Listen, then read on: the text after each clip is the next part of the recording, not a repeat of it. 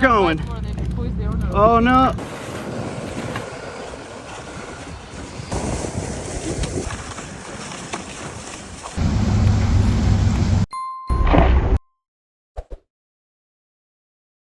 Made it to Tromsø, Norway, and this is the town centre.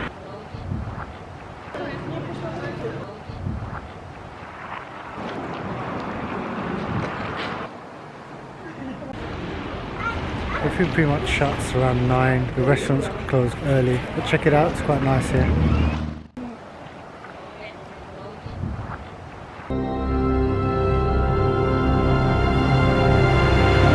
Made it to the cable car, bus 26, 10 minutes from the city centre.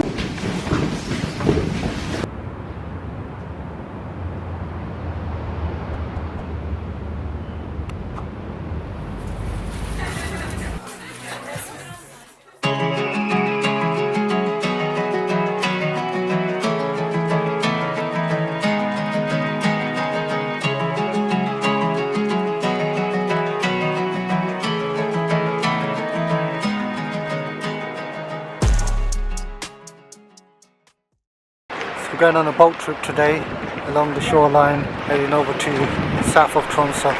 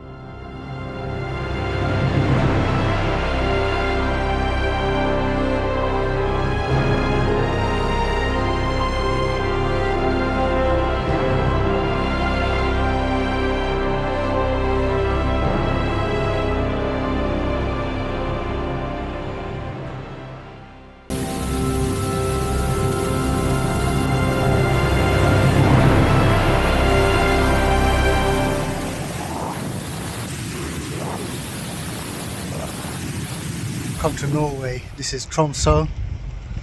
Let me know what you think. So we're taking a walk around Tromsø, and this is the kind of view that we're getting.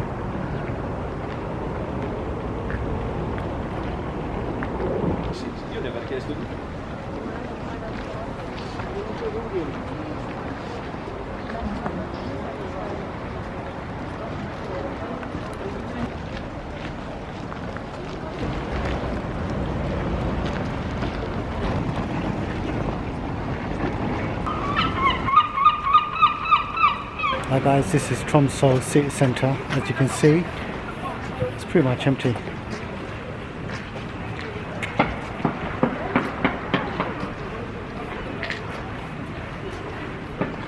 So most people are out on an excursion, whether it's dog sleighing, reindeer, or getting ready for the Northern Lights.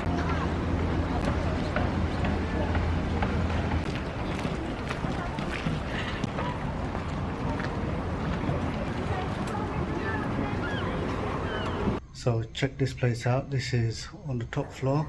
Check out the view.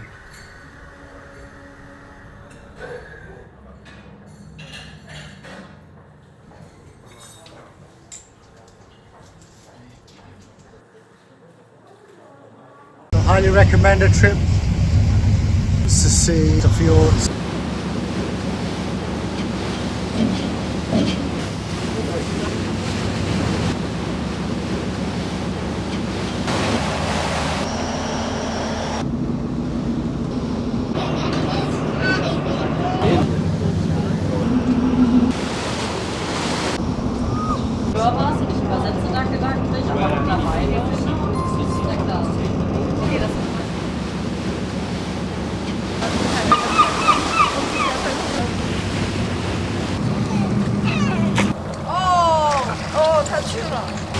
So make sure if you come to Norway, book your excursions before you get here. We were very, very disappointed. We had to search high and low for these excursions. Lucky for us, we booked Northern Lights, this boat trip we booked yesterday, and then we've got the Husky ride. Luckily, almost the last one available. So make sure you book early, book before you come to this area.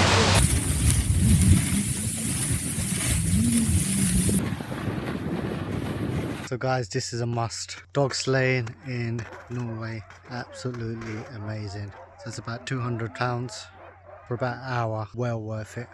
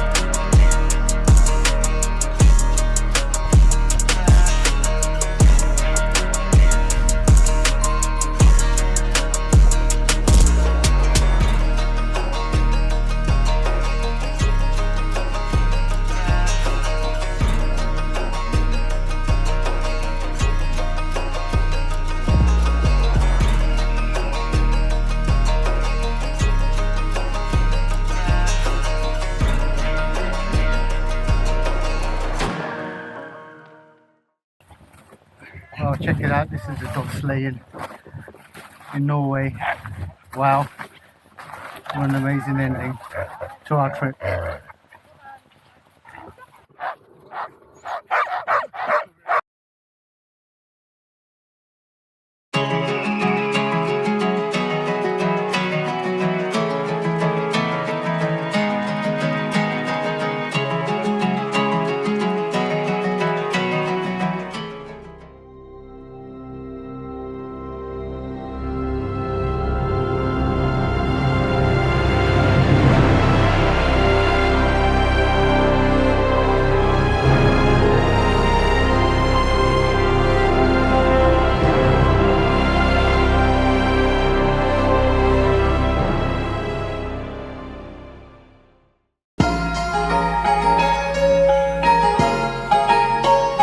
Good morning friends and family, we're in Singapore. So we're stopping at Singapore on our way to Perth, and then we're going to head to Qatar. So coming up, we're going to go and visit the Sultan Mosque, the Buddha Tooth Relic, Marina Bay Sands, Gardens by the Bay, and one of the best food markets in the world, Lau Pa Sat. Today we're heading over to Marina Bay Sands and we're going to go and check out the shopping centre. So you can find all your luxury brands like Louis Vuitton, Prada, Cartier, Gucci. You got the money, you can spend it here. Don't forget to check out the Apple store, which is based around the water's edge. And talking of water, why don't you go on a boat trip if you don't fancy going shopping? Assalamualaikum, welcome to Sultan Mosque.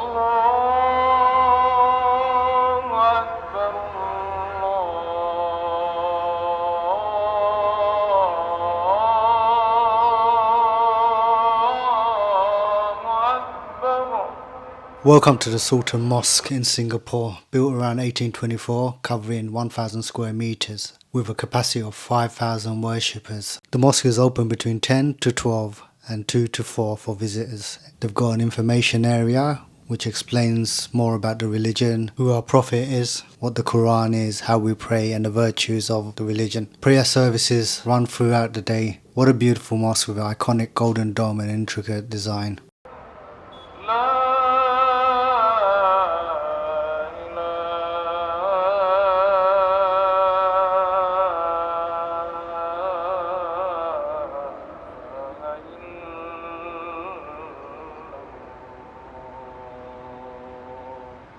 After visiting the mosque, make sure you take a walk down the Kampong Glam neighbourhood and check out the Malay market, where you can pick up lots of handicraft, textiles and souvenirs. Once you're done there, take a walk down Haji Lane, where you'll find lots of history, culture, modern creativity, colourful murals and graffiti, perfect for that Instagram feed. And if you get hungry, there's plenty of restaurants, bars, cafes to choose from. Make sure you hit that subscribe button, share and like.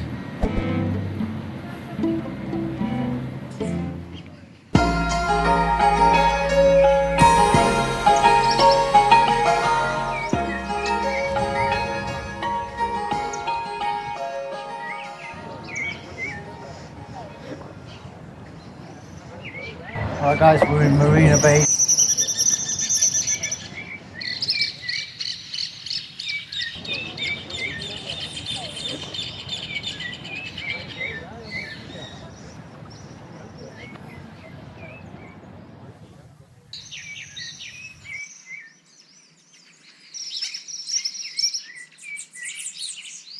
You can't go to Singapore and not go to the Super Tree Grove. It's part of a gardens by the bay with 18 towering tree-like structures from 25 to 50 meters tall. They resemble giant trees covered with vertical gardens and sustainable technology, including solar panels on the trees with integrated systems to collect rainwater and reduce energy consumption. If you can, try and get some tickets to the Skyway. It's an elevated walkway offering panoramic views of the gardens and Singapore's skyline.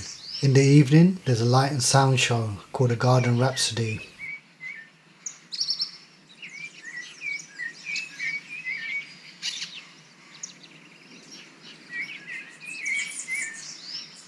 So I managed to get a Super Tree Grove observation deck. So this is what it's like. It's an elevated walkway within the Super Tree Grove at the Gardens of Bay. It's at a height of 22 meters above the ground with 360 degrees, looking over Marina Bay sands and the Singapore skyline. It's suspended between two of the tallest super trees, offering an unforgettable view of the surrounding greenery and cityscape. What a view!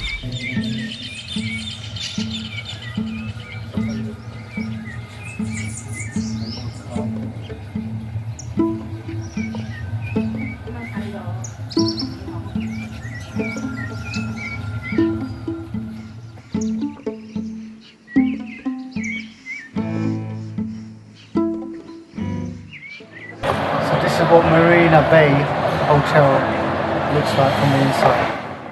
So if you're lucky to stay here, some of the features of this hotel are phenomenal. A sky park rooftop deck with city views, world's largest rooftop pool, 2,500 rooms with premium amenities, a casino, a museum and even a shopping mall built in within.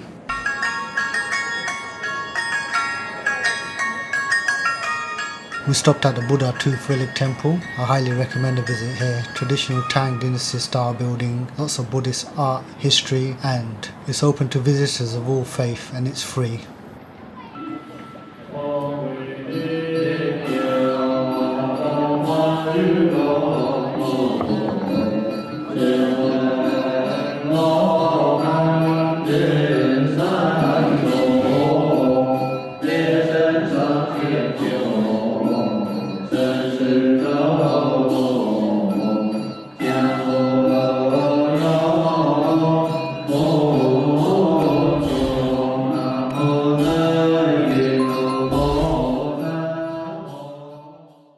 Once you've done with the temple, make sure you go and visit the Chinatown market. You can buy souvenirs, clothes, snacks, all the food stores, lots of local dishes like satay, dumplings, plenty of cafes, bars, trendy restaurants to go and visit.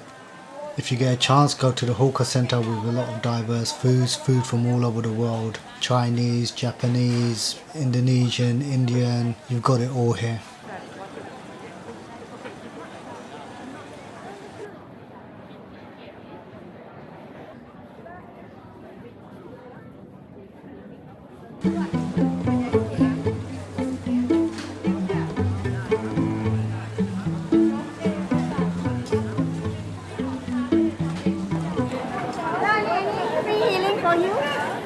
I don't need healing. I'm healed. Amen.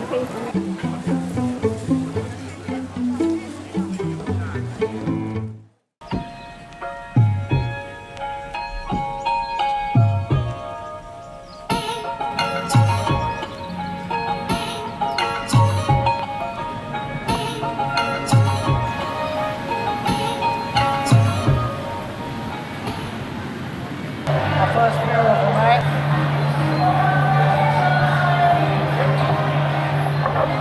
And guess what? Mine's a Michelin star.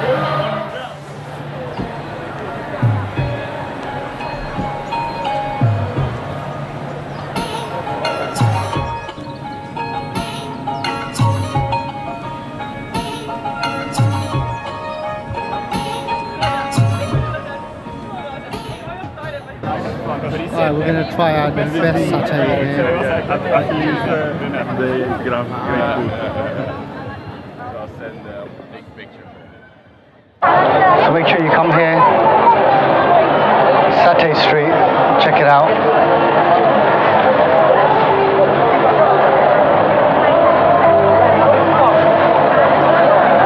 Check out the queues, and the food is absolutely amazing, freshly cooked.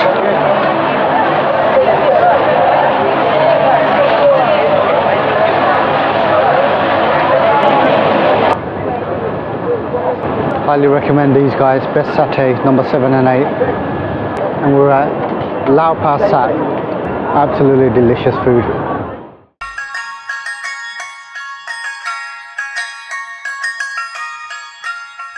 So we've just gone to Lao Pa Sat for food. Heading over to Chinatown. This is Singapore, unfortunately it's raining, so we'll have to make do with whatever we've got.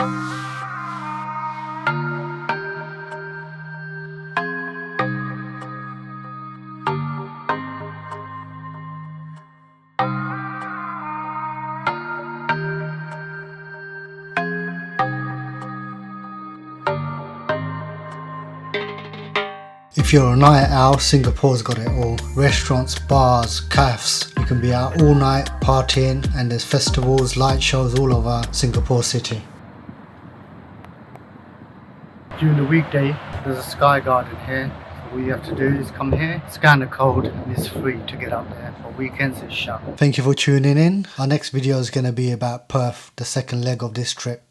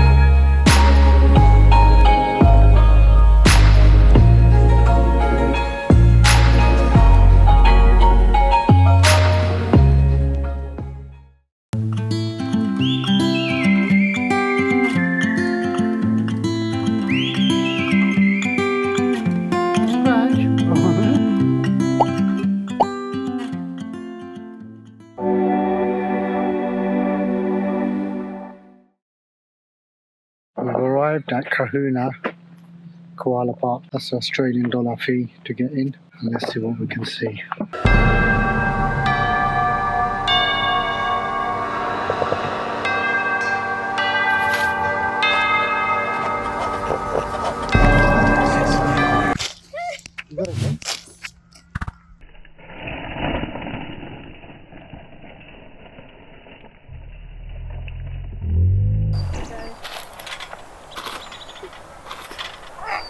Yeah, can I scratch? Scratch? Scratch? Oh my god. Scratch? You like a good scratch. Oh my god. Scratch. What do you want? Scratch? Hello. What do you want? I want a scratch. And scratch?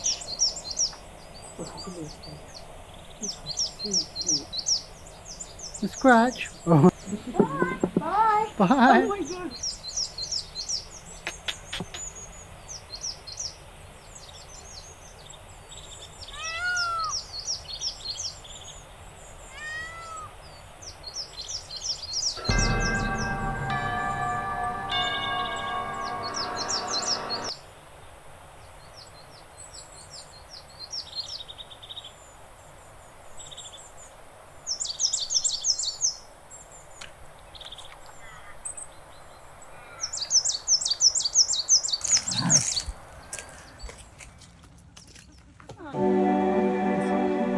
Just see if he'll eat. She'll eat.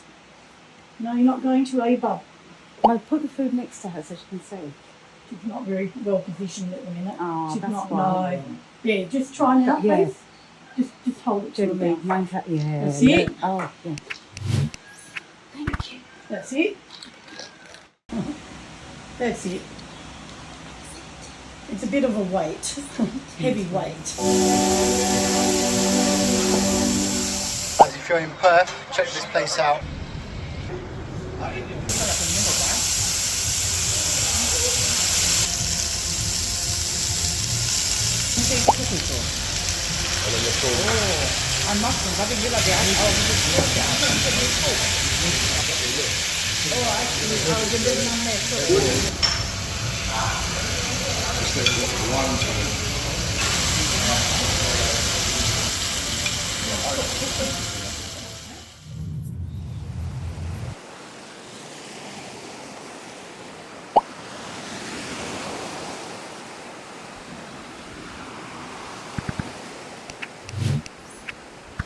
And then we're going to head off to the Pinnacles Desert, which is about 2 hours, just over 2 hours drive from Perth.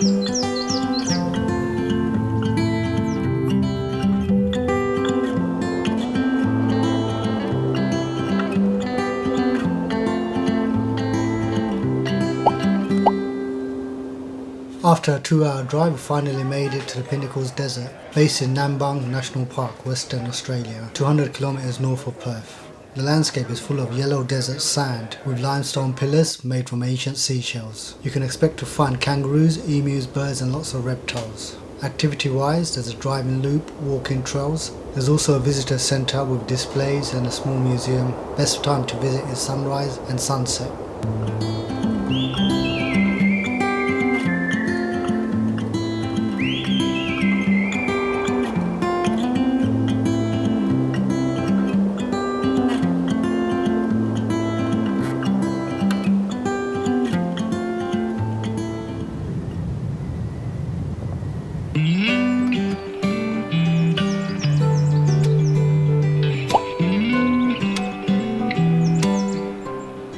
So this is King's Park with botanical gardens and a State War memorial from World War I, World War II, the Korean, Vietnam and Afghanistan War. There's a wall inscribed with soldiers' names and they hold events from the Anzac Day and Remembrance Day. Try the Whispering Wall where you can talk onto the wall and hear the echoes on the other side. The viewpoint here is absolutely fantastic.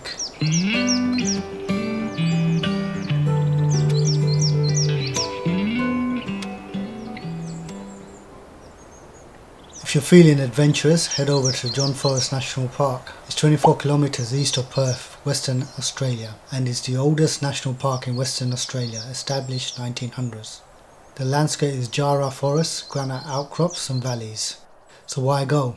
It's full of nature, peace and fresh air, great for hiking, wildlife spotting and history lovers. Perfect day trip for Perth. Things you can do: hiking trails, Eagle Walk View, Glenbrook Trail, waterfalls, Hovia Falls, National Park Falls, historic tunnel. We're going to head over there soon, Swan View Tunnel.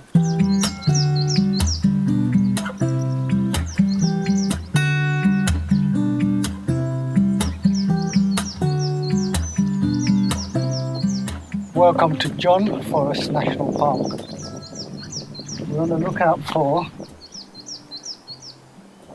kangaroos and any other animals we can see.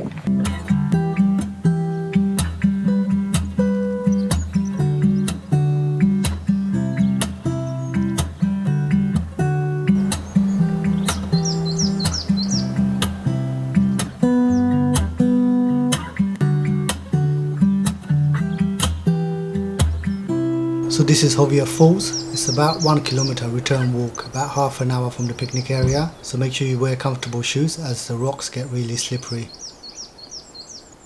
Unfortunately it's too dry. So there's no water, but you can imagine all the streams of water coming down here, going through all these crevices.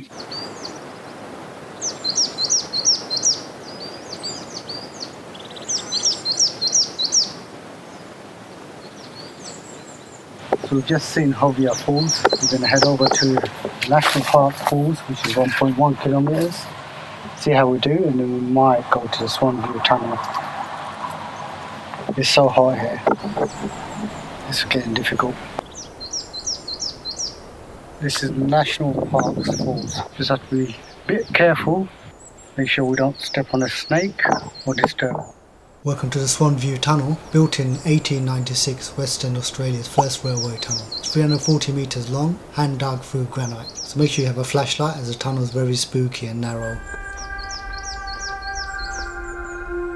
There is light at the end of the tunnel, but we just can't reach it.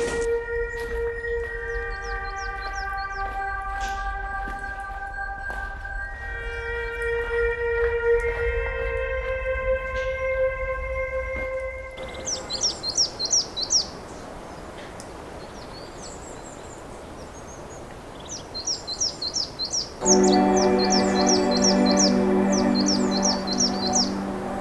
to the waterfalls.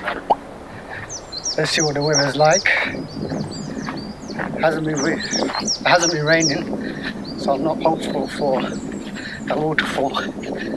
Let's go and check it out. And we're at the Monday waterfall. Got a bad feeling that it's so dry there won't be any water. We're on a tight deadline. We want to get to the koala park. It shuts at 4, so if we can do this in half an hour, we might be able to get an hour at the koala sanctuary. And we've made it to the waterfall, and as you can see, it's so dry, there's hardly any water coming down. We're at the Fremantle Markets. So this is the Fremantle Markets in Perth. Great place to visit. So it's built on the historic site established 1897 in the Federation Romanesque architecture. In the hall you'll find indoor stores, crafts, fashion, art and lots of other things to buy. In the yard you'll find fresh produce, street food and baskets. Local products available are handmade goods, Aboriginal art, vintage items, foods, ethnic cuisine, vegan. So tips: go early, wear comfy shoes, use public transport as there's limited parking.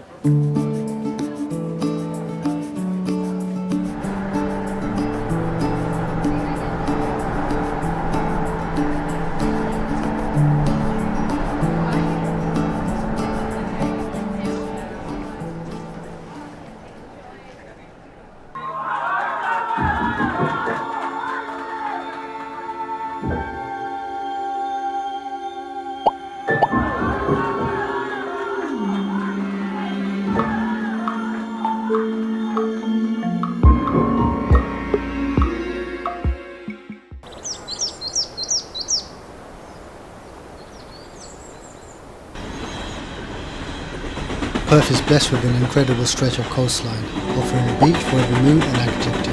From the vibrant and bustling Scarborough to the serene family-friendly South Beach, Perth's beaches truly have it all. Cottesloe Beach is one of Perth's most iconic spots, famous for its turquoise waters, white sand and stunning sunsets. It's great for swimming and snorkeling, and families will love the grassy areas for picnics. There are public toilets, outdoor showers and barbecue facilities, plus plenty of cafe and restaurants nearby for a bite after your swim.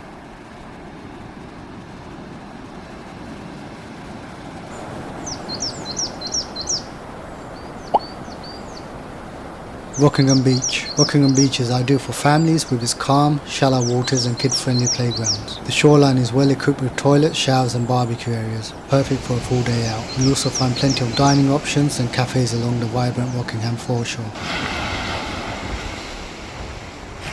They've got toilets with music here. You don't have to pay for it. Places to have barbecue. Lots of places to sit around. Leighton Beach is a quiet, dog-friendly beach with wide sandy stretches and great conditions for kite surfing. Facilities include toilets, showers and designated dog exercise areas.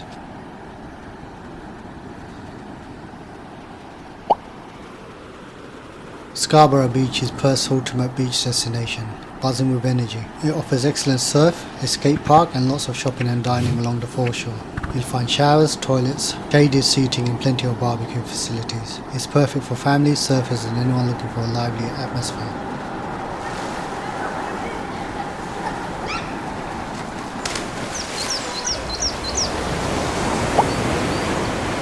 This has to be my favourite beach. Coogee Beach is a favourite for families and snorkelers thanks to the Coogee Maritime Trail. It has shaded picnic areas, barbecues, toilets and showers for convenience. There's also a beachside cafe, making it an excellent all-day destination for relaxing and exploring underwater treasures. Thank you for watching our Perth video. Hope you enjoyed it. Give us your feedback in the comments. Make sure you subscribe, share, hit that like button.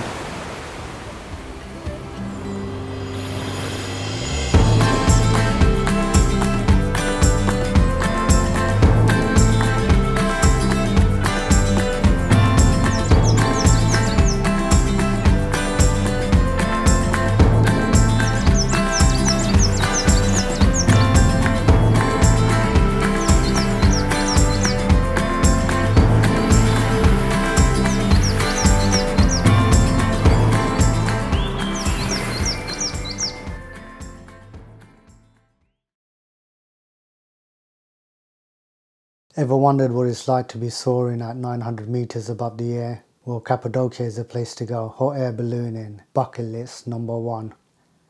Wow, fantastic. If you're scared of heights,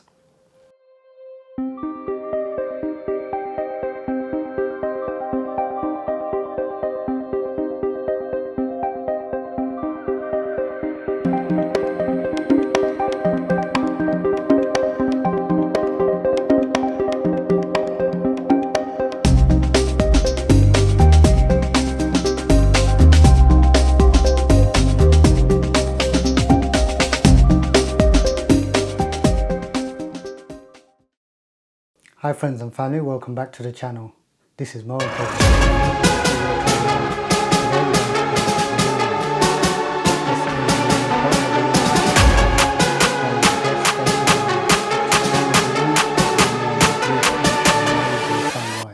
So we booked through Air Cappadocia.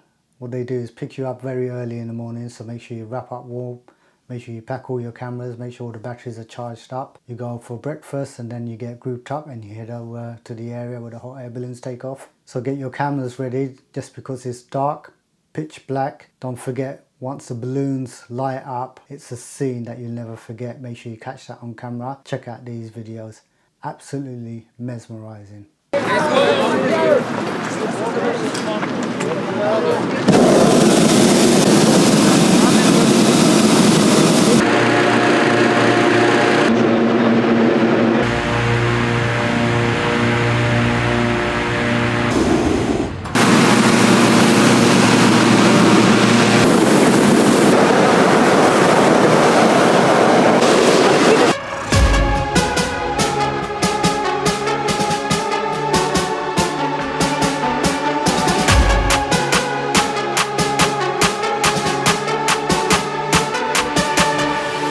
If you've got a 360, you'll get some amazing views, probably some of the best views ever. Check it out. Don't wait to get to Cappadocia to book your hot air balloons, because I've seen a lot of people turn up on the day and all the slots are gone. So what I would suggest, either book early through the websites, check out their safety records, or get in contact with your hotel. Normally they can do a really good deal on the red tour, the green tour, hot air ballooning and the quad bikes.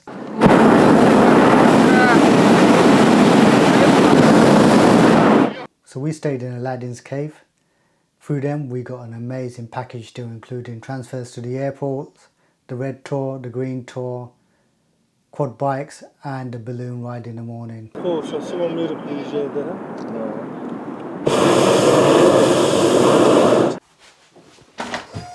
Whoa!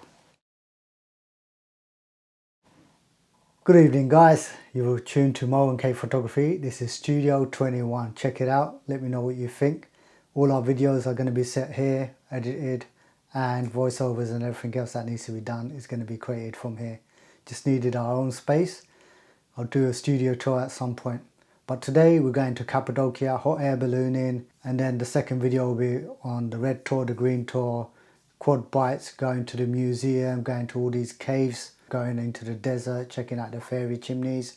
Yeah, absolutely mesmerizing. What a trip. Top of the bucket list.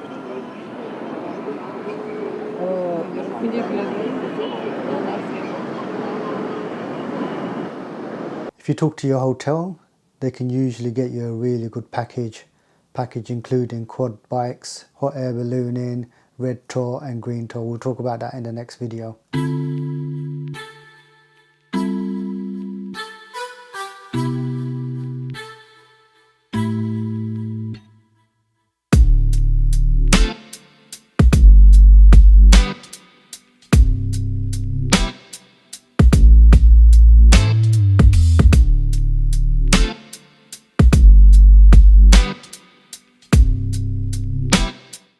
Guys, welcome to the channel. If you haven't subscribed, hit that button now.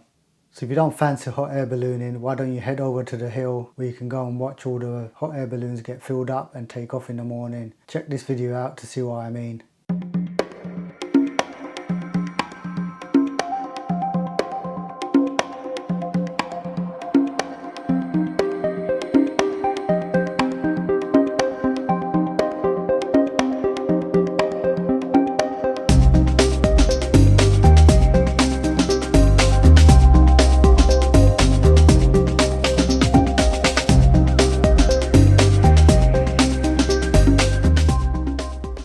in Moroccan photography, make sure you subscribe and hit that like button.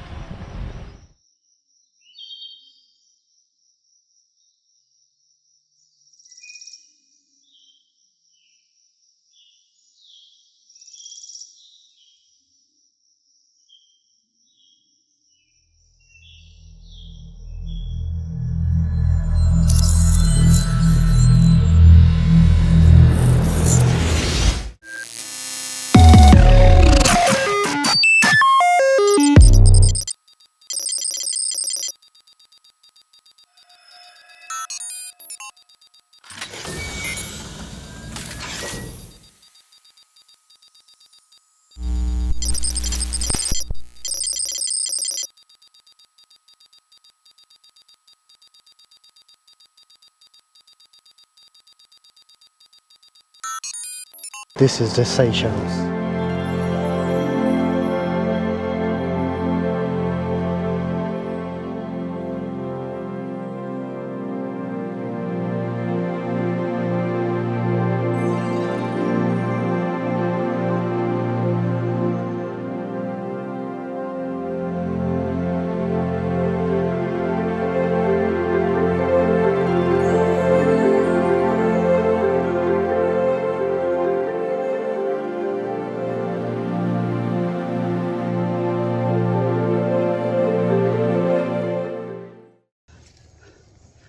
Absolutely exhausted, sweating, cheap.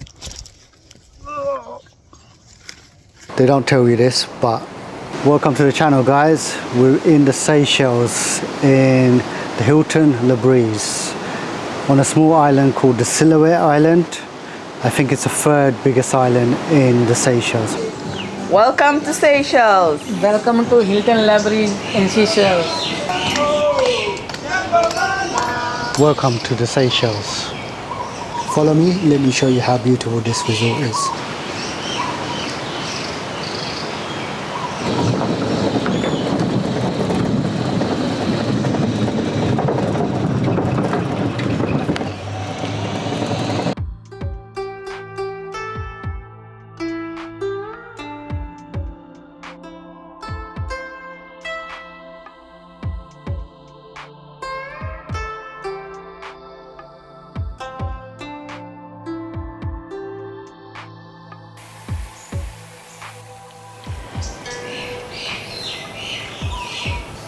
This is MKP photography. Make sure you subscribe. We're in the Seychelles, Silhouette Island.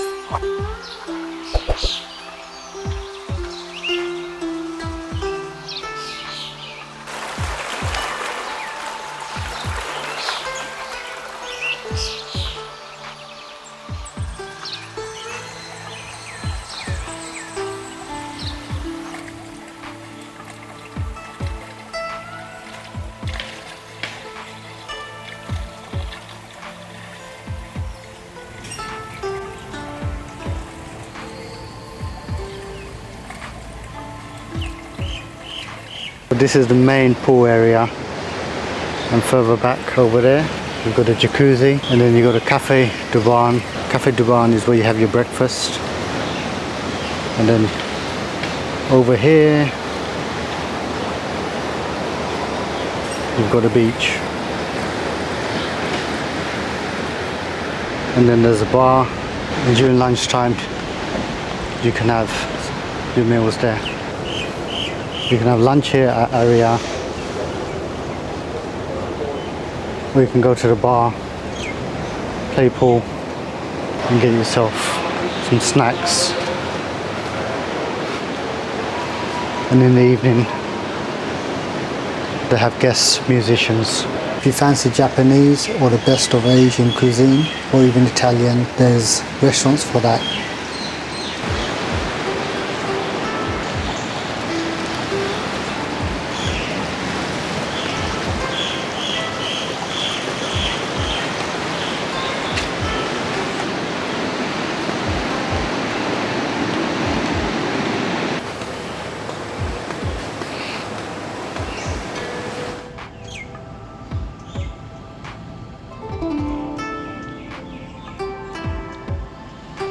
This is Grand Kaz, one of the restaurants on the Hilton Seychelles.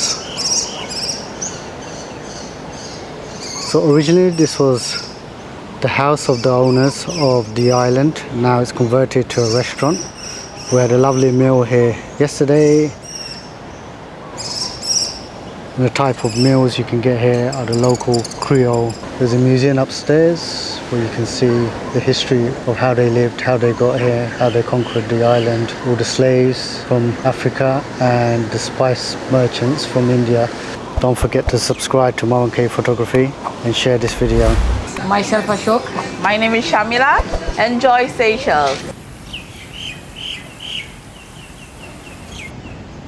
So excuse the sound behind me, but this is the activity center. Paddleboard, tennis, table tennis, mini golf, and you book all the excursions here.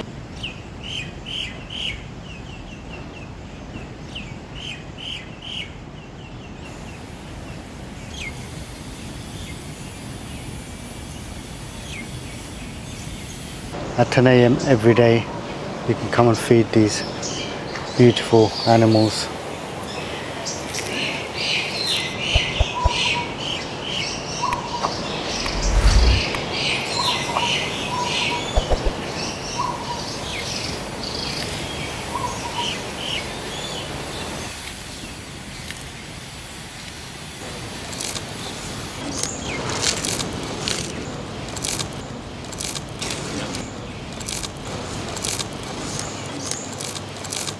Tortoise feeding at 10 a.m. every single day, so make sure you come over here. Welcome to Seychelles.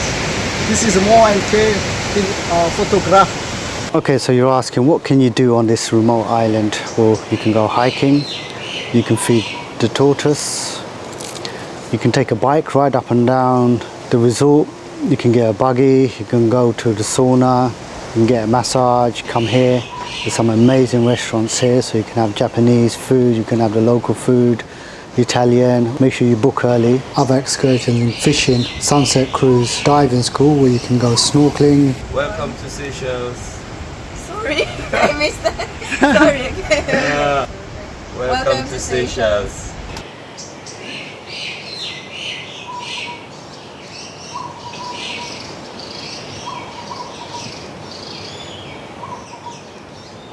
So this is a spa area on the other side of the Hilton Le Breeze. So you can get a bike or a buggy all the way up here, or it's about 10-15 minutes walk. A walk's better, healthier, and you get the amazing view of the beach. What a view.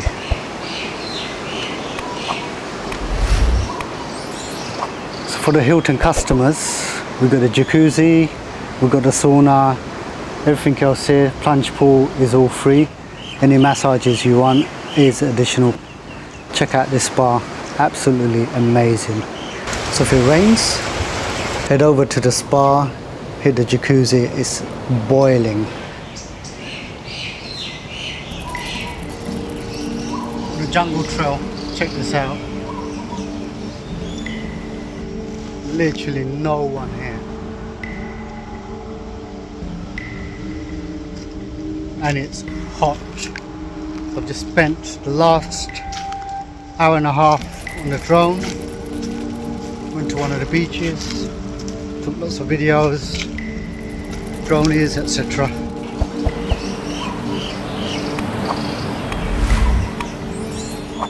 You can also pay for excursions, including hiking with qualified guides, where you see the best of the island, see the oldest tortoise, and meet the only 2 locals that live on the island.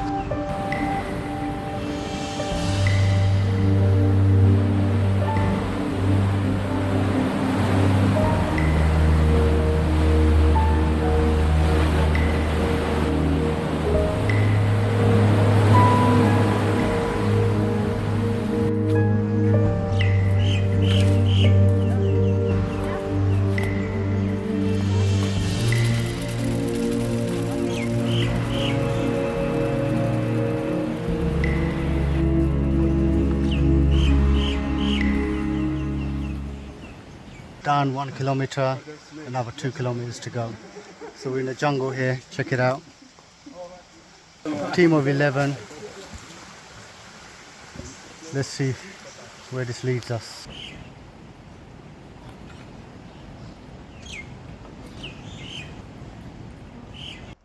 Alright, so we've made it to our first stopping point, viewpoint.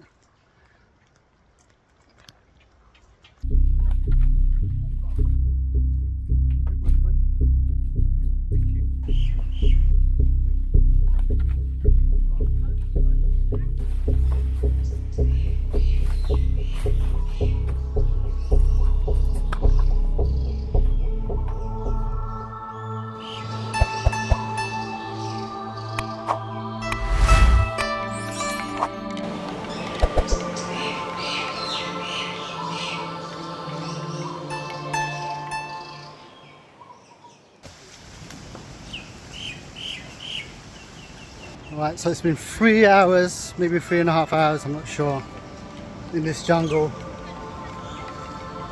in Silhouette Island, and finally I think we've our destination.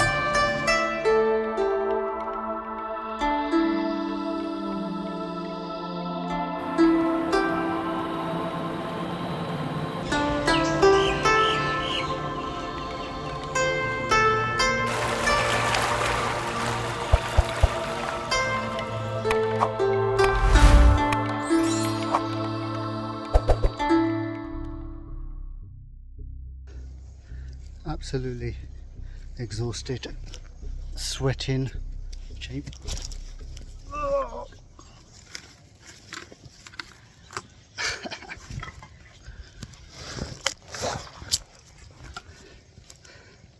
Whoops.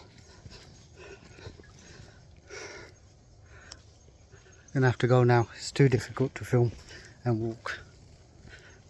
They don't tell you this, but biggest tip I can give you here is, see this ferry here?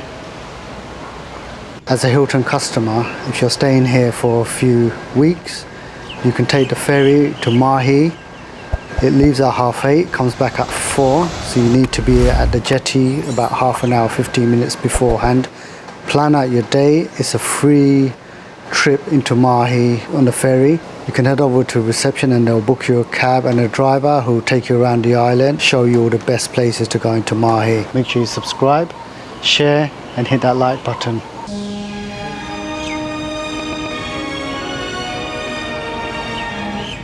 If you go on the website, you can download all the menus, check out all the prices, have a good look, convert it and look at your budget. It's something that we didn't do until we got here, so I can almost say we were trapped here, but we made the most of it. Food was absolutely amazing. So would I recommend Silhouette Island? If you got the budget, definitely come here. The food, the people are absolutely amazing. The beaches are top notch and they're all clean. And especially the far end of the beach, it's one of the most beautiful beaches I've been. Very, very, very picturesque. I flew the drone out there. The videos are top notch. The weather's been a bit hit and miss. First week we've had a lot of rain, but the second week it's been really hot. Make your itinerary so you can go to Mahi for a few days and then travel up to the other two islands, especially Ladik. So what's the disadvantages of coming to Silhouette Island? The only thing I would say is make sure you look at the menus and the prices and then work out if you can afford to come here, because it is very, very expensive. We didn't realize how expensive until we got here. The Hilton Le Breeze, what a place. Thumbs up. This is MKP photography in Seychelles, Silhouette Island. This is the Hilton Le Breeze. Make sure you subscribe, share and hit that like button.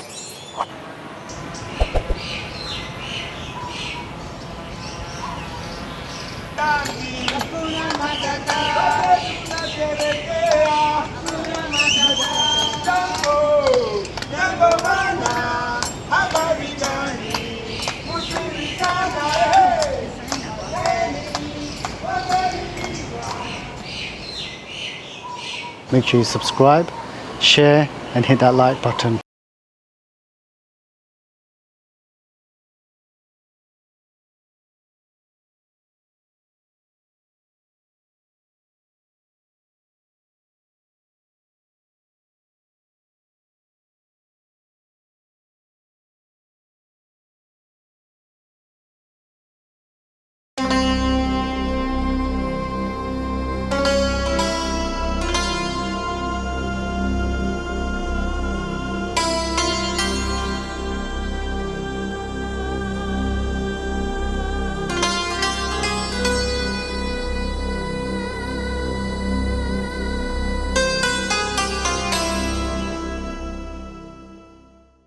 Welcome to the channel guys.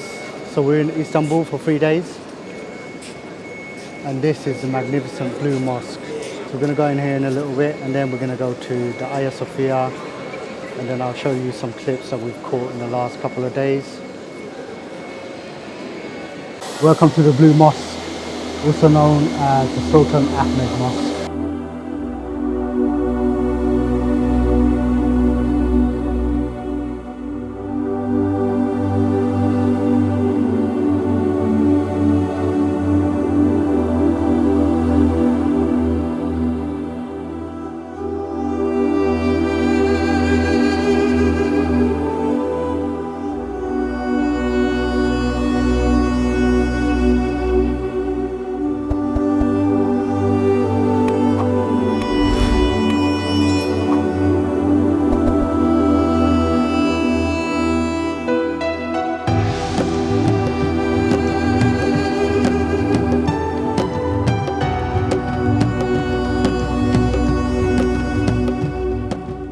world famous Blue Mosque, built in the Ottoman era from 1609 to 1617 by architect Sadefka Mehmet Aga.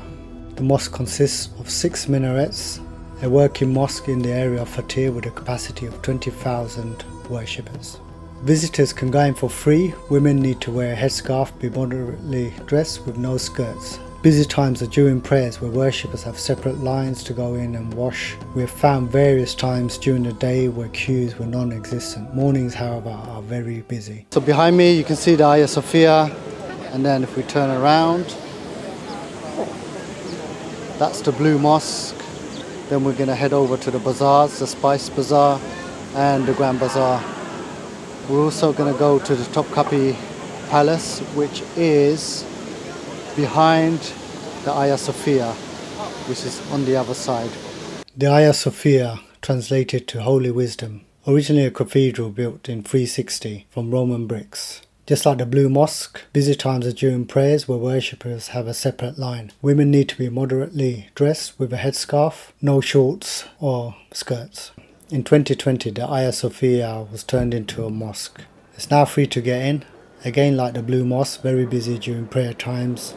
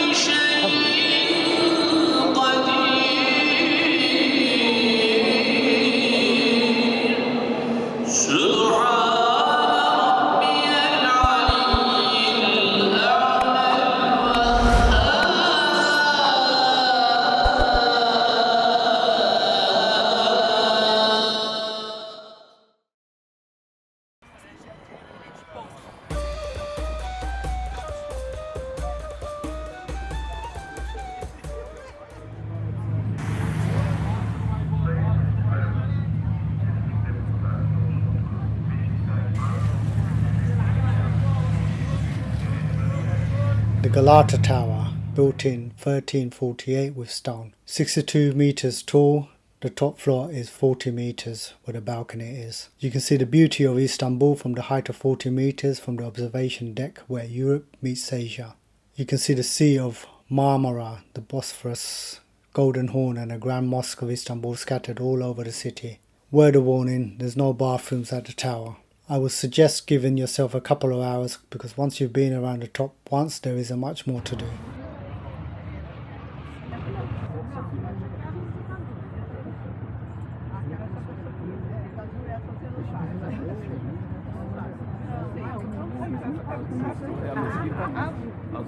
Tirar uma aqui, ô Tchê. Vem cá. A nossa hora também chegou.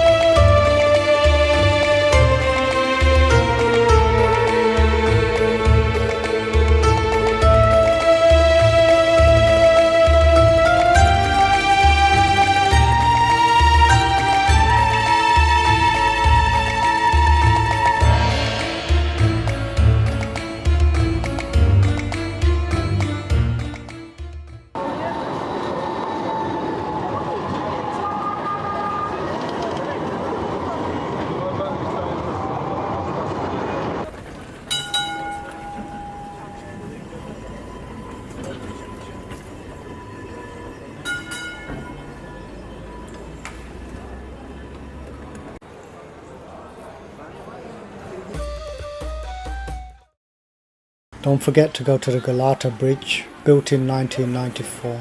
You can see hundreds of fishermen there fishing, see the catch of the day, and then on the ground level you've got the restaurants where you can go have lunch and watch the world go by.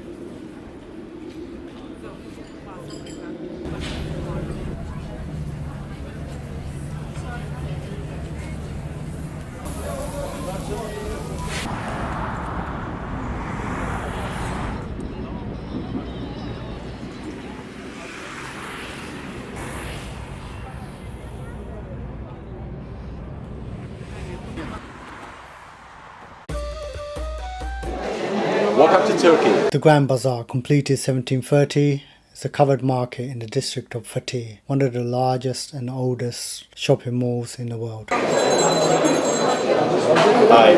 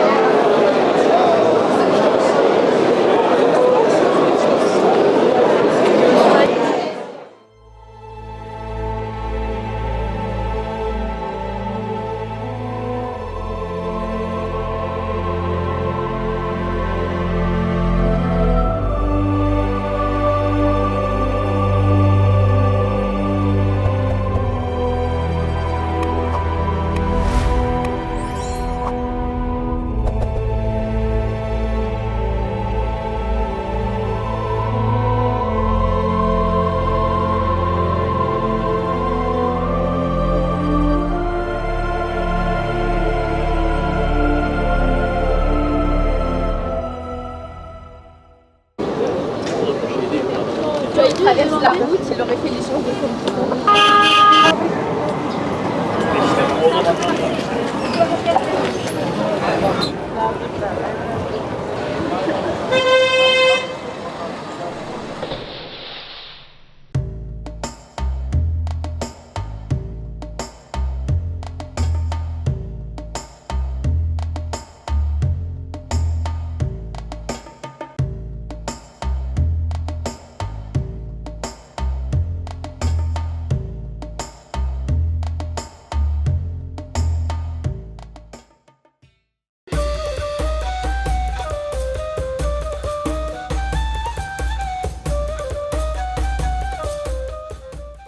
The Spice Bazaar, the second most famous after the Grand Bazaar, completed in 1660, where you can buy spices, chilies, sweets, jewellery, souvenirs, dried fruits, nuts and vegetables.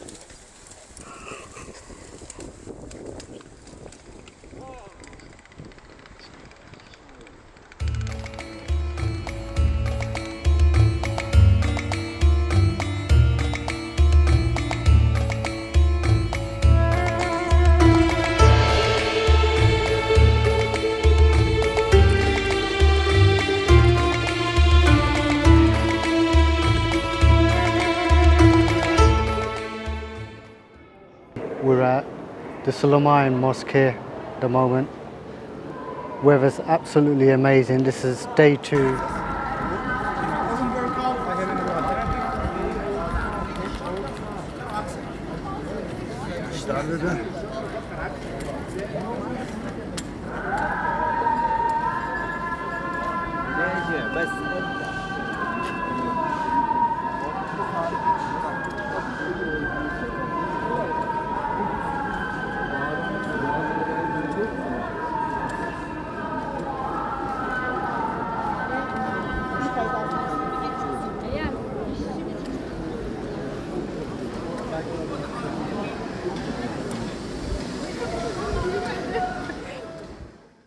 Don't forget to subscribe, hit that like button.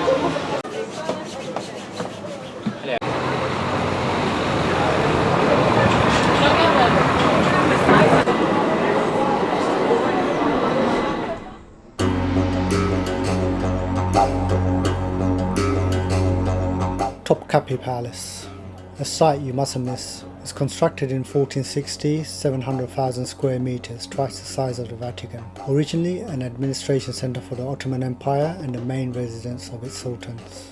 The palace was then turned into a museum. In the museum you can see armor, weapons, jewelry, heirlooms, artwork, treasures and holy relics of our Prophet Muhammad, peace be upon him. The queues are short so you can get the tickets there. Palace is closed on Tuesdays.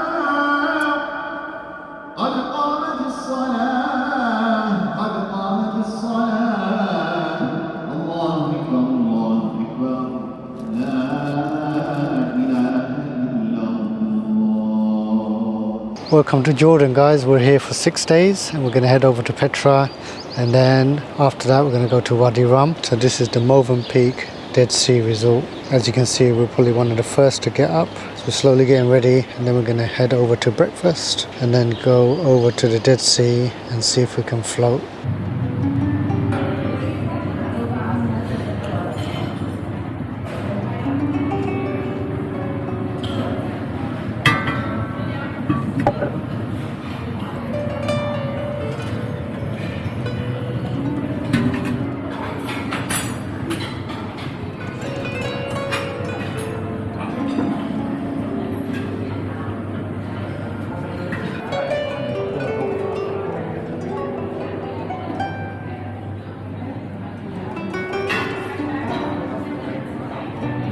All the cakes, croissants and drinks. Fresh drinks.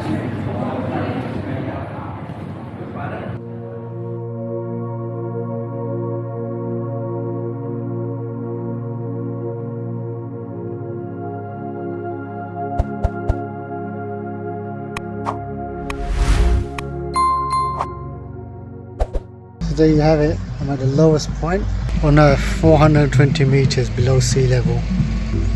So when I go over there, I'm going to be even lower. So you don't have to stay at a resort. There are points where you can just come here and then float. So you're going to have your mud bath here. Just had a mud bath. Going to let it dry for 10 minutes. And then when we're done, I'm going to go in there and then float and then wash off the mud. And then the next time you see me today, I'm going to look like a 20-year-old. So there's a high density of salt here, and that's why we can float. As you can see, there's all the salt over there. And this is the Jordan side of Movenpick Dead Sea Resort. So this is Movenpick in Jordan, one of the biggest resorts in the Dead Sea. So we've arrived a bit late. Most of the restaurants are shut. We've got a theatre, there's jacuzzis, there's a Dead Sea where you can float. And up here, you can actually have a private dinner. They can bring chairs and tables up for you. Over there is Chopsticks, Japanese restaurant. Down there is an Italian restaurant, people just chilling out. So let me know what you think of the architecture here in Jordan.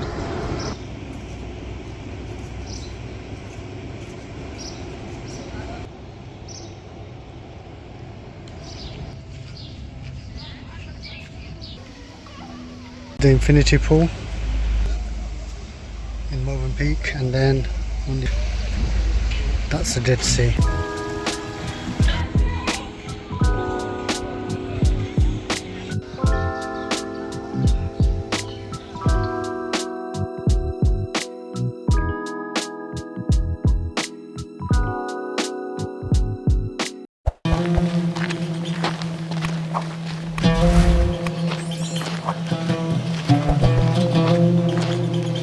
So this is Little Petra, so it's around 7:30 at the moment, and there's one other person from our hotel. So we've got about 10 minutes in here. Let's see what we can see.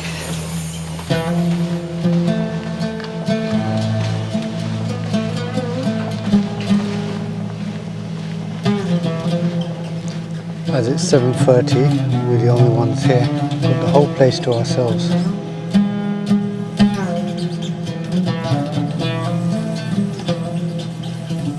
Good morning guys. So we're in Petra, and what we've done, we've come to Little Petra, and now we're taking the shortcut into the monastery.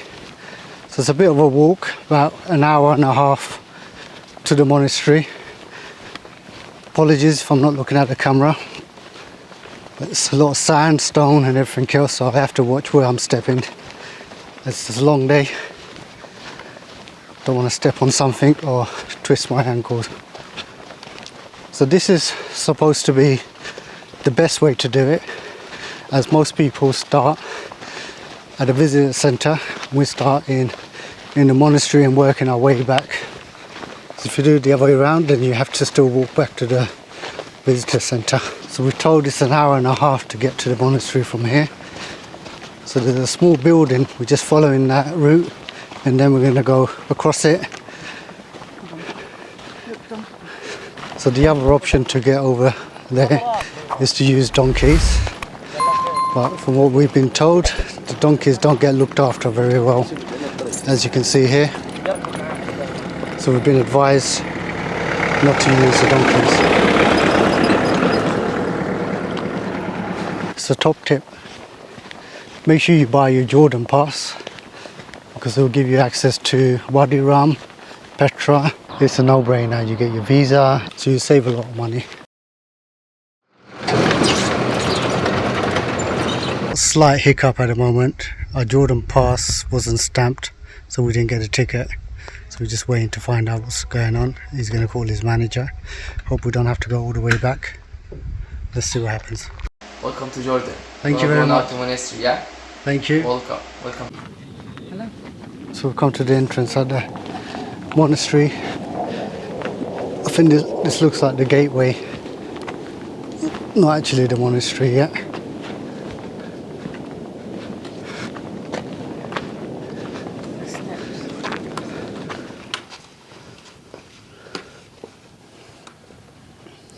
Well, we've just started, probably done about an hour and exhausted.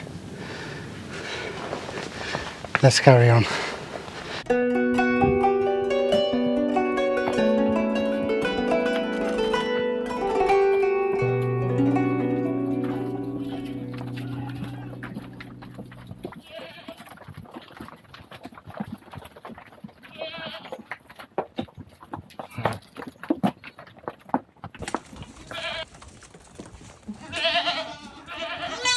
So that's the first scam of the day.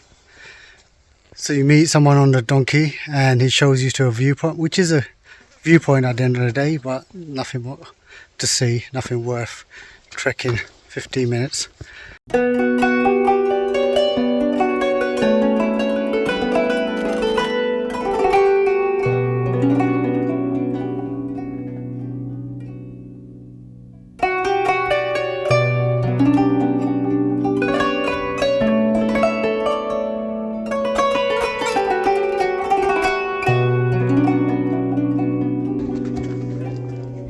Been walking for about an hour and a half, exhausted. Apparently we're about 7 minutes away.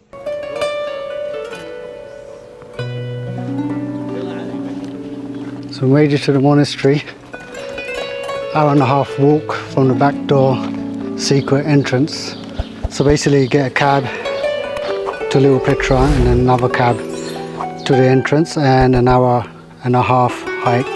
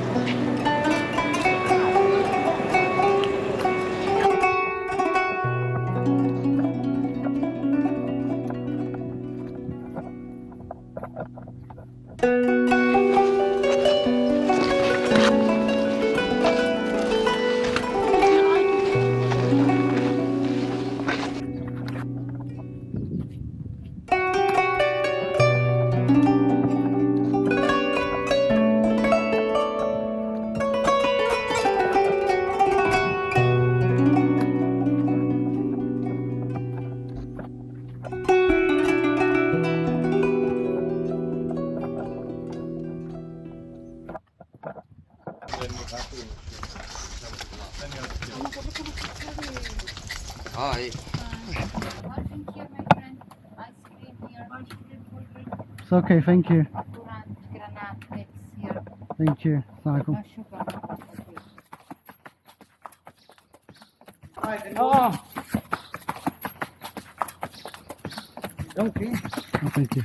So welcome to the Lion Aquarium.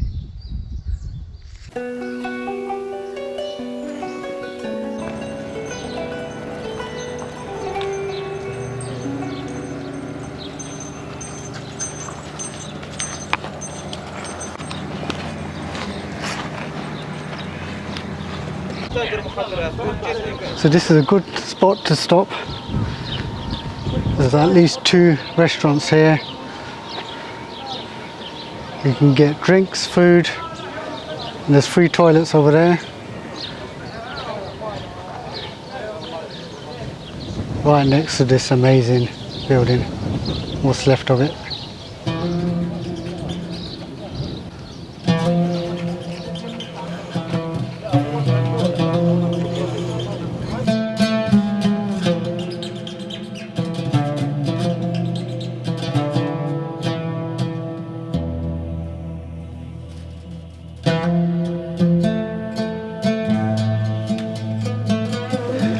So this is the Great Petra.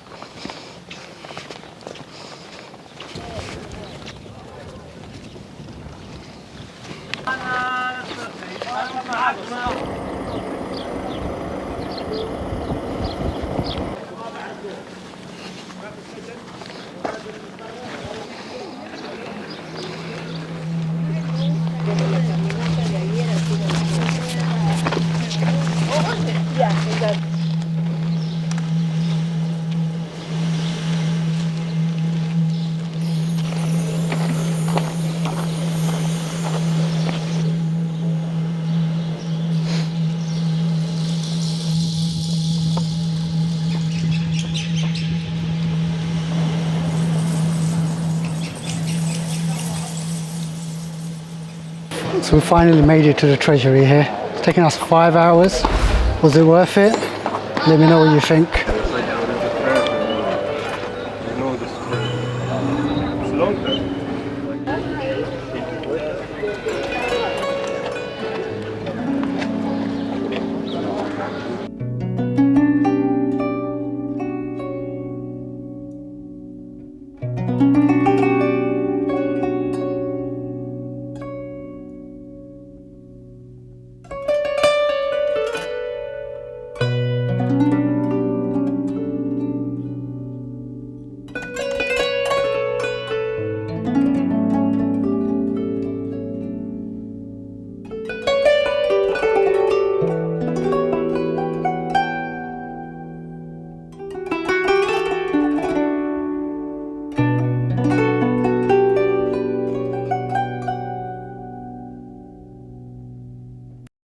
So we're here at my mum's recipe restaurant. We're going to try this out. Highly recommended by many people.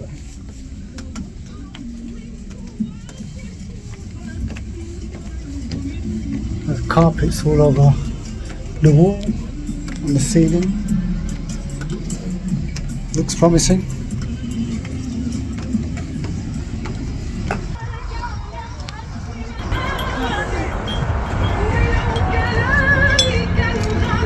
I'm not sure what this is. We've got bread. And it's like a pepper type of thing, a spice you put on the olive oil. This is the mixed grill.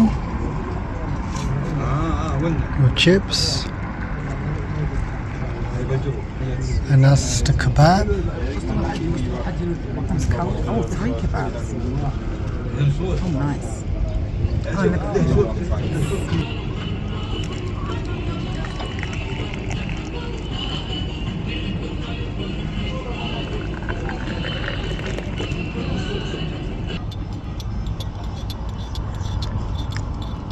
Good morning guys, so this is the entrance to Petra.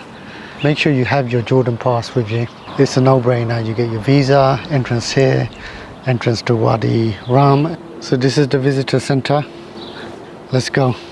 So make sure you pick up your map from here, and then you got the entrance to Petra by night here.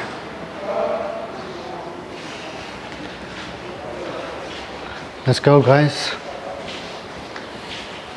Okay, so this is the main entrance, and you need your Jordan pass, and I'll give you a ticket. Make sure you get your ticket no matter what, or else you're gonna have to come back, or if you get stopped you'll have to come back here and get it or pay for another ticket. So this is the treasury, and it's taken me half an hour to 40 minutes to walk from Petra Moon. There's hardly anyone here. You get the whole place to yourself.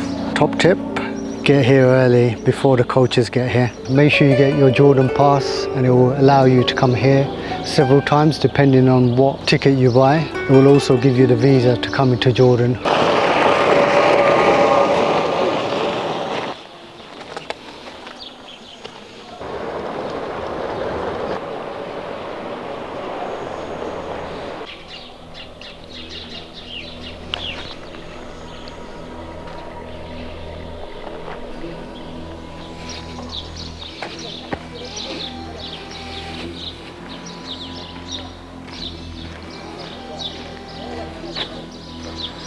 Salam. How are you? كيف حالك؟ الحمد لله.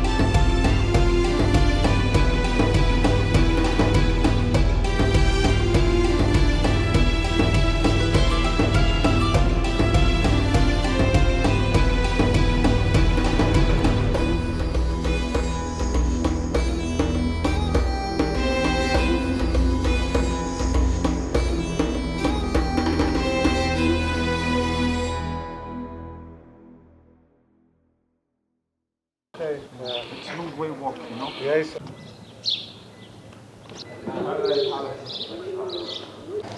Welcome to Jordan, my friend. Thank you, my friend. What's your name? My name's Atala. And how long have you been here? I'm born here, actually. Good. Alhamdulillah. Alhamdulillah. And we are here at the end. Tombs.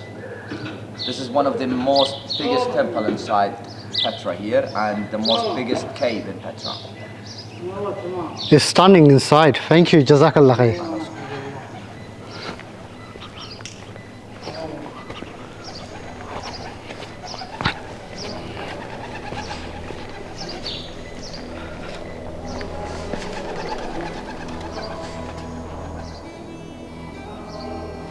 Guys, we're here in Petra for 6 days or 6 nights.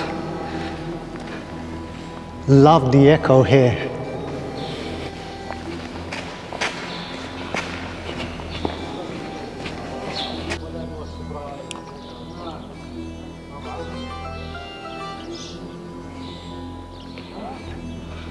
Welcome to Modern Cave Photography, guys. This is the urn tomb, one of the biggest tombs here. So if you haven't subscribed to Modern Cave Photography, not sure what you're waiting for, so check it out.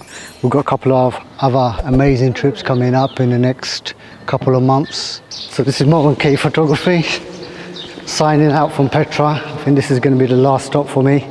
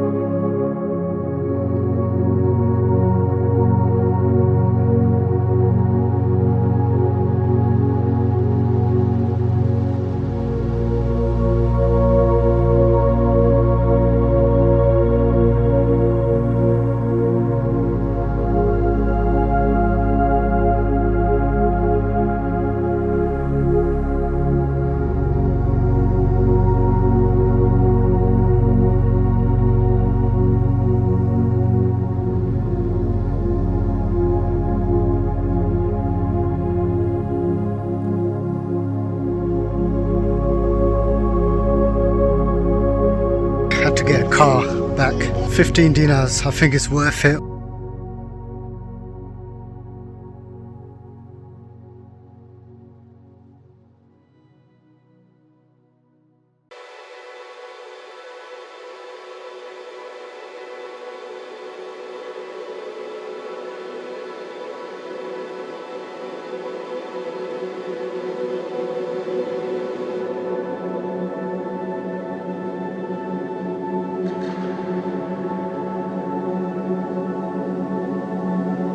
So welcome to the desert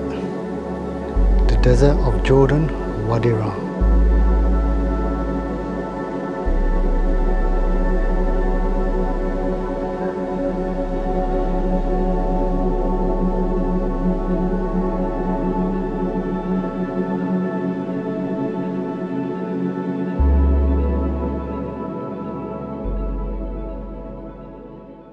So it took 1 hour 30 minutes from Petra, and then we got picked up, parked our car outside the desert, and then drove down for another 10-15 minutes, and then here we are. Let me know what you think of this place. Leave some comments.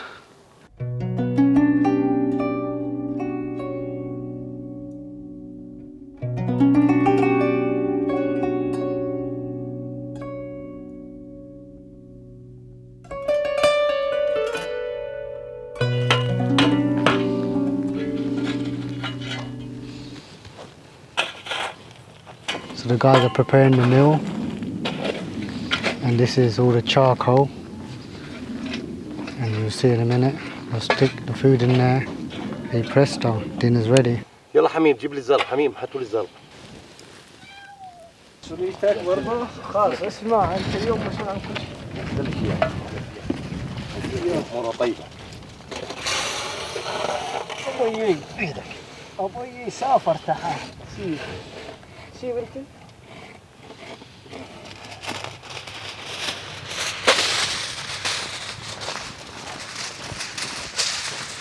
قاعدين نسوي هو اللي جبته مع راسه.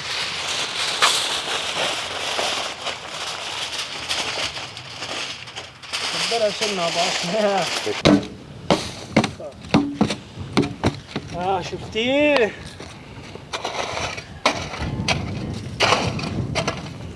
So tell me, my friend, what's this called?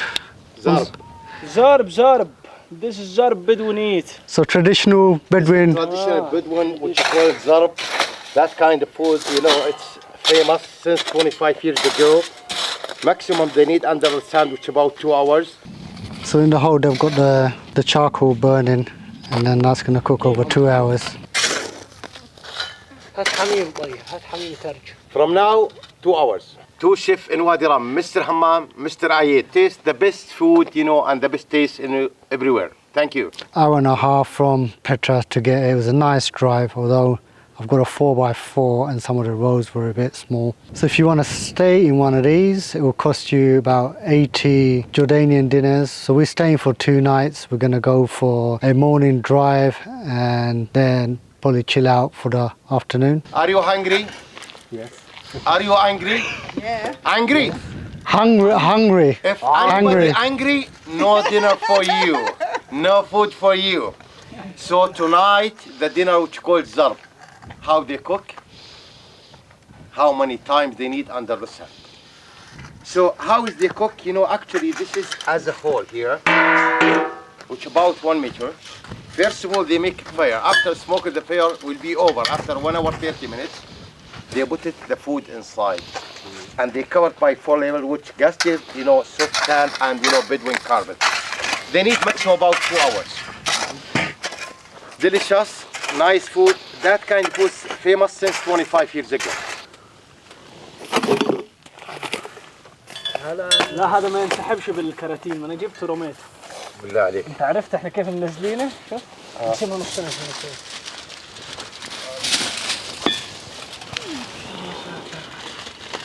بس نحمل.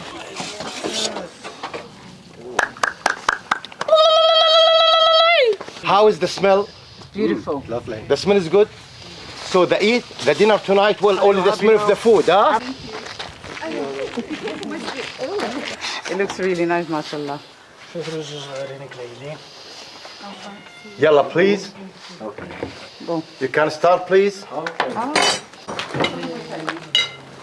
عبودة لا تاكل 5 دقائق فوتوا الزبائن كلهم 7 اشخاص ونتعشوا كلنا والله. لا ما نتعشوا. Hello. أيوة. هذا الصحن. He must sing for you to dance. يا غني. أيوة. We meet 3 boys in Wadi Rum. They are crazy, right? The owner, kill him now. Kill him. Stay in his place. Get to try out the food now. Oh, looks very good. Plenty of vegetables. And the chicken with like pilau rice. Just had breakfast. Most of this stuff's been finished already. Let's check it out. Right, we've got hummus, various types of dips. I think that's turkey ham, olives, fresh eggs gone, and then I'm not sure what this is, but it tastes really nice. With tahiniya, with hummus. It's very nice. Yeah, and some spices, onions also. With the olive oil. It's lovely, thank you. Yeah, most welcome. I am Ahmed. From what village? From this village to Wadi Rum. And now I make the tour, full day tour to Wadi Rum. This is Mushroom Rock in Wadi Rum. Our first stop here.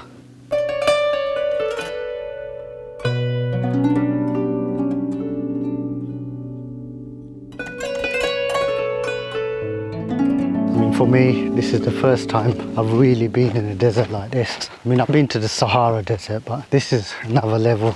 Alright, so let's go and climb this rock.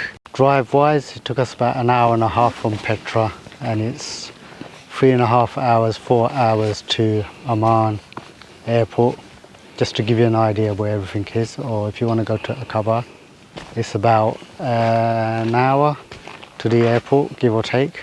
Leave your comments, let me know what you think of this place. So when you come here, you can go and get some snacks, souvenirs, a little restaurant shop, chill out area.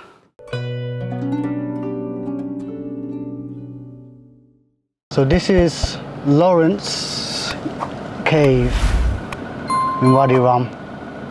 Now we have with me Cave Lawrence Arabia. You can come with me inside, I want to show you the cave. Welcome.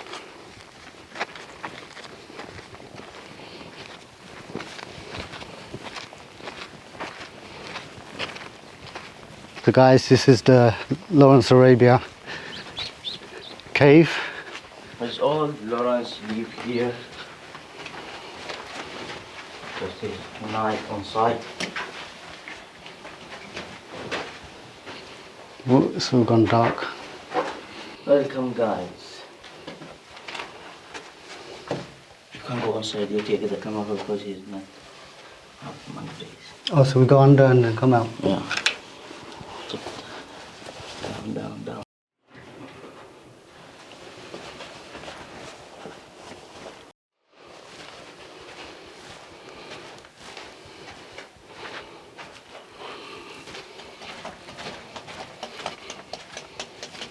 So this is from the movie? Yeah, from the film, you know. I haven't seen the film. I have to watch it now.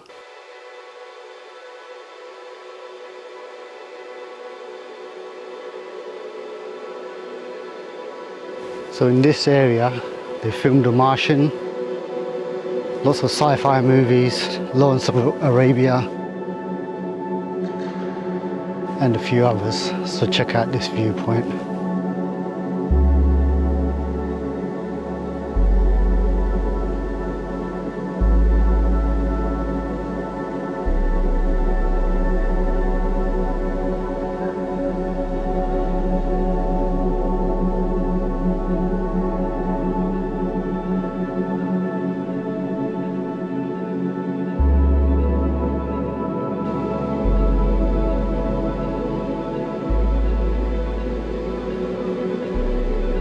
If you fancy something a bit more extreme, not sure what this contraption is.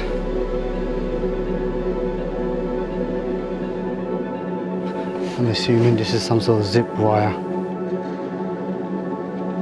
This is Wadi Rum, one of the best deserts I've ever been to. So we are in Wadi Rum. What's Wadi Rum? Wadi means valley, and this is the best of Wadi Rum.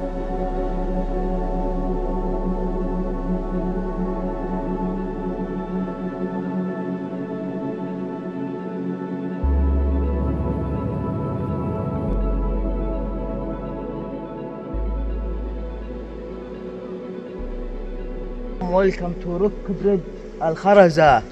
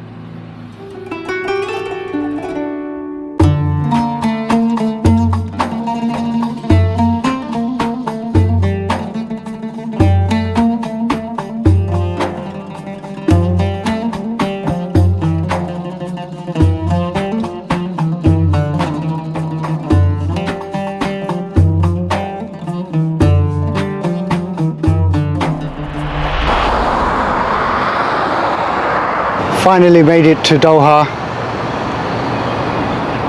Check out this cityscape behind me. Wow. Tourism started in 2000 here in Qatar. With the World Cup in 2022, Qatar has now joined Dubai as a travel destination. Qatar is a small country in the Arabian Gulf. The capital is Doha and they have a population of 2.8 million. One of the richest countries in the world. So Qatar, like Saudis, have a vision for 2030. They're going into more construction, tourism and hospitality, finance, education, research and technology and innovation.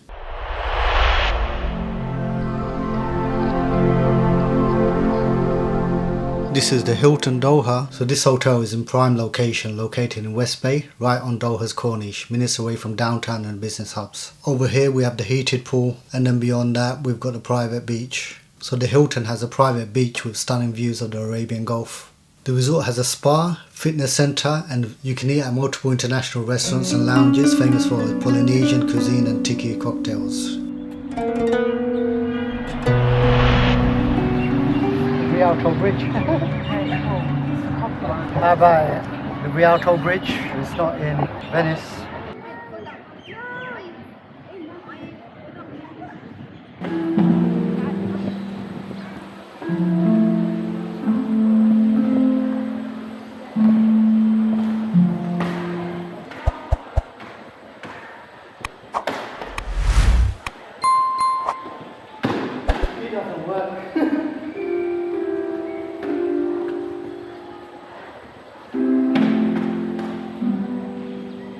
Make sure you try out the piano stairs, so it's just on the right here. This is the Pearl Island. There's many districts and highlights. Port Arabia with the marina promenade with luxury apartments, cafes and shops. Connaught Quarter, inspired by Venice, pastoral buildings, canals and gondola rides. Then there's Medina Central, urban centre with cinemas, supermarkets and family spots. There's hundreds of restaurants here, Italian, Turkish, French, Asian and Qatari options. Waterfront dining with marina or canal views, wow. It's a man-made island spanning 4 million square meters, located just off Doha's West Bay coast, nicknamed Arabian Riviera.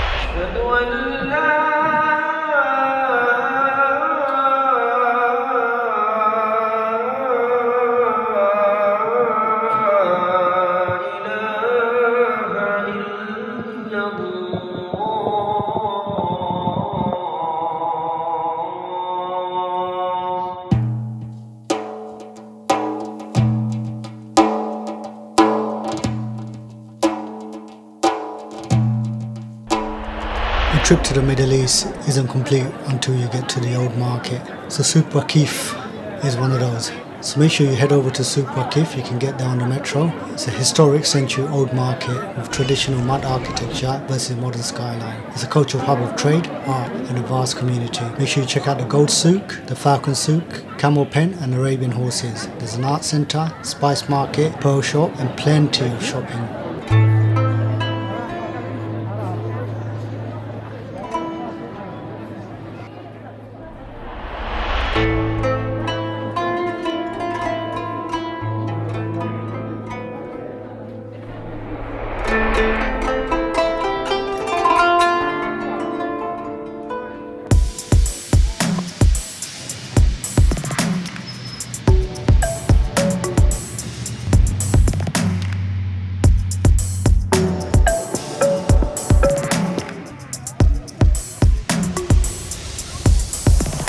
Now this is the highlight of my trip, the Falcon Souk. It's located inside of Souk Waqif.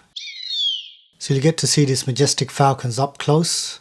You can also hold them. There's a slight fee for this. You can buy falcons here, all the gear that you need, leather gloves, gear, hoods, etc. You can also visit the Falcon Hospital, a full clinic just for the birds.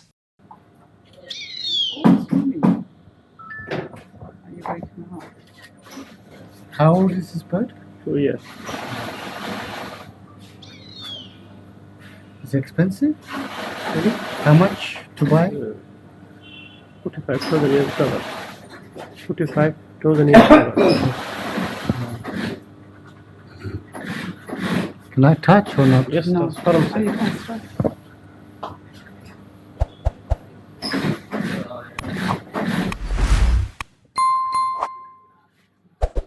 So we're at the Falcon Souk. That's the falcon we were carrying earlier on. Brother, how much is that falcon? 40,000 US dollar total. 40,000. Wow. 40,000. This one is beautiful.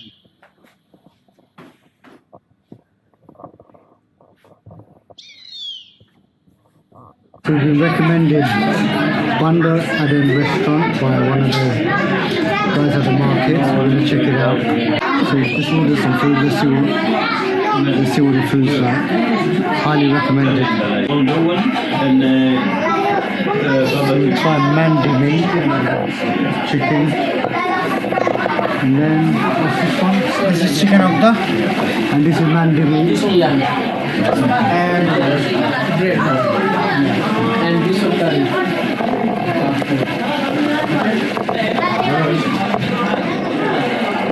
And all this for under 20 quid. Check out the size of this bread. Family size. Mandi chicken. What's your one? Beef. No, chicken. This is vegetable.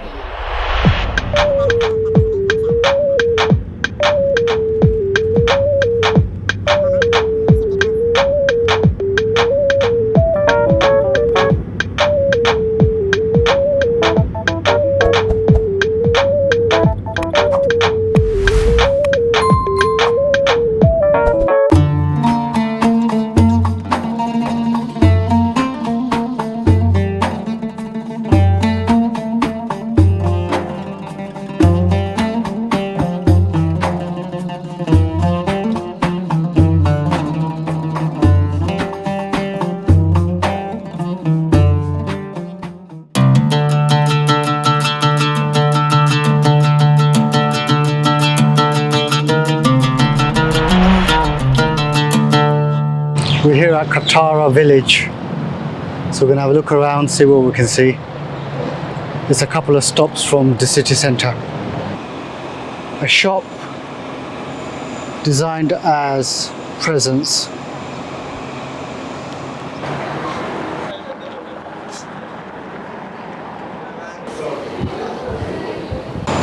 Welcome to Katara village. This is one of my favourite areas, the Katara Cultural Village. Designed in a traditional Katara village, it's full of the old charm. Once you've done that, head over to the amphitheatre, a stunning Greek-inspired design with Islamic touches. Seating over 5,000 people, it has an amazing epic sea view. Once you've done that, head over to the Pigeon Towers, next to the Katara Mosque. The blue and gold tiles make this a masterpiece, one of the most beautiful mosques I've seen for a long time, and it was designed by a female architect. An estimated 82 million was spent in Katara Cultural Village, and it shows. So take some time to explore Katara Village and the amphitheatre.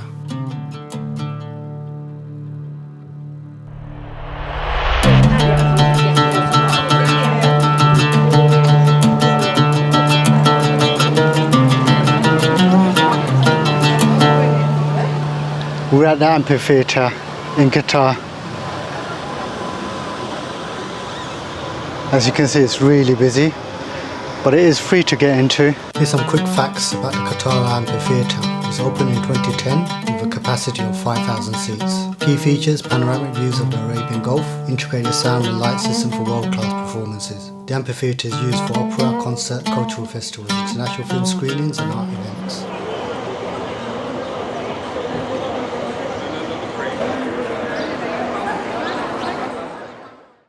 أشهد أن لا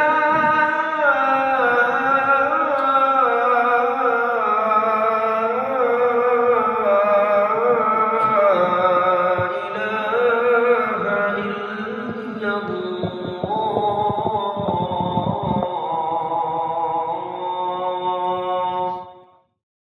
Head over to the Katara Art Centre. This is the heart of creativity in Katara Cultural Village. It's an independent space focused on contemporary art, where you find exhibitions, workshops and interactive events. Artists from all over the world showcase their work here, and entry is free.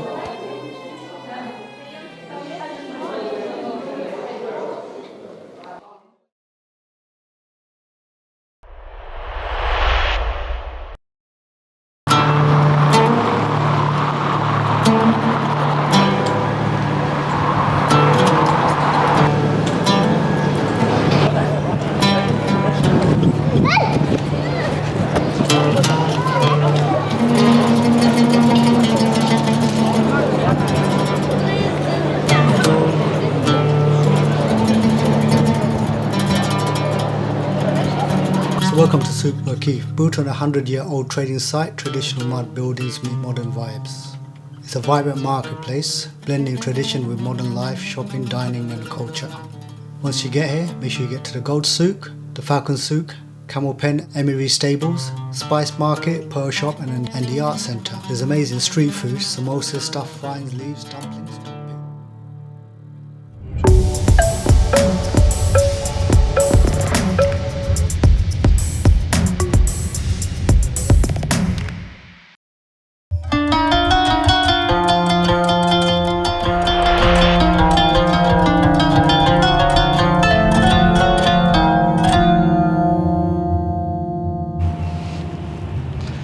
So welcome to the channel, guys. If you haven't subscribed, hit that subscribe button, like and share. So Doha, it's not as expensive as I thought. So what I've done today is I've hired a private taxi.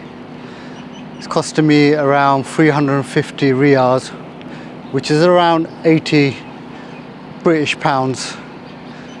For about 5 hours. I've managed to get a nice discount. So we're in Bars and Tower here. First guys to come here this morning, absolutely empty. So check this out, it's free to get in and it's about 20 minutes ride from Doha. So the Bars and Towers, what's it all about? Located about 20 kilometers north of Doha in Salal Mohammed village, Bars and Tower is a striking symbol of Qatar's history. Built between 1910 to 1916, using traditional Qatari design with coral rock and limestone. These are 16 metre high watchtowers, serving multiple purposes. They will look out for approaching ships, especially during Ottoman threats, and a protection for water sources. The word Bazen means high place in Arabic. Unlike most Qatar forts, this tower is constructed over 3 levels with external staircases, giving it a unique architectural style. The walls 1 metre thick were crafted by blended coral with limestones and binding them with mud mortar, later coated in gypsum plaster. Right, I'm gonna walk up to the second tower now, see if we can get in.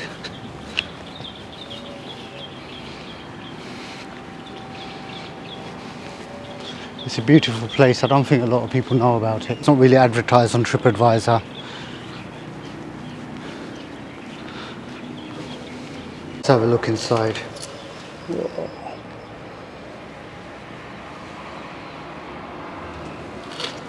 It's a shame we can't go inside to have a look.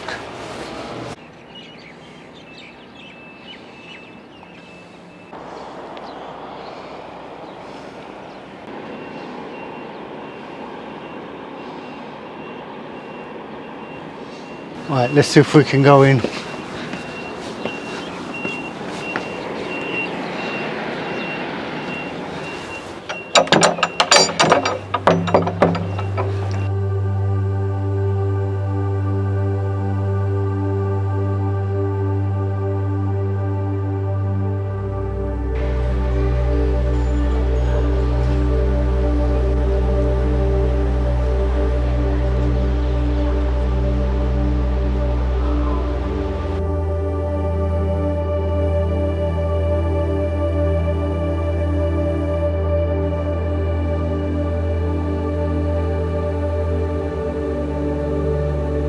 We're at the Education Centre Mosque.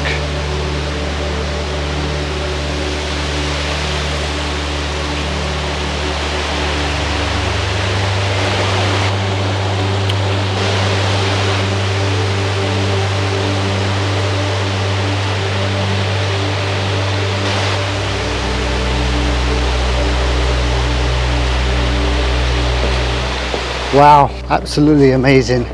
So this is the Education City Mosque. Fantastic. This was a last minute addition to my itinerary today. I am so glad we came here. Education City Mosque, designed by architect Taha Al-Hitti, featuring 2 minarets with vertical calligraphy. A stunning blend of faith and modern architecture located in Education City. Wow, absolutely beautiful. It's built on 5 pillars, each representing Islam's 5 pillars. The mosque holds 18,000 people inside and 1,000 worshippers outside. So make sure you come here, it's free to get in, and you've got all our Quranic verses all over the wall. Absolutely beautiful. If you're in Doha, do not miss this.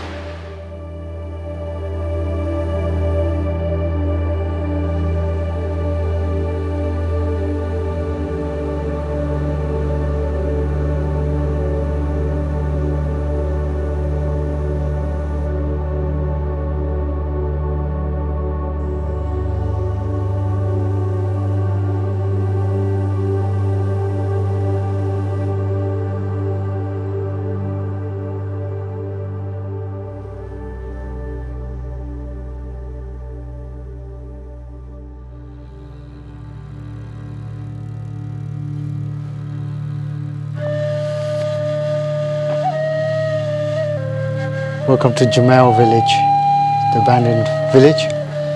But what it looks like to me is they fixed this place up.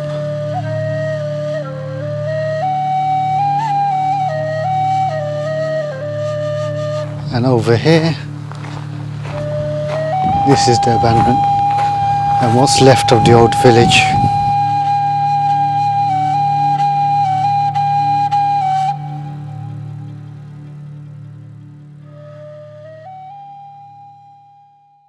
This is one of Qatar's most fascinating hidden gems. Located on the northwest coast, this abandoned village tells a story of life before the oil boom. It dates back to the 19th century. Al Jumail was one of the thriving fishing and pearl diving communities. The name itself means beautiful in Arabic, comes from the trees that still grow here. Okay, let's go up to the minaret.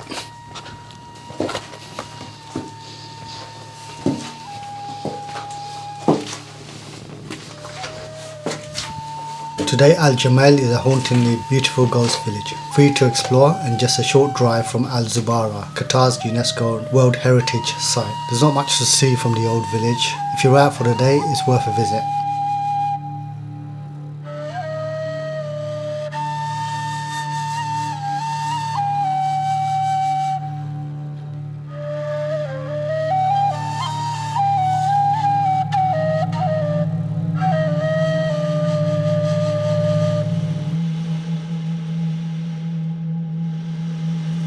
So we made it to Al Zubara Fort. It's taken over an hour to get here from Doha. So this place is out in the west, almost in the middle of nowhere. So I'm not sure what it's doing here.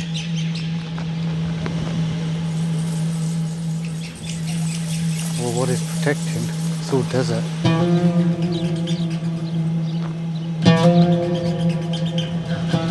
Right, let's go inside and have a look. See what this fort's all about. It's free to get in, but a bit of a journey to get here.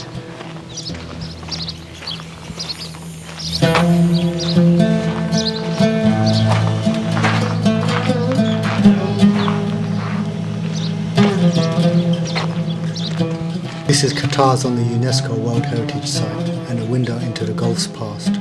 In the late 1700s, this walled town was a booming pearl and trading hub, connecting the Gulf to Arabia, India and beyond. It was destroyed in 1811 and later abandoned, leaving behind mosques, palaces, streets and harbours buried under desert sands. Today, the iconic Al Zubara Fort, built in 1938, stands as a museum showcasing artifacts from the pearl diving era and the region's rich history. Best part is free, but here's a tip. There's nothing nearby, so bring water, sun lotion and snacks.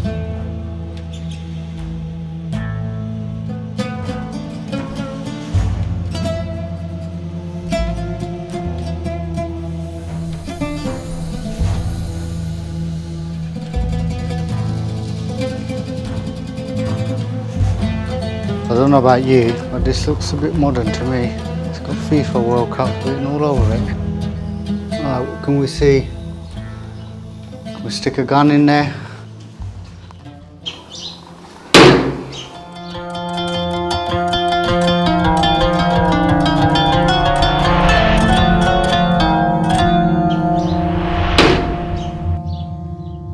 So we're at the National Museum of Qatar. Gonna go and get our tickets and see what it's all about.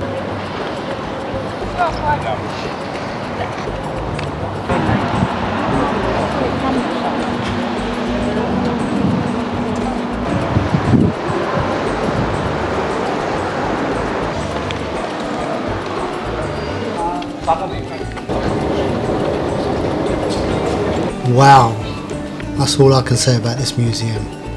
Wow.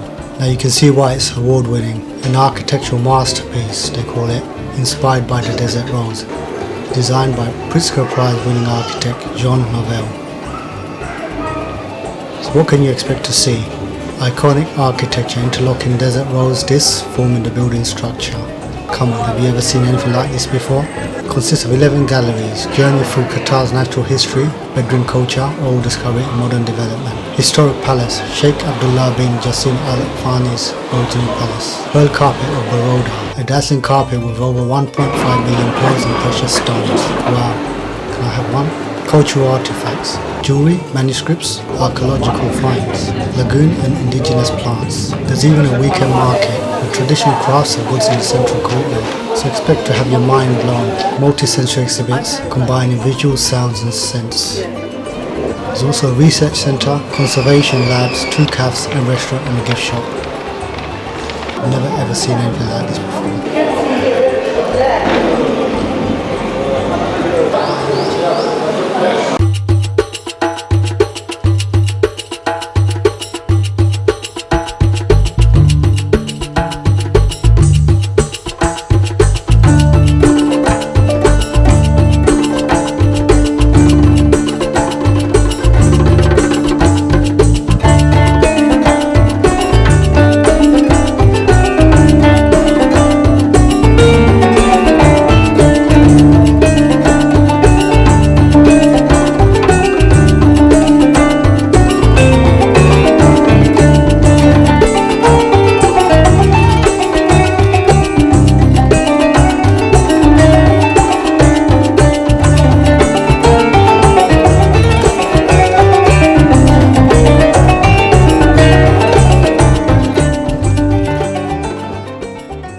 So we're at the Education City Mosque here.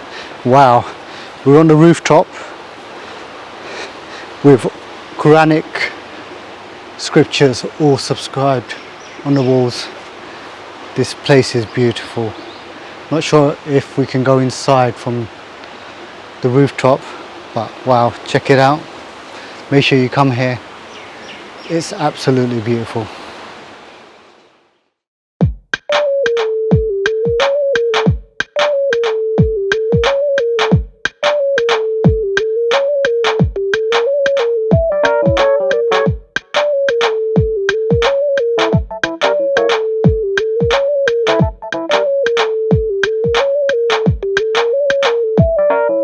This is the Seychelles.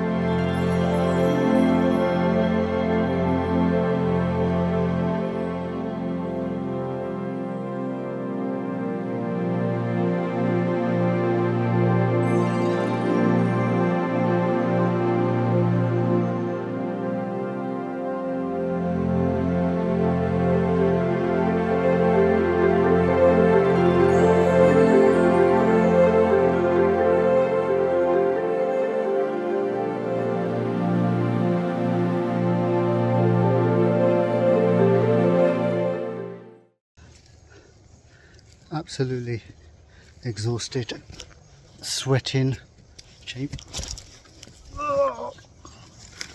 They don't tell you this, but welcome to the channel, guys. We're in the Seychelles in the Hilton Le Brise on a small island called the Silhouette Island. I think it's the third biggest island in the Seychelles.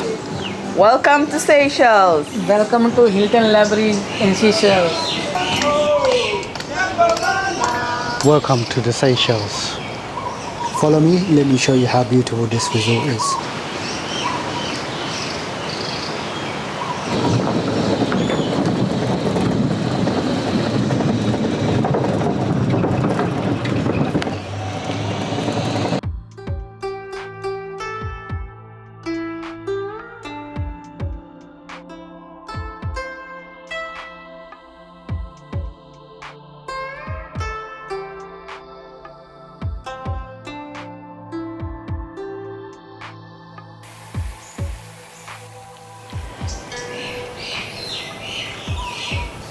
This is MKP Photography. Make sure you subscribe. We're in the Seychelles, Silhouette Island.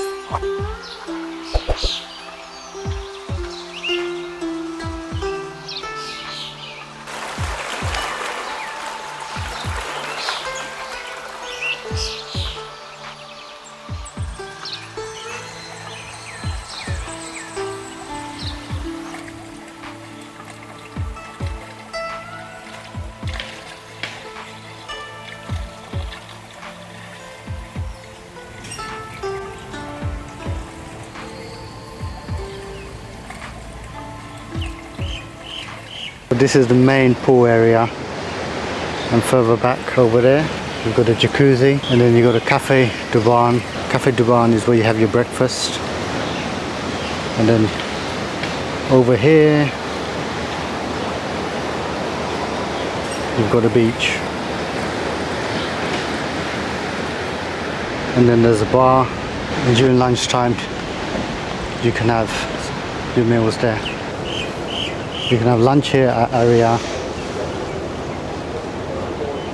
or you can go to the bar, play pool, and get yourself some snacks.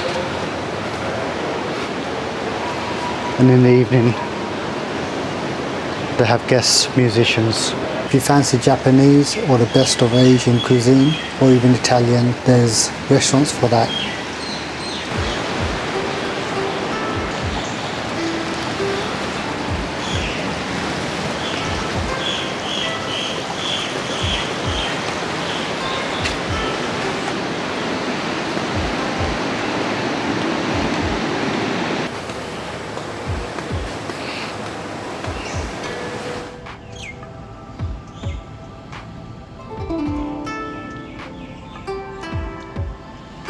This is Grand Cas, one of the restaurants on the Hilton Seychelles. So originally this was the house of the owners of the island. Now it's converted to a restaurant. We had a lovely meal here yesterday. And the type of meals you can get here are the local Creole. There's a museum upstairs where you can see the history of how they lived, how they got here, how they conquered the island, all the slaves from Africa and the spice merchants from India. Don't forget to subscribe to MKP Photography and share this video. Myself Ashok. My name is Shamila. Enjoy Seychelles. So excuse the sound behind me, but this is the activity center. Paddleboard, tennis, table tennis, mini golf, and you book all the excursions here.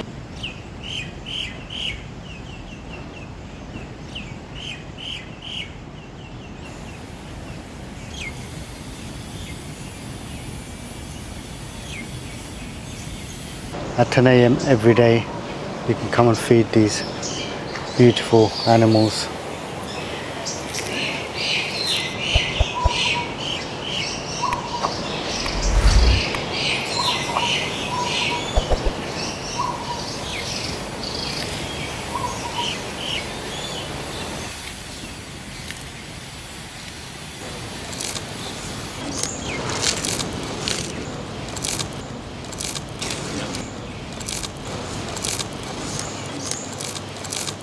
Tortoise feeding at 10 AM every single day, so make sure you come over here. Welcome to Seychelles. This is more MK photography. Okay, so you're asking what can you do on this remote island? Well, you can go hiking, you can feed the tortoise, you can take a bike ride up and down the resort, you can get a buggy, you can go to the sauna, you can get a massage, come here.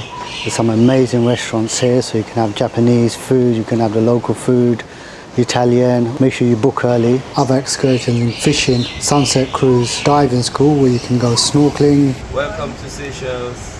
Sorry, I missed that. Sorry again. Yeah. Welcome to Seychelles.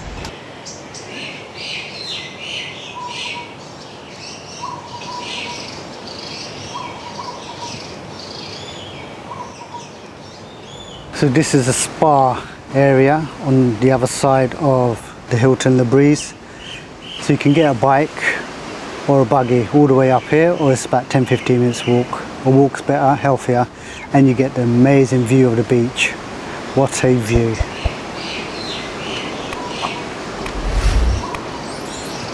So for the Hilton customers, we've got a jacuzzi, we've got the sauna, everything else here. Plunge pool is all free. Any massages you want is additional. Check out this spa, absolutely amazing. So if it rains, head over to the spa, hit the jacuzzi, it's boiling. The jungle trail, check this out. Literally no one here. And it's hot. I've just spent the last hour and a half on the drone. Went to one of the beaches, took lots of videos, dronies, etc.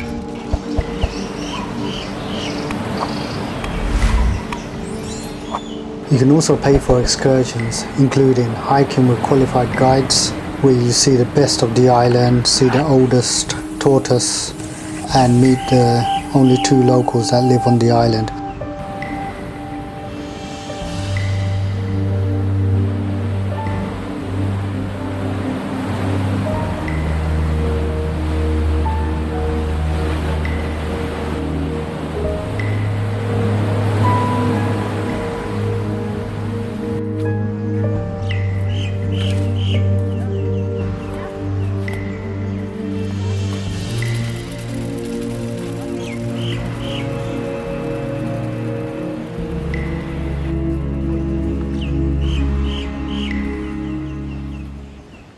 Down 1 kilometer, another 2 kilometers to go. So we're in the jungle here, check it out. Team of 11. Let's see where this leads us.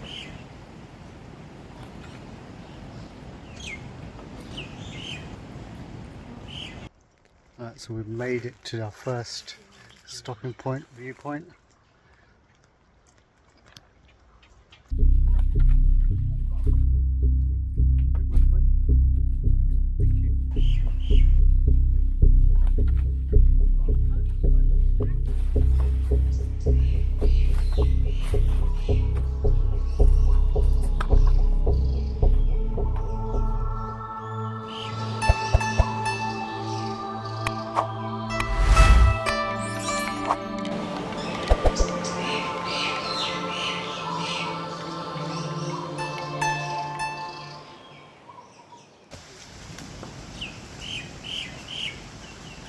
Right, so it's been 3 hours, maybe 3.5 hours, I'm not sure, in this jungle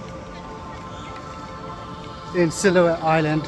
Finally, I think we've our destination.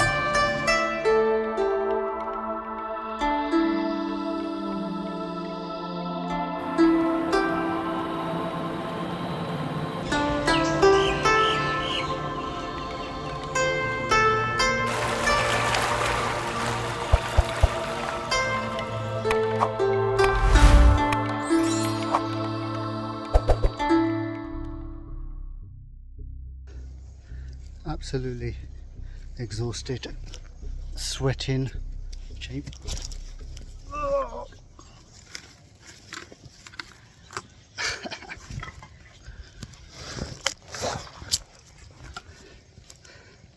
Whoops.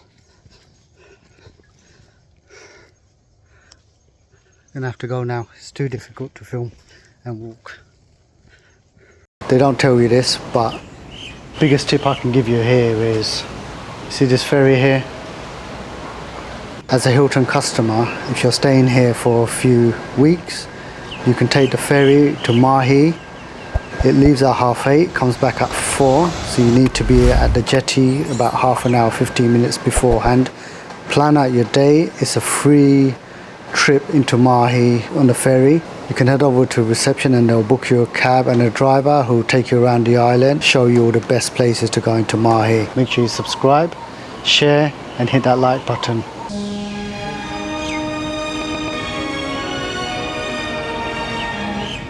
If you go on the website, you can download all the menus, check out all the prices, have a good look, convert it and look at your budget. It's something that we didn't do until we got here, so I can almost say we were trapped here, but we made the most of it. Food was absolutely amazing. So would I recommend Silhouette Island? If you got the budget, definitely come here. The food, the people are absolutely amazing. The beaches are top notch and they're all clean, and especially the far end of the beach. It's one of the most beautiful beaches I've been. Very, very, very picturesque. I flew the drone out there. The videos are top notch. The weather's been a bit hit and miss. First week we've had a lot of rain, but the second week it's been really hot. Make your itinerary so you can go to Mahi for a few days and then travel up to the other 2 islands, especially Ladik. So what's the disadvantages of coming to Silhouette Island? The only thing I would say is make sure you look at the menus and the prices and then work out if you can afford to come here, because it is very, very expensive. We didn't realize how expensive until we got here. The Hilton Le Breeze, what a place. Thumbs up. This is MKP photography in Seychelles, Silhouette Island. This is the Hilton Le Breeze. Make sure you subscribe, share and hit that like button.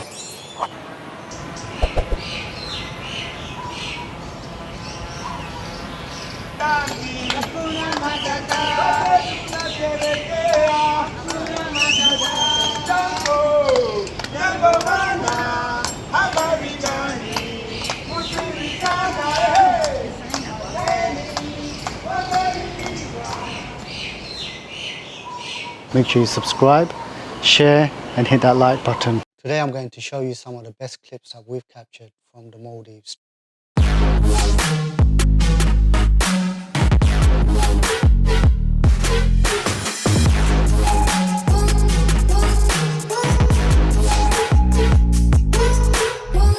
In this episode we're going to show you some of our best clips taken from our Maldives trips.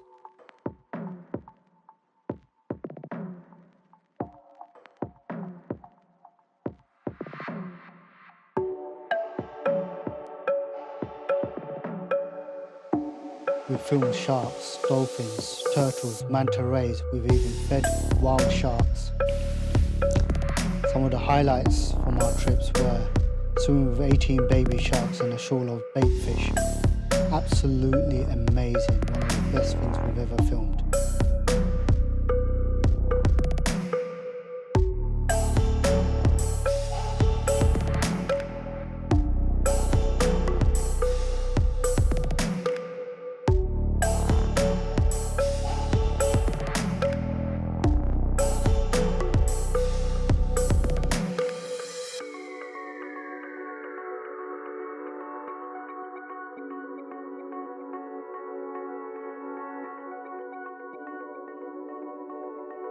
Swimming with wild manta rays was absolutely awesome.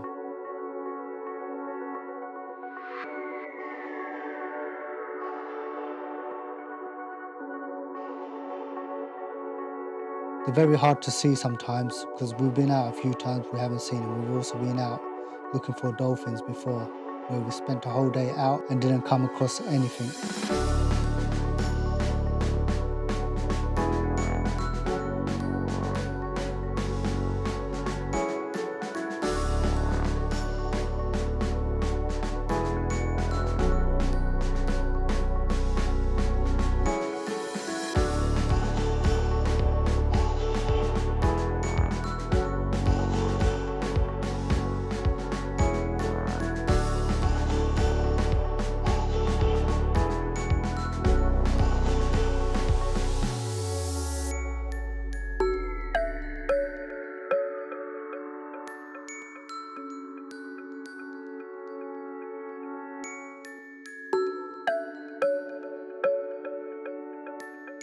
One of the highlights for us was swimming with 18 baby sharks in a shoal of bait fish. Hundreds of thousands of bait fish with 18 sharks just circling them. Absolutely amazing.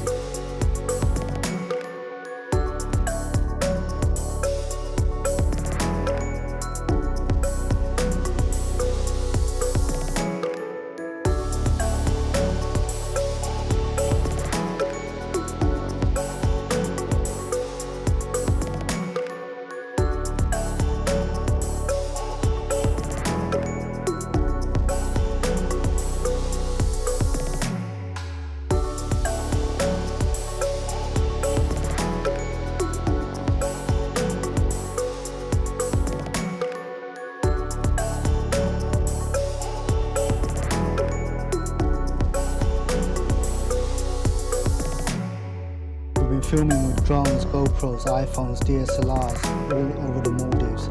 Filming sharks, dolphins, turtles, huge manta rays 1 meter plus.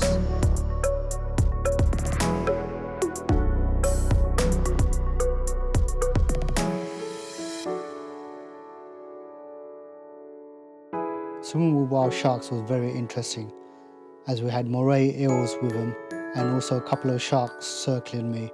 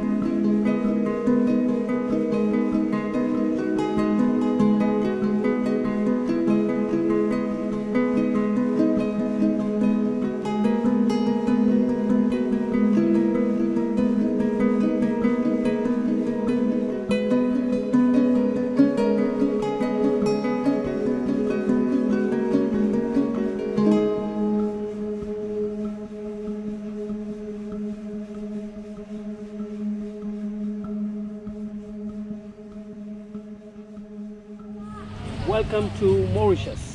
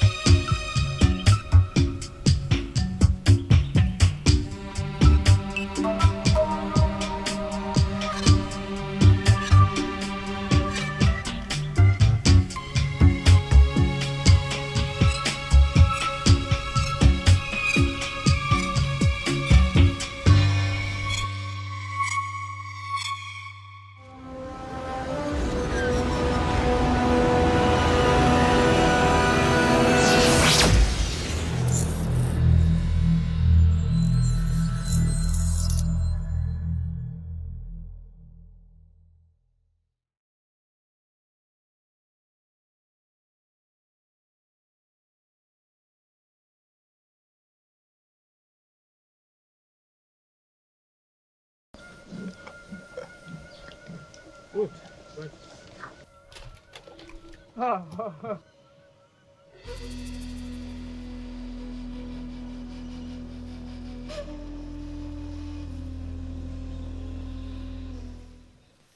will be your lion guide. Don't be scared. We have 5 lions here. We have 3 females and 2 males. We work with 2, 1 male and 1 female. Let's work with all of them. It's not easy to handle. That's why we take male and female. When we start to walk, don't walk front of the lions, walk behind the lions. Don't run. Don't kneel down, bend down against front of the lions. No, don't go down.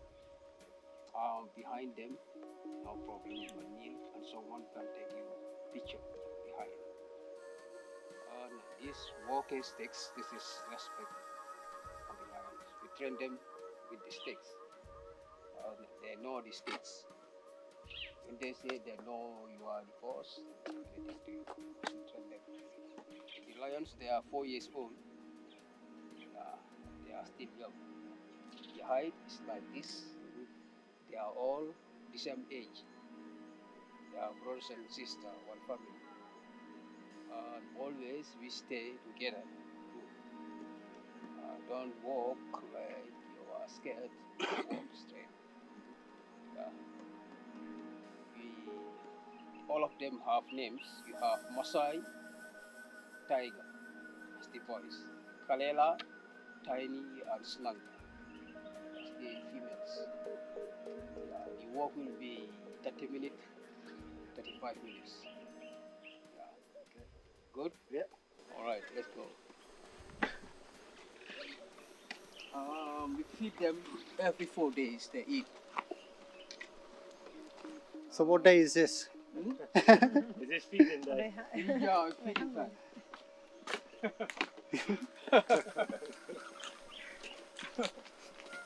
No, normally we feed them with donkey meat. Yeah, every 4 days, 2 donkeys for all 5. Yeah. We don't give them live animals. We kill it for them, cut it 5 pieces. They eat different kind of meat, only red meat. Yeah. They eat donkey, they eat cow, they eat horse, they eat different. But here is the donkeys are cheaper than the cows. That's why we buy the donkeys, the old donkeys and the broken legs. We start to work with them 2012. Yeah. We never have problems with them. Yeah, well fed. Okay. Yeah. They come from South Africa. Yeah, South Africa.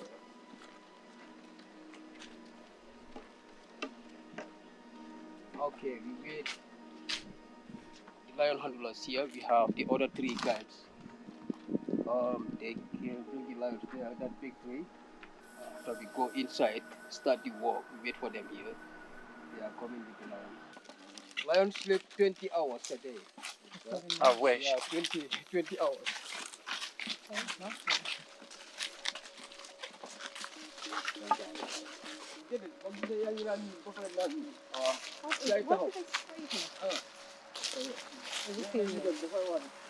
You come this way? Okay. Huh? Did it? Wow. Are you alright to take this? Start photo. Oh, we can take Yeah, pictures. photo, yeah, Oh. picture. Do you want to put your camera Okay, we have 2 females here.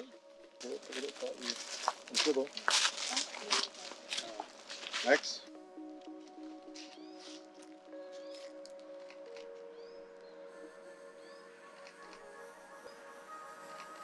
Okay.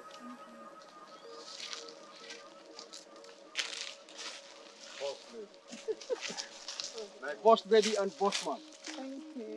Yes. You're going to have to do it. Yeah. I mean, I have to bend down. Do you want you're taking them? Yeah, huh? Kan? Boss lady.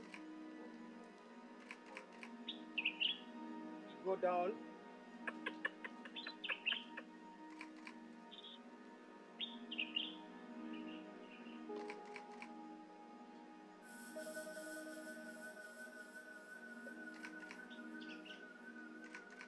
Okay.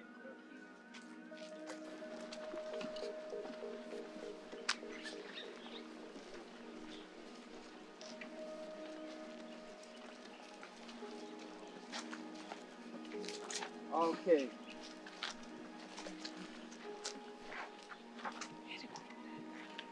You come this way.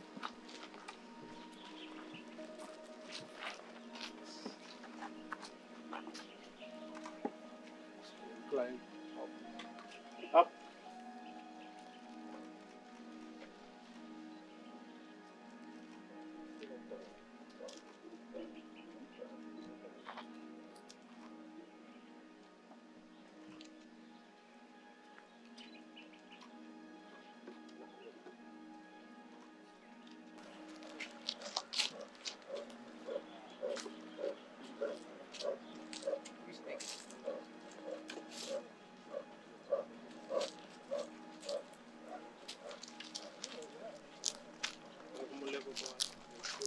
Who is next? Oh, you can go. Okay, you go. Oh. Yeah?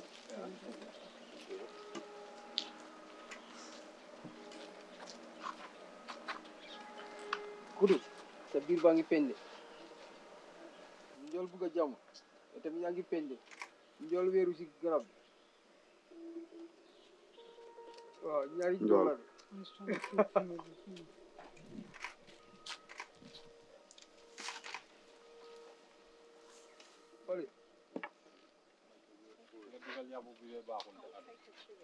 Stop, Tiny. Stop. No problem. Yeah, wait.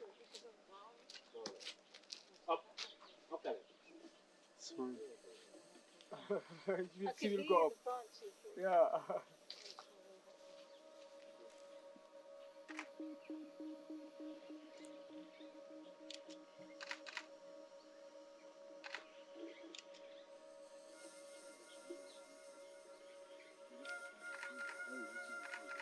Okay.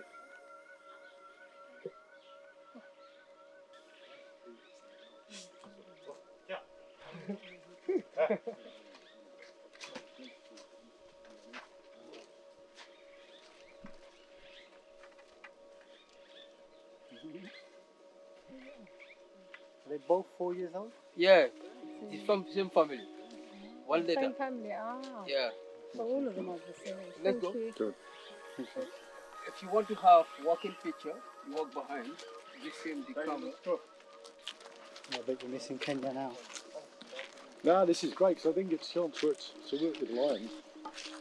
I mean, obviously I see them up there, but the local boys looked after the lions all the time. They sort of like messed about with the other baby ones. Telling them about the spots and whatever on them, because all the babies have spots. They just shed them as they get older.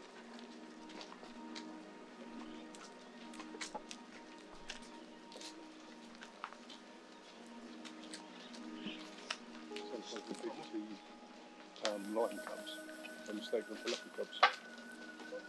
Oh, they're really spoiled. The spots that you see on the legs of the lion are all over the body when they're babies. That's heavy, that one. He's a good photographer.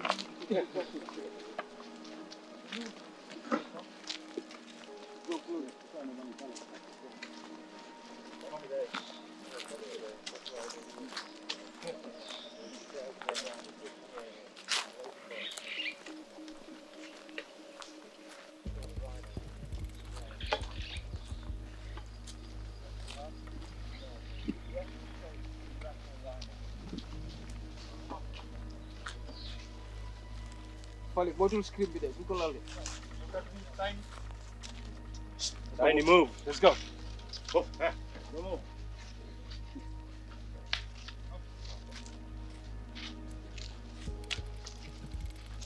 Fali. Let's go. 5-line wall.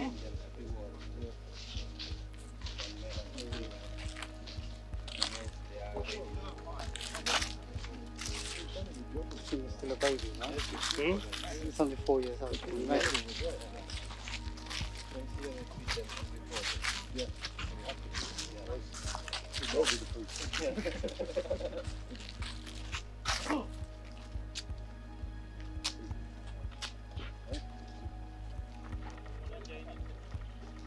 How do I get down? Much closer. Because she's fast, she moves around. Follow them all.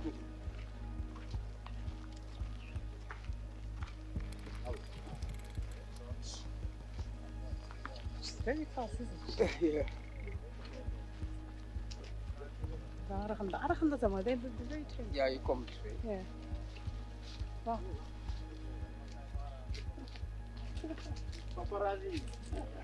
Okay, you all come this way, please. You come this way. C'est bon? ñii duñu ay français ki naan c'est bon. Is it very good? Good. Oh, yeah.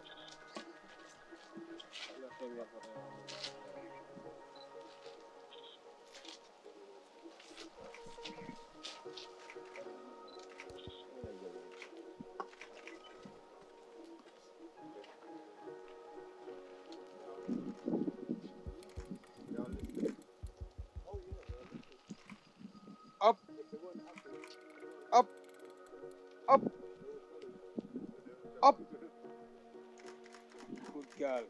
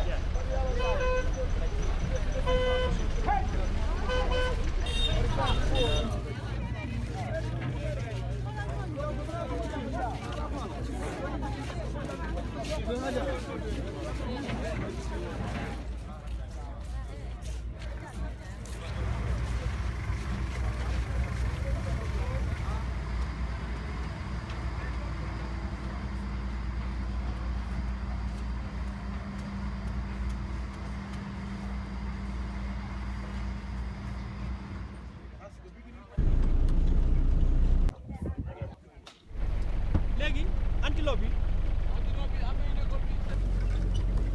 There you go. Beautiful baby.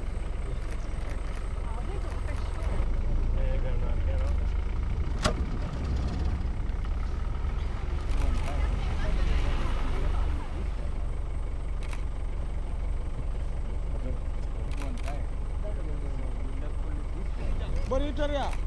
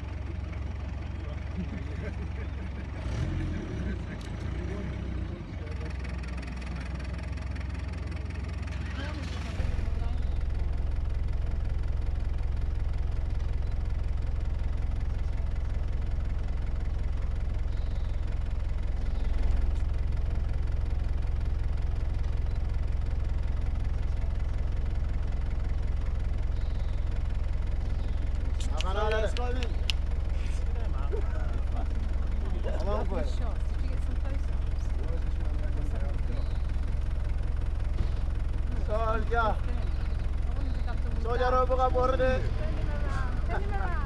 Apa soldier buka borde?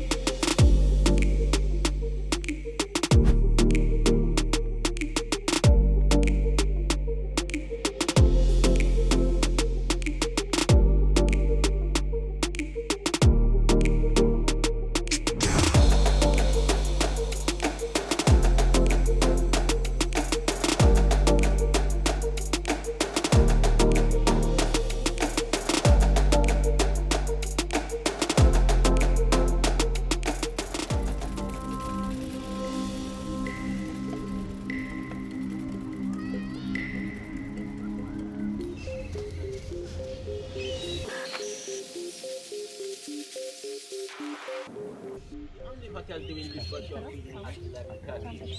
So the vultures that we see here, we call them hooded vultures, in Dutch we call them cap here.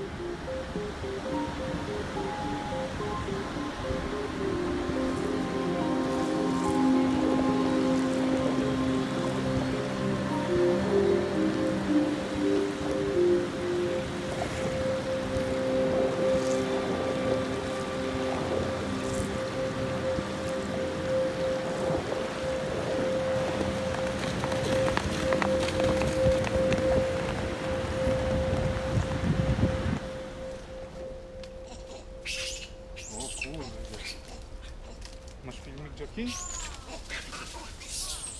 Ho, ho, ho.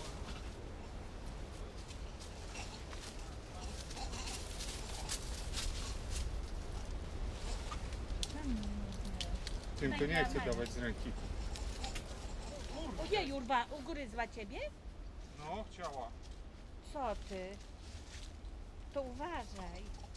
Ale one są agresywne. Ojej, Adaś, bo ciebie, Adaś, strasują ciebie. O ja, ale! O, Adaś, jak się leją, łożeczka. kurwa. Oh my god. Hi, welcome to MKP Photography. If you haven't subscribed, please subscribe to our channel right now. So today we're going to be talking about Gambia. We went there for about a week. Didn't do much, just went to chill out. What we did do was we went to Senegambia Hotel, about 10 minutes walk from our resort. We went and watched wild vultures being fed there. And it's really interesting actually to see the vultures. You can get really close, take really nice photos. So after feeding the vultures, I headed off to the forest right next to Senegambia Hotel. Lots of wild monkeys fighting, scavenging. There were some really nice and interesting monkeys, but they were quite vicious, fighting for food. And guess what? I got lost. So what happened was I got lost in the forest and I had to kind of find my way out. The light was fading quite fast and I was quite far from my resort. So I had to find a few more people and then follow them around. So as it was presidential elections when we went, basically the whole resort was on lockdown. As soon as I landed, they saw my drone and they stuck a white X on the box. Excuse me, sir, is that a drone in there? Yep. You can't take that in. So it got confiscated. We'll come back to that later. So what I'd say is, just because presidential elections, I did have quite a bad time in Gambia. As a photographer, I was going around and getting stopped by the army all the time. Excuse me, sir. Come over here. Did you take a photo of me? No. Let me have a look. Yeah, so one guy literally grabbed my camera and I had to show him all the photos. Another guy in the resort, big gun, and said, oh, what's that? Oh, it's a GoPro. Are you filming me? No, you better not be. I would have to say the people are really nice there. We didn't have any kind of issues. They were celebrating. They literally took over the whole beach. Yeah, not a single issue. The only thing I would say though, during the elections, they took down the internet and the ATM. Unfortunately for us, we were literally living off debit cards. We didn't really want to carry too much cash. What a bad idea. We literally couldn't get any money out, so there was times where we kind of had to ration. Day of departure, I had this receipt on me and no one knew where to go and pick up my drone. I was getting really worried. Had an hour before we had to check in and no drone and no one could tell me. So literally went to about 3 or 4 security guys, army guys, and then finally managed to track down someone. Literally had to follow him outside the airport, round the perimeter and round the back into what looked like some sort of camp. I thought, oh shoot, this doesn't look good. But anyway, we end up meeting one of the main sergeants or the army guy in the airport, and he literally took us and then he said, okay, here's your drone, sorry you couldn't use it, but please come back. Yeah. Anyway, Gambia, maybe next time. But I'd have to say this trip for us was definitely a thumbs down. Maybe next time we could see a bit more of the country, see a bit more of the culture, see a bit more of the wildlife.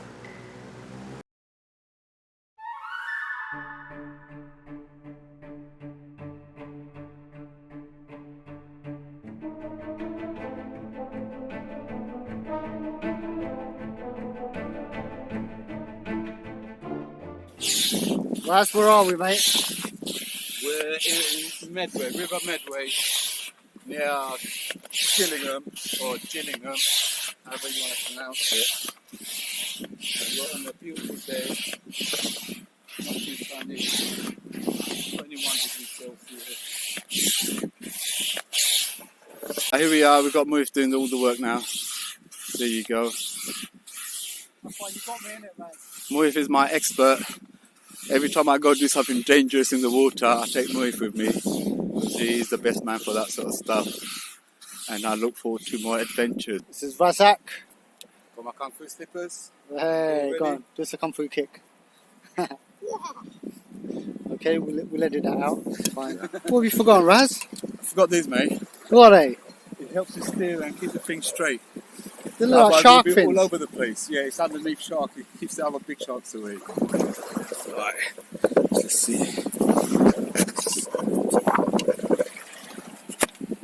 The way they designed this, it only goes in one way.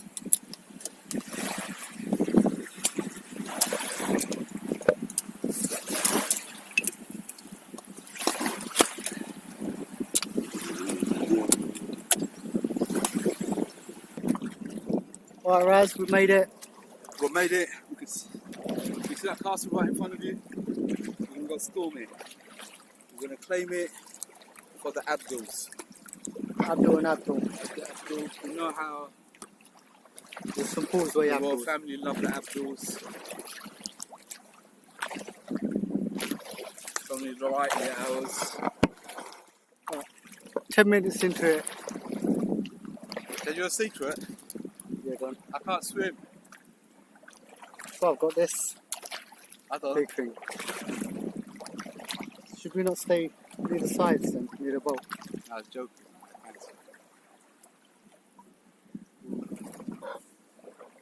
There is. Hello, everybody. 360.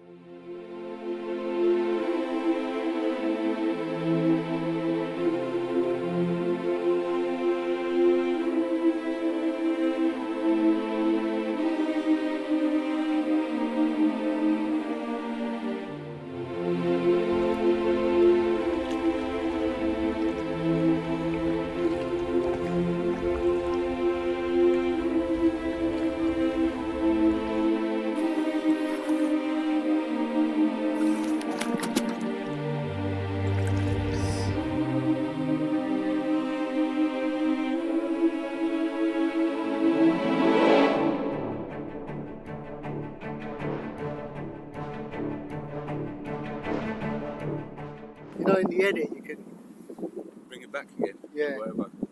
There's a little bit of stitching just here. That's not perfect, but think about what it's doing. Yeah, you know, it's mental. I see this It's fine. good setup. Just put it in a really close one.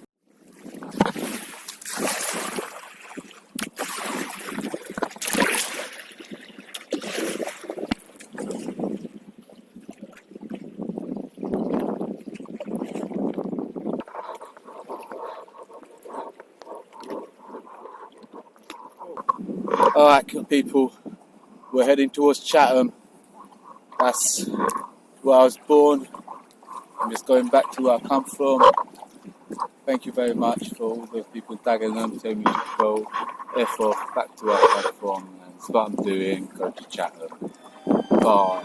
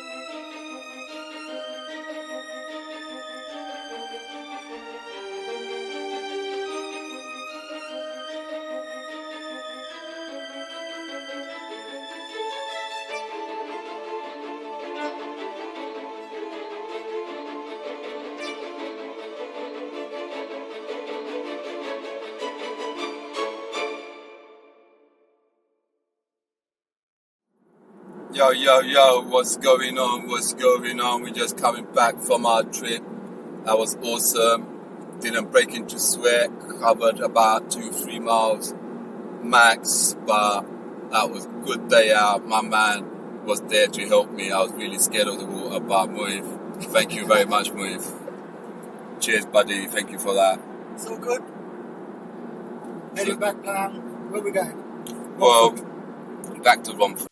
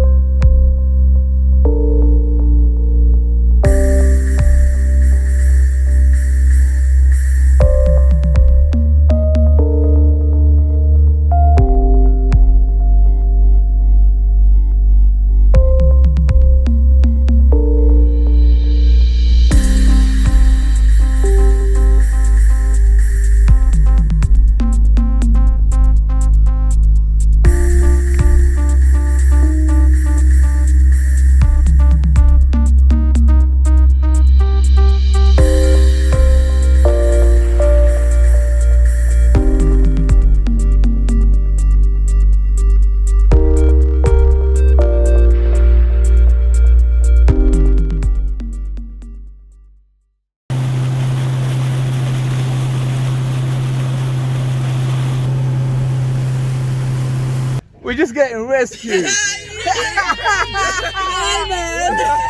These are our angels. Nice. You good, Kieran? Saving Club. Woohoo! Hello, everybody. Welcome to Abdul and Abdul's adventure. Today is going to be round 2 of running the fort. We're going to go to the fort. Last time the fort beat us, but this time we're well equipped. We're timing it well. The weather is absolutely glorious, so I think the fort will come down today.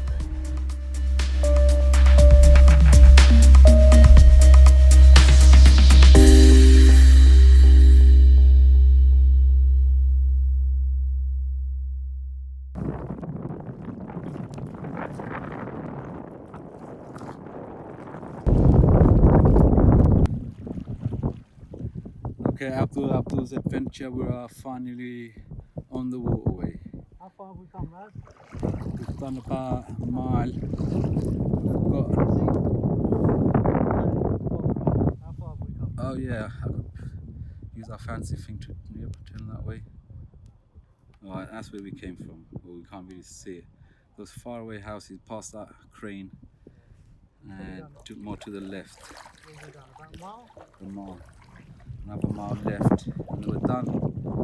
Hello, everybody. Welcome to Insta360. Today we're going to that island. All the way behind that island. Obviously you can't see it.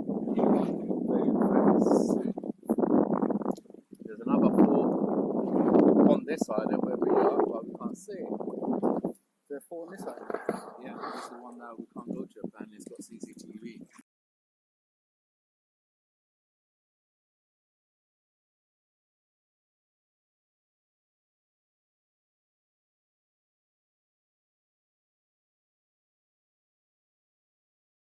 Right, we're not going to this boat. We're going to that one there.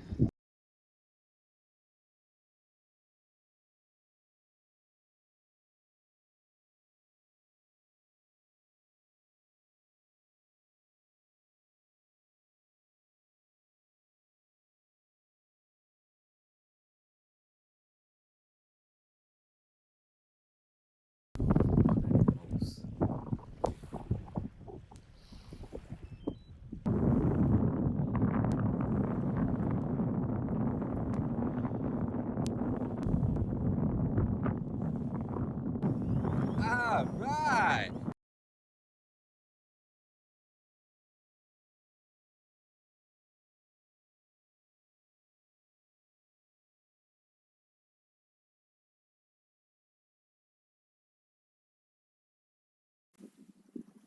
Okay, we're off.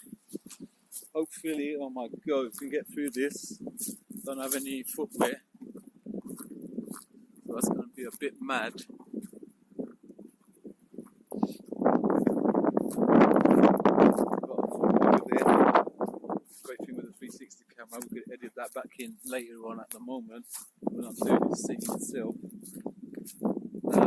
Right in front of me is our beloved leader on this course. He's couching out, recording spots, etc. Oh my god, he leaves a piece of wood there. That's where the bloody snakes and shit live. Right, it's an adventure, Raz, relax. And back to the adventure. Dude, this is too scary, bruv. This adventure is just way too scary for me. I need better footwear. Ah! This is AA Adventures, bro. How do we get in there, bro? That's the question. I think it's not the best thing.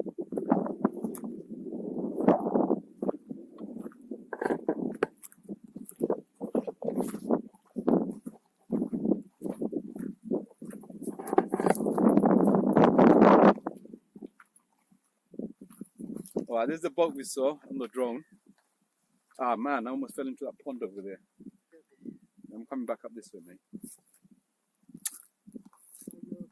Good shout on the long trousers, bro. Yeah, I did tell you to get the long trousers, but I didn't get the long trousers myself, so here you go. Oh look, you ever wondered what's in them? Yeah. Phone. Let me just follow your path. Where are you? Over there. Here you go.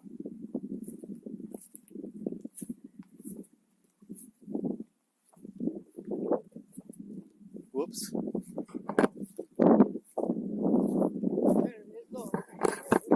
You found the bridge? You found it? Ah, my man. No, this adventure's too much, bro. Can't be doing this. Watch where you're going, man. There's like holes and... Oh, this is way too scary, bro. I'm going home.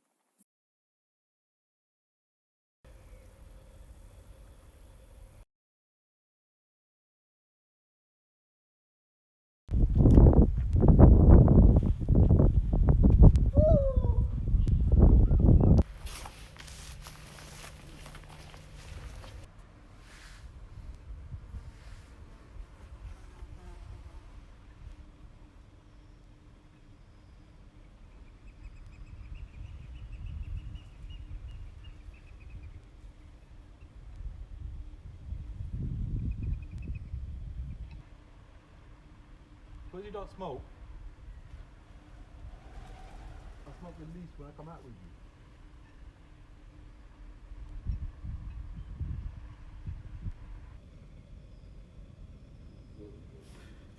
Here you go, here you go, here you go. Damn, this place is big! That is big, bro. Oh. Oh. Ew. I'm stuck. Oh. How long does it take us to get here? That's 2 hours, 3 hours? 2.5. We got here. Ding! Got a bit on that.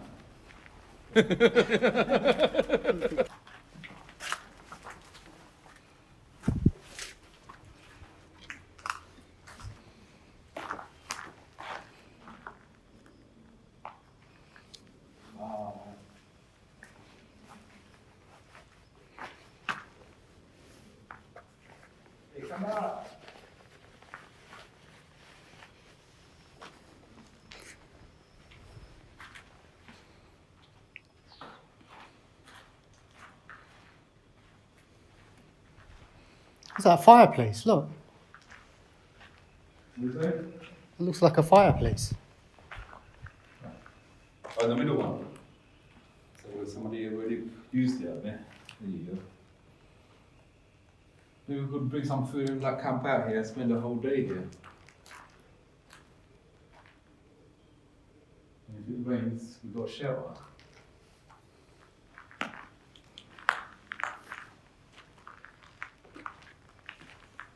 Oh, we've got some bad boy shots, man.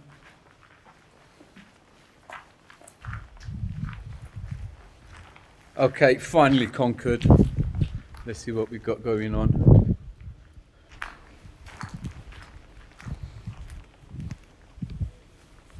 Is that another mole?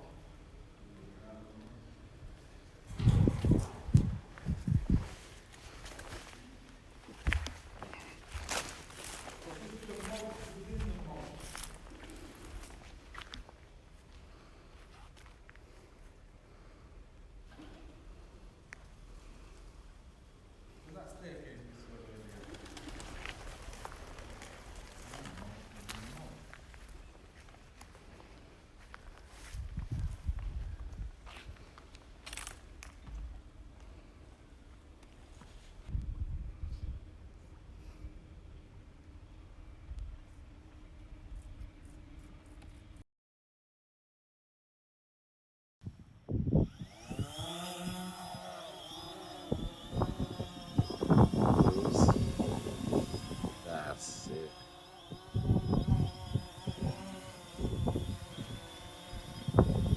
Perfect, put it right in the centre.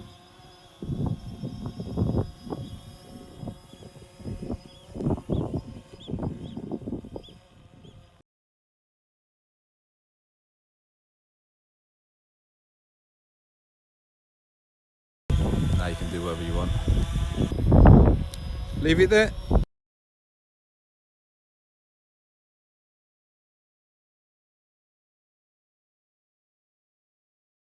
The 360s is what it's all about. Check out this pond. Right, Abdul and Abdul's adventure. Today we've got both the Abduls here. This is what it's all about, isn't it?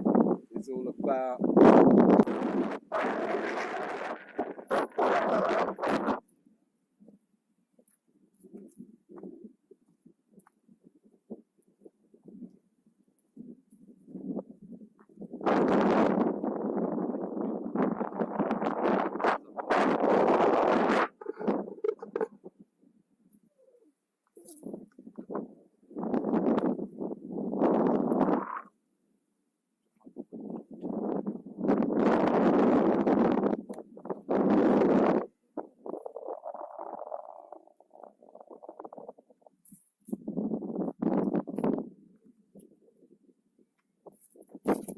Wait, 15 minutes, mate.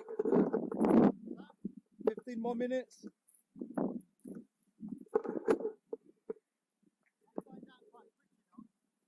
Yeah.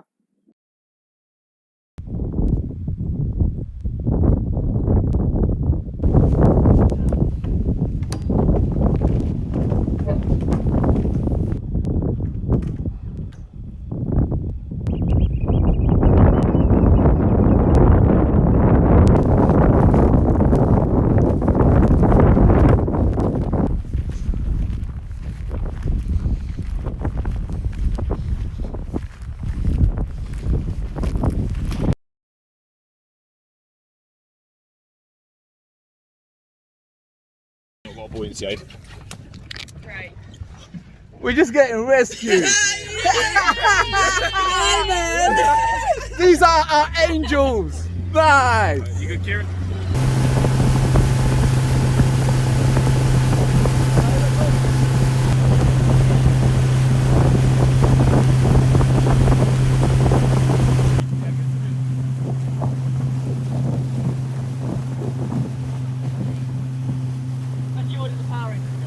Okay, skipper, thank you very much. What's your name? Who are you? I'm Stephen. Thank you very much, Stephen. Who are you, sir? Kieran.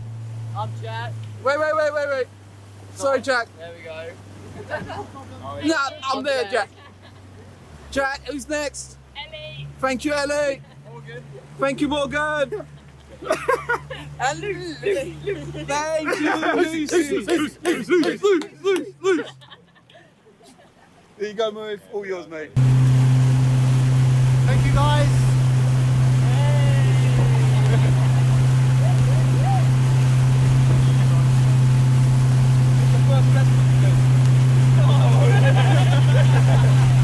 Brilliant. I feel better now.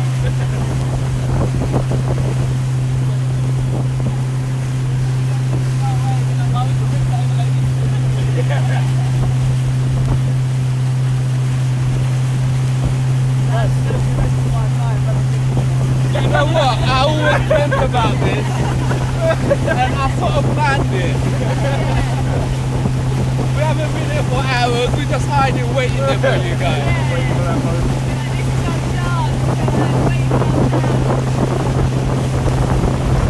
Yeah, we need an engine, just for this whole situation. Woohoo!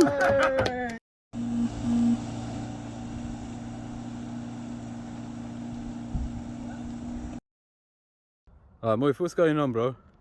What's happened? Why is your car the only car here? And why is that gate closed?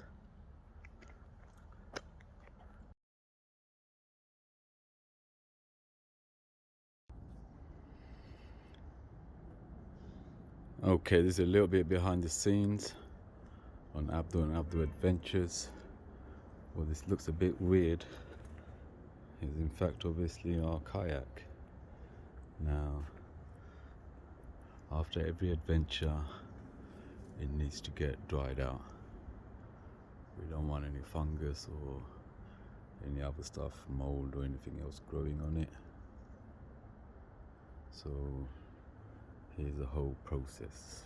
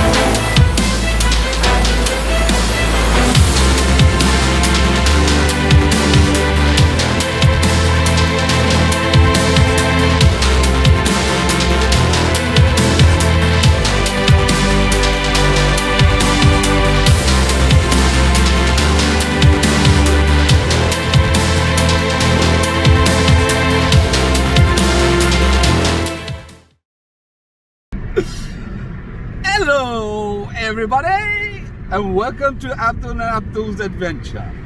And today we have two Abduls. Say hello with him. Hello Abdul, how you doing mate? I'm doing absolutely fantastic. Alright, let me take over. Right, let's get some muscle into this. Come on, mate, put you back into it. Rise to the rescue. Ready? Yeah. Hi everyone. So today we found a different area where we're going to take off from. Set sail. Basically, we're in Medway. It's quite a nice area for kids. A couple of car parks. You can get ice cream and stuff like that. And then a boatyard there, as you can see. Right.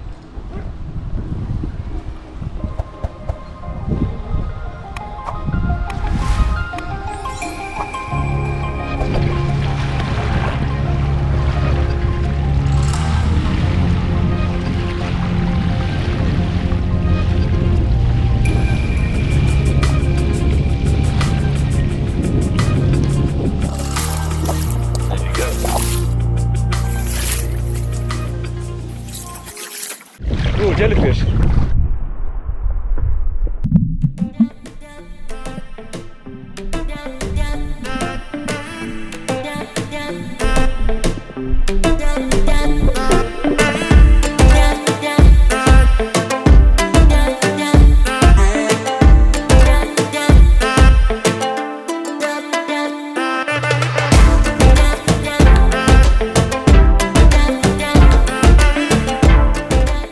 Oh, nice one, a challenge.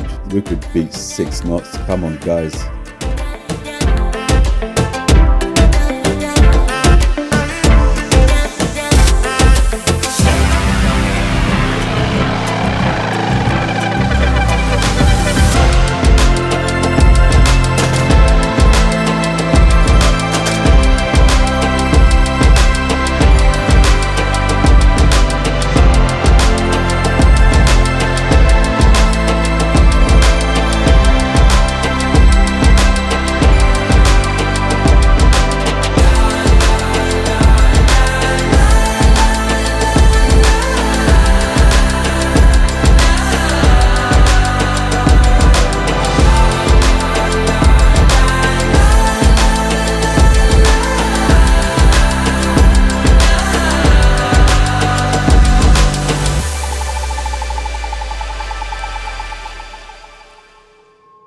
Welcome to Fort Darnay, a very interesting place indeed. Let me tell you some more. Yeah, this island can only be reached by canoe or other flat-bottom boats, even hovercrafts. But the fort itself was deliberately flooded to keep out vandals and other unwanted guests. This is one of many fireplaces dotted around this fort. We see these 8 holes or 8 openings all around Darnay and Hoo. This is where the cannons will be arranged. It was built on the recommendation of the 1859 Royal Commission. The commission asked for 2 forts, and this is the second. And we've seen the previous one, Fort Hoo, both on separate islands, looking very menacing. One of the charms about this place is it's not well kept. There's no maintenance going on, so it's pretty much overgrown. Now, in saying that, be very careful. There's giant potholes everywhere. This place is a health and safety nightmare. You could probably write a book on health and safety around here. The charm of the old fixtures and fittings is befitting, should we say? Ha ha ha.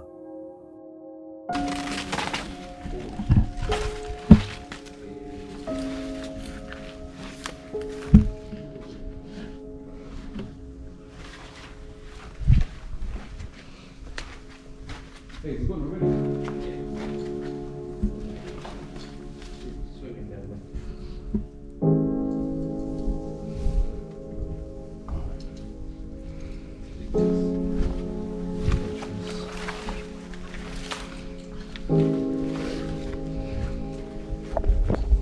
The other crab you're talking about, dead crab.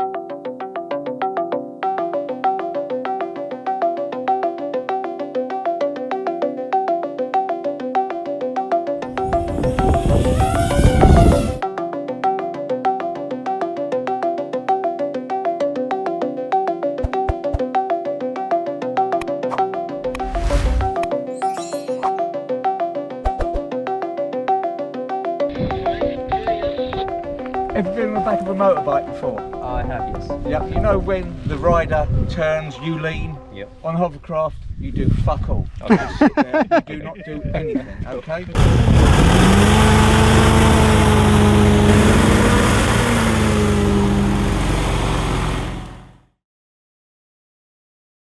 You okay? Yeah. Let the fun begin.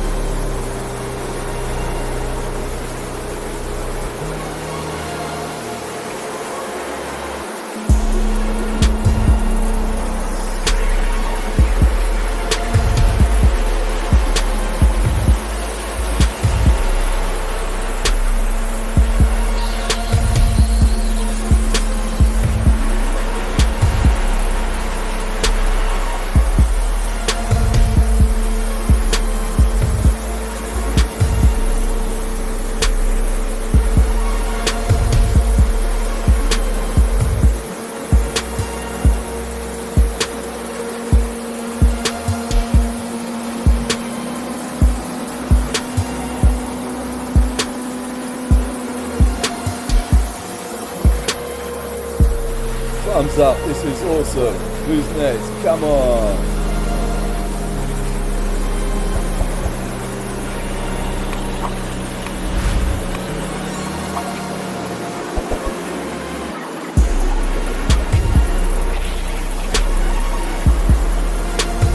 Woo! Out of this world. Things are gonna get trippy.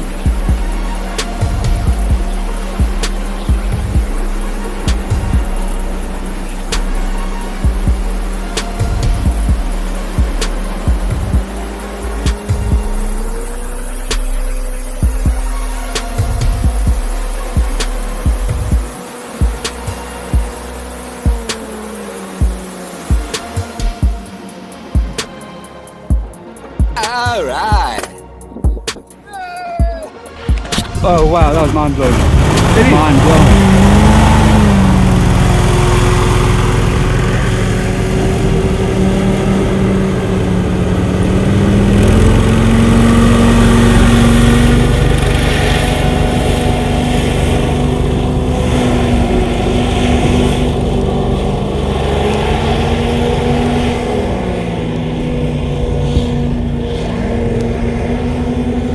Bruv, it's doing donuts. Hovercraft donuts. Yummy, yummy.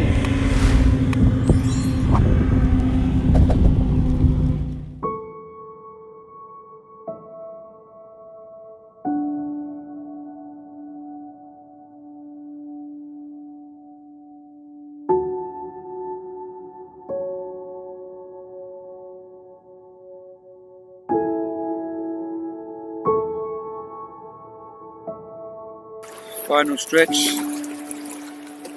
Been going for hours and hours. Don't think we're going to be making it. I think this is it, Moib. This is the end of our trip, my friend. We're surrounded by boats, but no life. And we've still got hours to go. I think my positivity just ran out.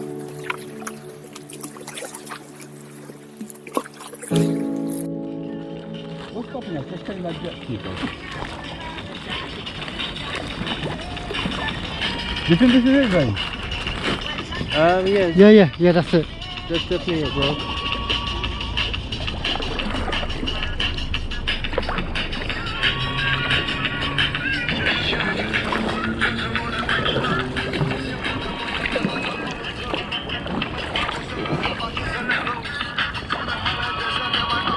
It's going to be a muddy one, yeah?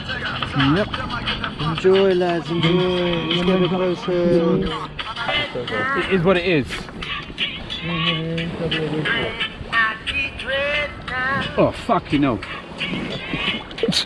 You need to move quickly. You can't stand still.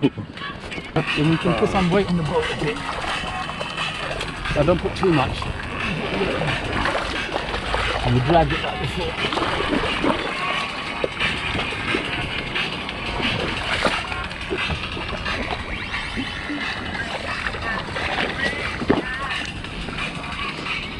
Take a drop, bruv.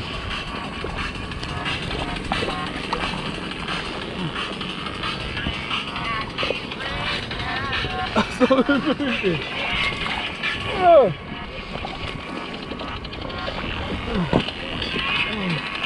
You need to go that way, then. Follow this trek. Oh god, I need to quickly put my phone in something so we're gonna get water damage again. Go for now. We should move down that way, then. Leave the boat, I'll pull it into the right position. You go over there. See if you can make it. Okay. I'm looking over now.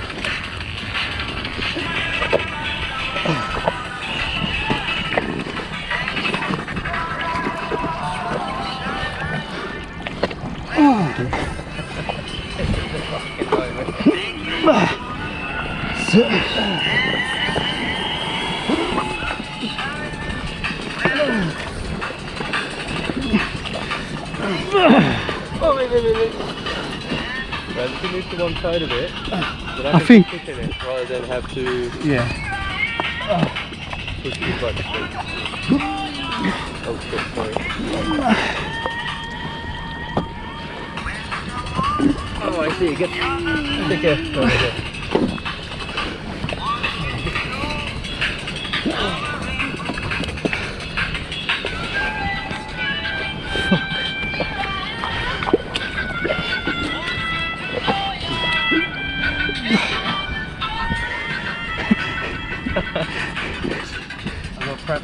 Yeah, I had a cramp. Is you okay?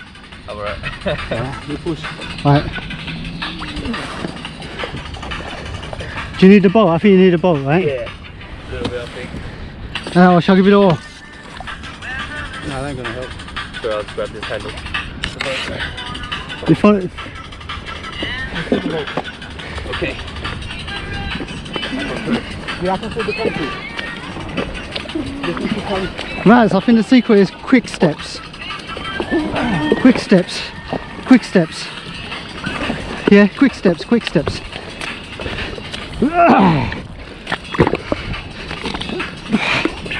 Yeah, concrete. Concrete!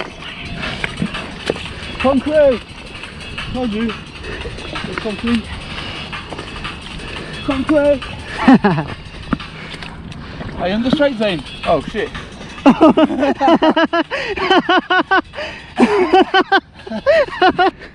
Yay! Zane, move more this way and then you will hit concrete, trust me.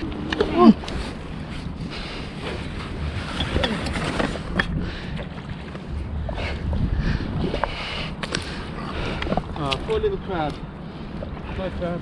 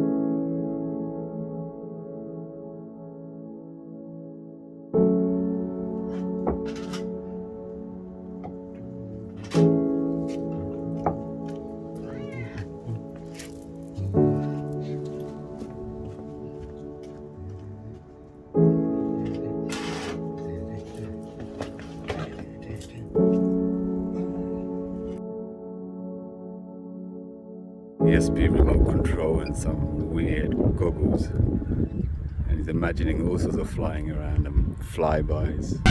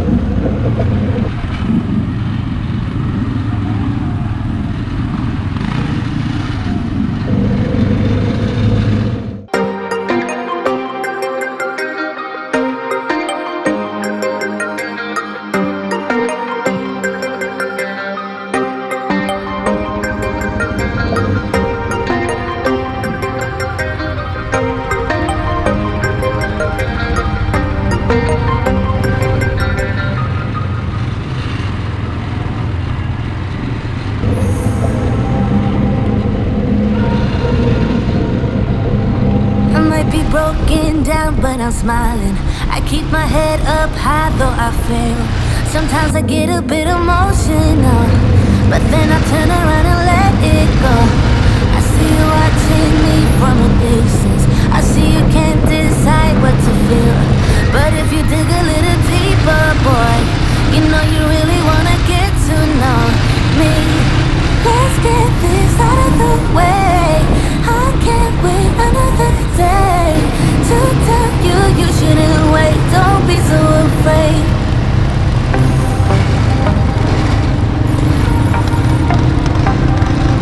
I might be broken down, but I'm smiling. I keep my head up high, though I fail.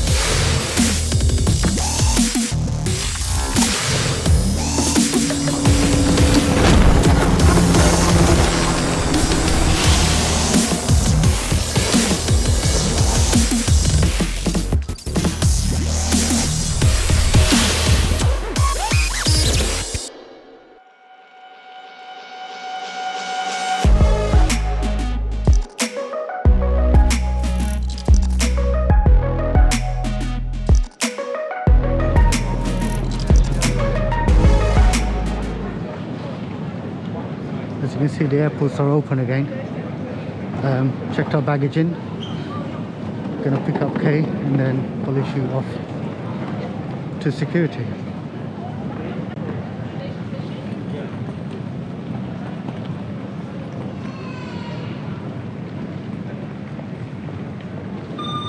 As you can see over there, the check-in's getting quite busy now. We've gone through.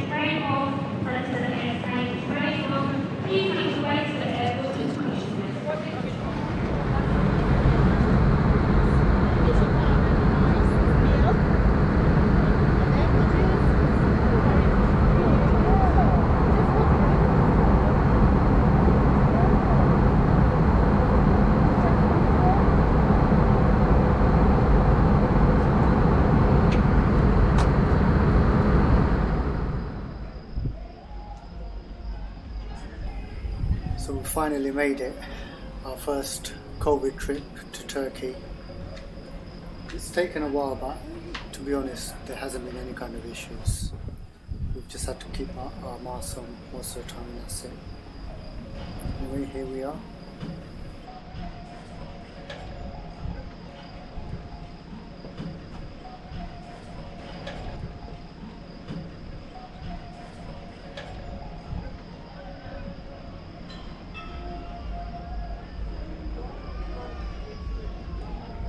Just show you the view.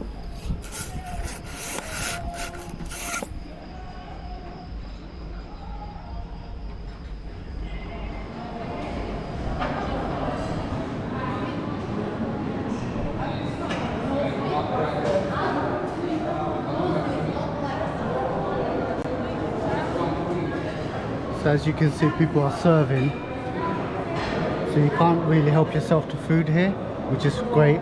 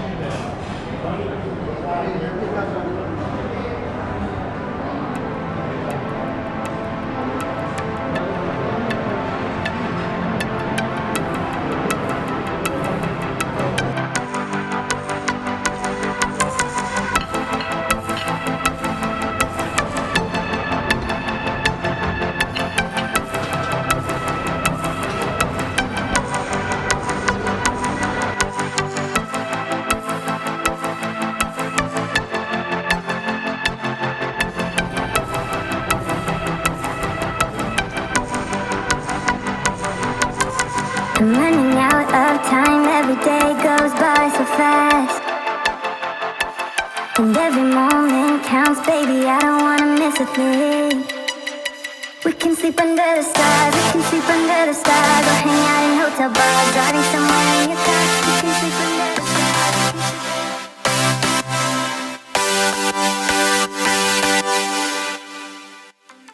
I'm running out of time, every day goes by so fast. And every moment counts, baby, I don't wanna miss a thing.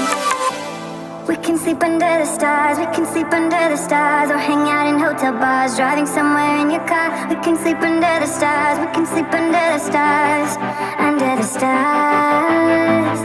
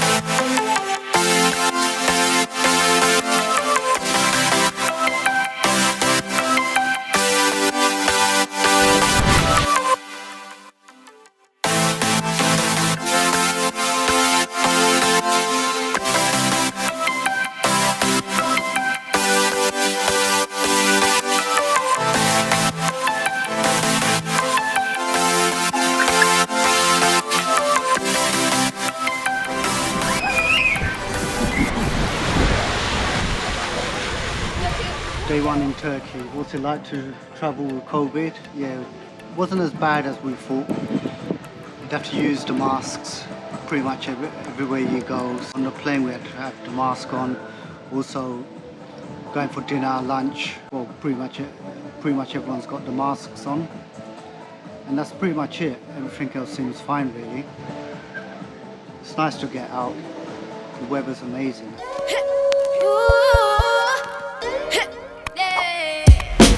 I got tons of soul on my true collectible. Famous, also famous, number one desirable. I do what I want when I want and how I want it. Leave you with the one in the air, that's how I roll. I got tons of soul on my true collectible. Famous, also famous, number one desirable.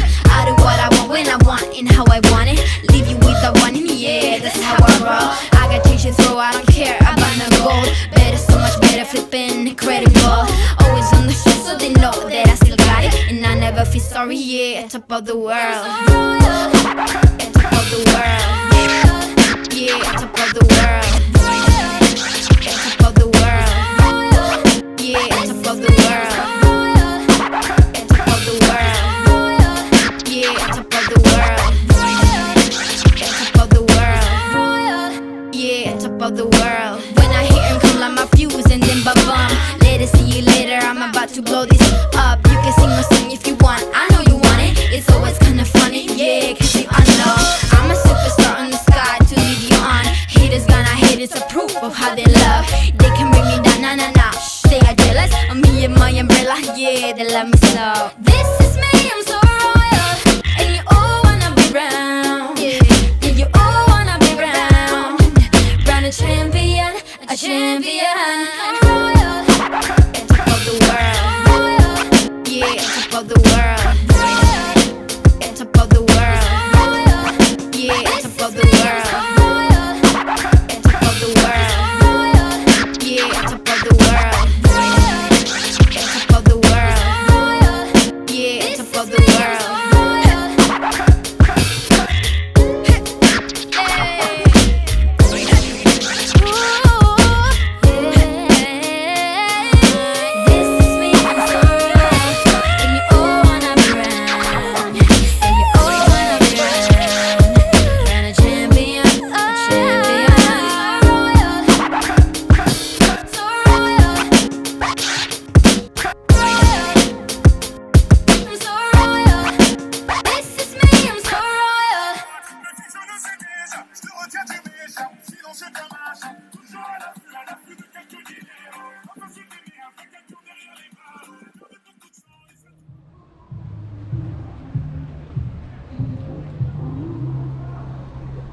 Good old fridge magnets.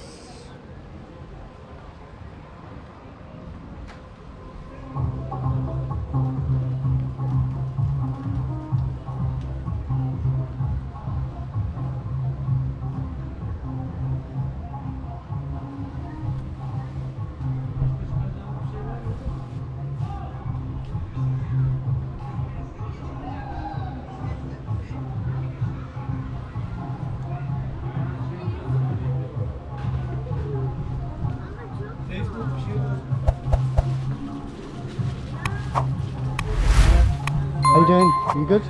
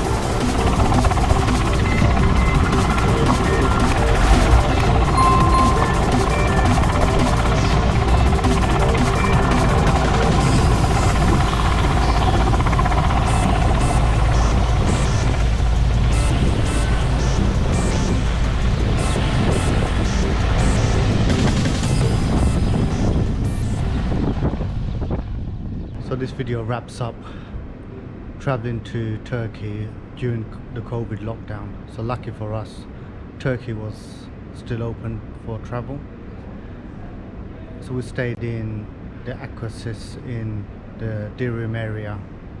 And what I would say about the resort, they've tried their best. For your own safety, please remain seated with your seatbelts fastened until the seatbelt signs have been switched off.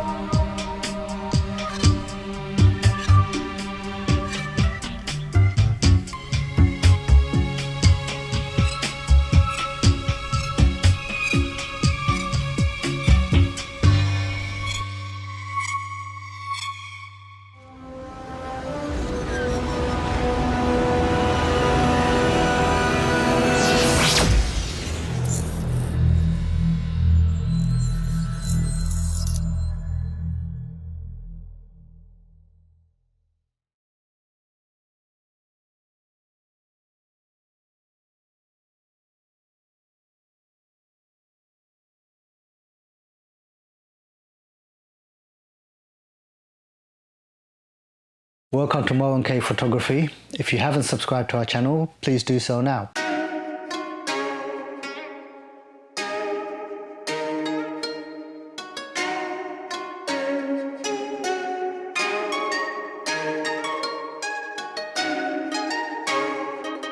Today we're going to be talking about Haxi Mosque. It's on line 7 and line 13. It's a decent sized mosque, beautiful inside. Outside they've got lots of space for the worshippers, and upstairs is a dedicated space for all the ladies. It's a very clean mosque and it does get packed very quickly. After Friday mosque, make sure you head off to the Muslim market, which is just literally outside the mosque. It's actually a secret spot a lot of people don't know about. So Fridays, get yourself down there. You can get fresh street food.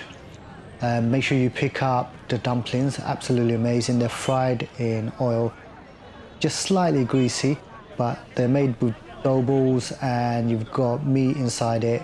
Got chicken or lamb, you can choose what you want.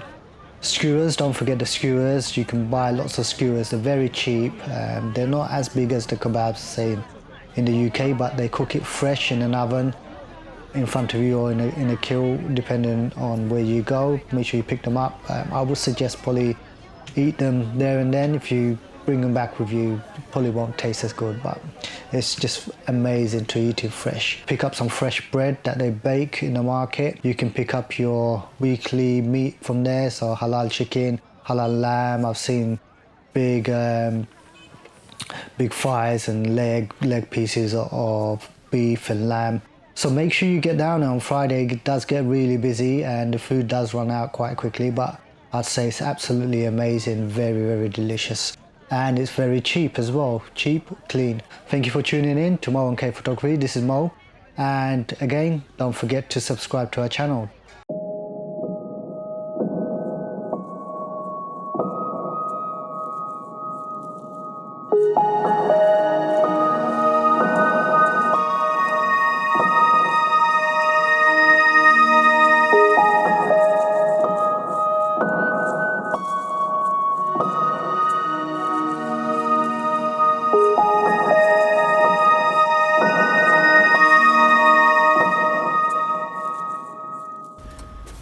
Hi Mark. Hi Mo. So, tell us, hovercraft, why? Well, I wanted it to be different, something different. I've had cars, motorbikes, boats, and I thought I'd get myself a hovercraft, and it's been great fun, new experience, met a lot of new friends. I've had it 13 months now, and I've done 11 marine rescues with it. None life-saving at the moment, but it's just an amazing, versatile piece of equipment.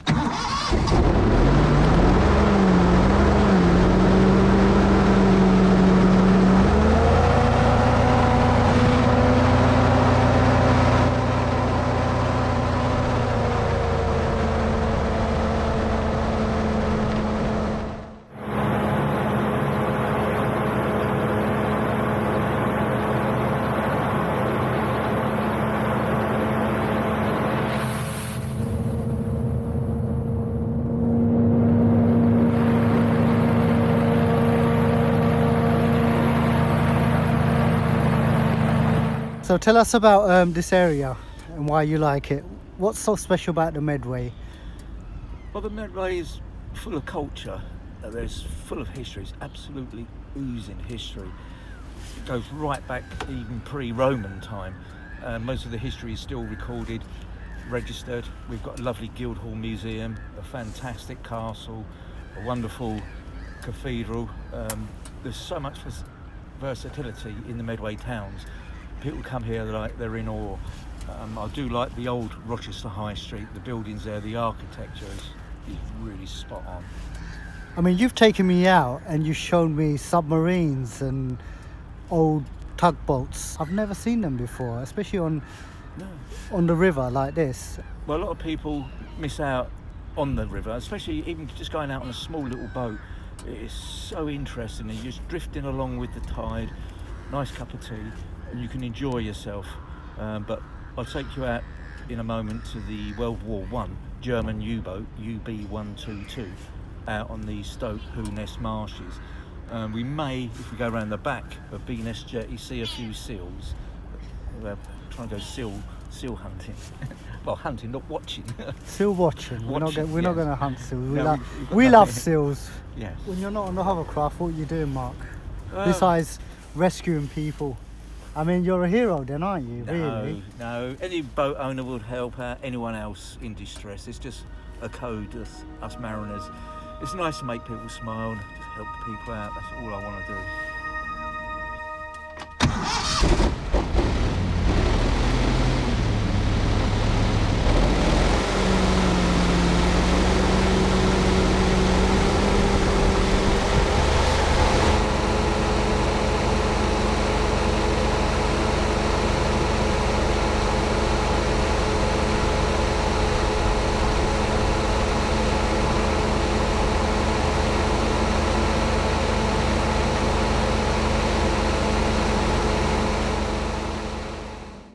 Up in the castle when the Dutch raided us, I believe 1666. They come up and destroyed most of our Royal Navy fleet. That was after the Great Fire of London. Then the next year was a bubonic plague, so we were very short-staffed on men. Then the Dutch decided to raid our dockyard off the river here, Chatham, and capturing one of our ships and taking it back to Holland. But the fort here behind us, up the castle, did actually shoot a few cannons at the Dutch invaders, but the Dutch come up and turned their big ships around in a very small river. Their navigation skills were fantastic. They've really done well, the Dutch. Hats off to them. This is our castle. Mark, can you hear that? Looks like we're missing a party somewhere. It sounds like a bit of fun actually up there.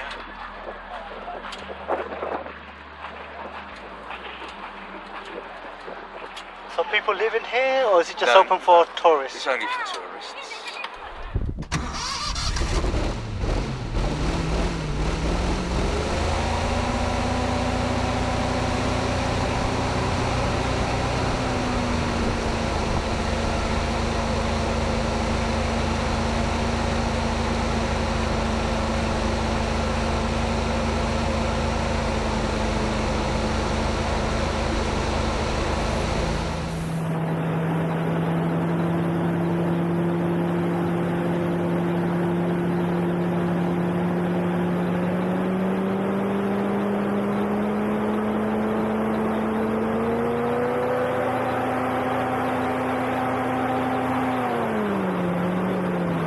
The only remaining paddle steam tug in the world.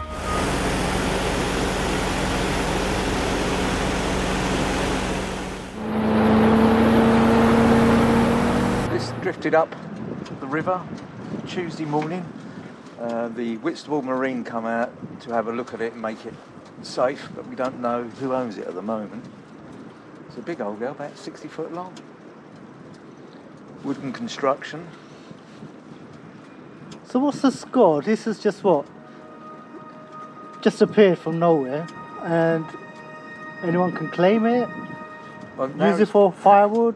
What's the deal? Well, looking at it, you can claim salvage, but now it's got ropes on it, it's now secure, so you can't claim salvage.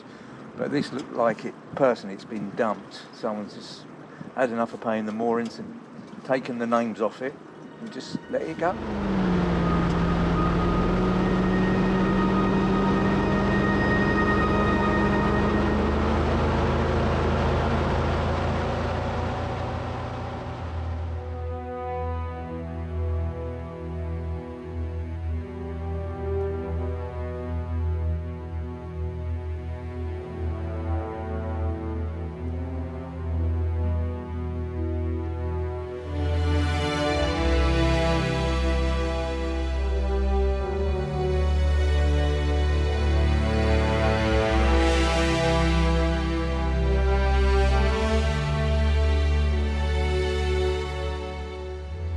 This is the Russian submarine from the Cold War, the Black Widow. It did used to carry nuclear warheads, but obviously was never used in anger.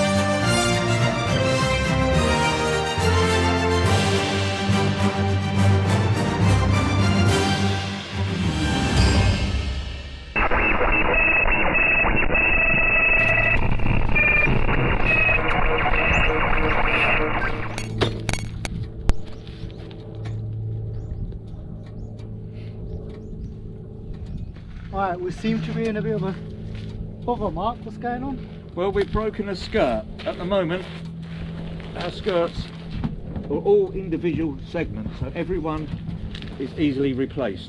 On the top, there is 3 metal clips.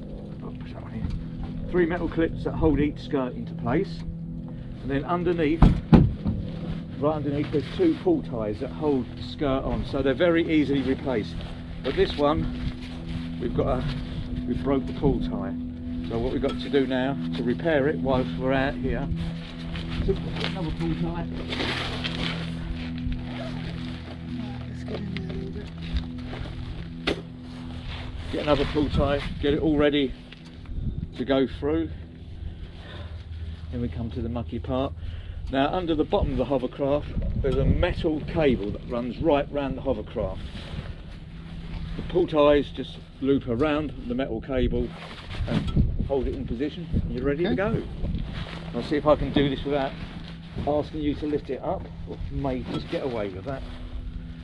Drop my muscles. Otherwise I might have to ask you to, if you could lift the front of the hovercraft up, just try it. If not, I'll lay underneath. I've got to get underneath. Shall I try? Yep. Just give it a go. No? Okay, then put it down, don't worry about Oh, it. that's heavy. It is? Yep. No muscles from Brussels here.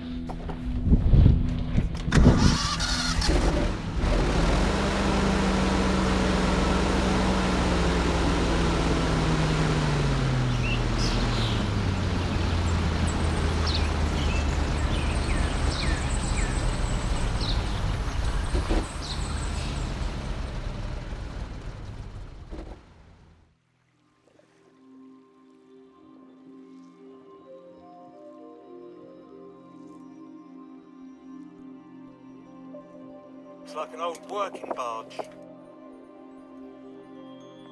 Looks like the German boats got away from us. We'll find it. We've got a full tank of fuel near it, we'll find it. But this is an old working line, so you can see that by the big winch on the back. This has been here, God knows how long, hundreds of years, a couple of 100 years maybe. I've never been here before actually, this is the first time I've actually come to this one. You can see the main skeleton of it, the main backbone is still there, made of iron for ballast and obviously strength. Head ropes there. The old structural bolts that hold it together look a bit like human bones, that one, like a leg bone, but it's not. And an old carpenter's clamp.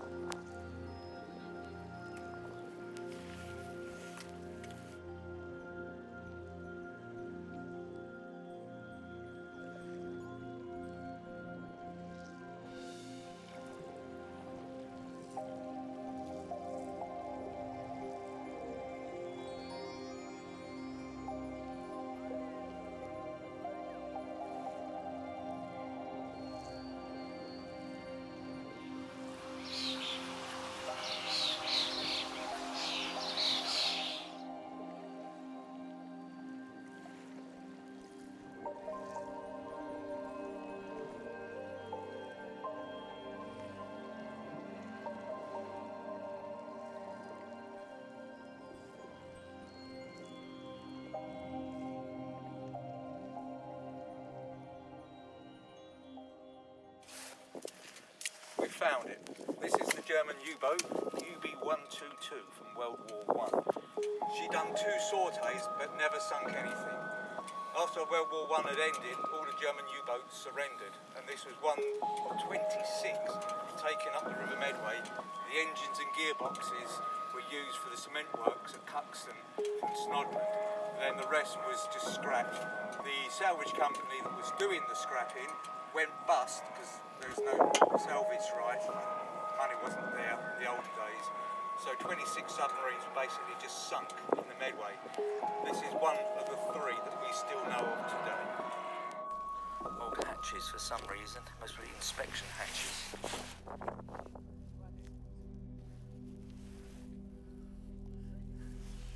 Give it a go. What could possibly go wrong? Welcome aboard, Herr Capitan. Yeah. I mean, it's better than any museum. And there you go. I'm giving you your own bit of U-boat.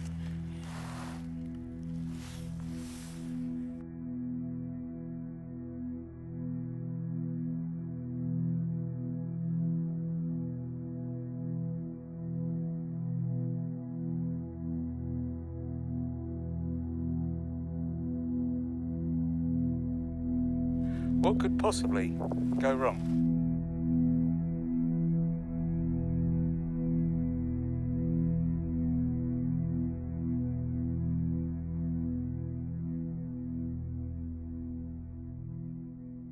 An actual submarine.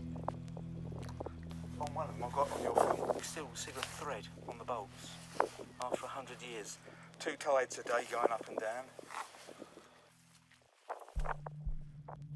These are the large air tanks.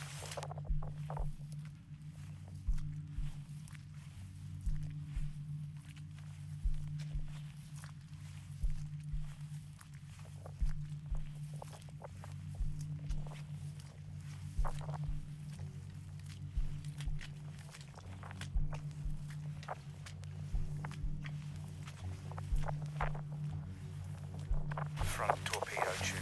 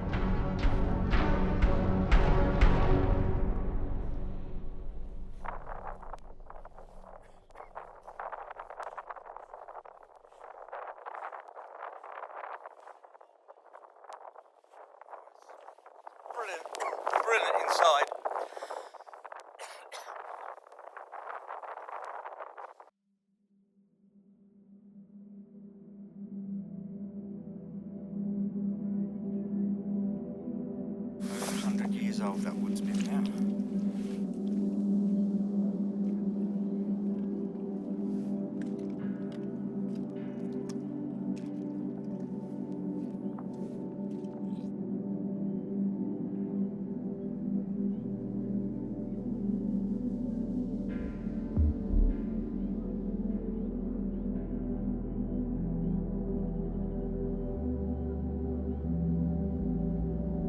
Propeller shafts. It's actually a twin screw.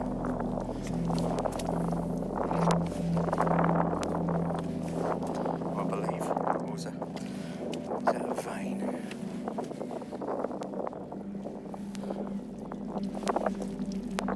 Might be a single screw.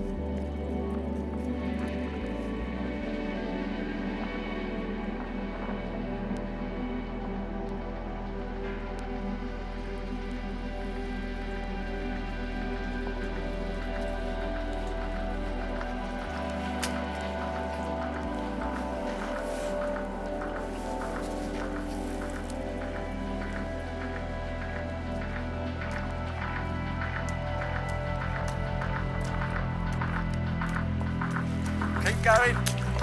Just keep going. You can't slow down. You've got to keep the momentum up.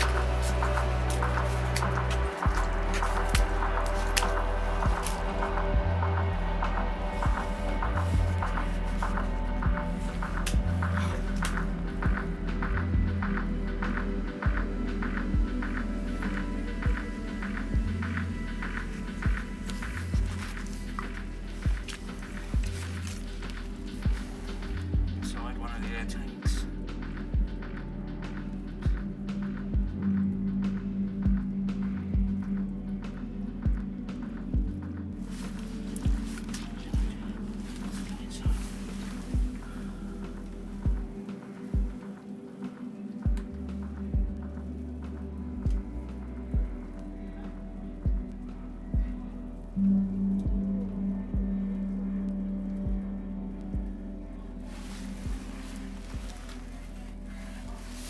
Pan, no, I'm here.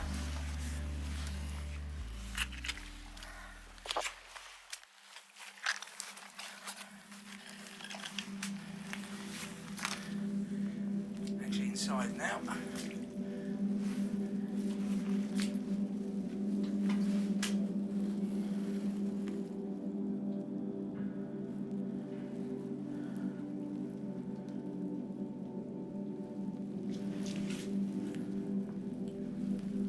Where the crew lived.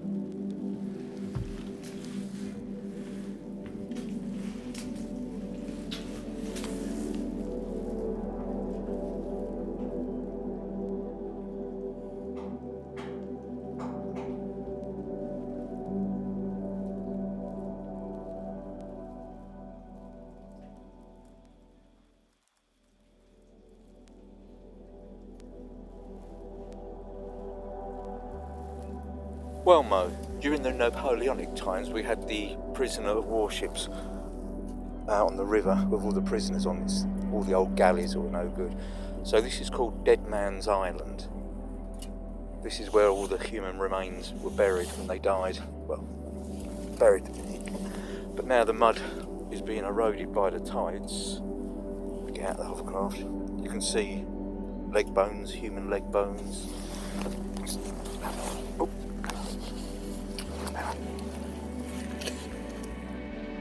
Yeah, there's loads of human leg bones. See the old socket there for the hip. It's a rib bone. The island is private, so we're not allowed to walk up at the top of the island, but we can walk along the foreshore here. There's a rib bone there, another leg bone, another leg bone. We're not allowed to pick them up, mustn't touch them.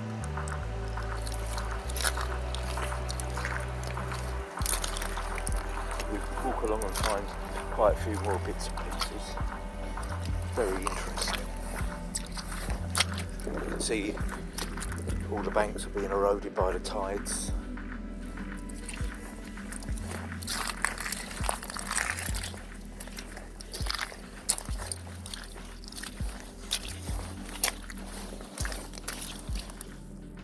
Another leg bone.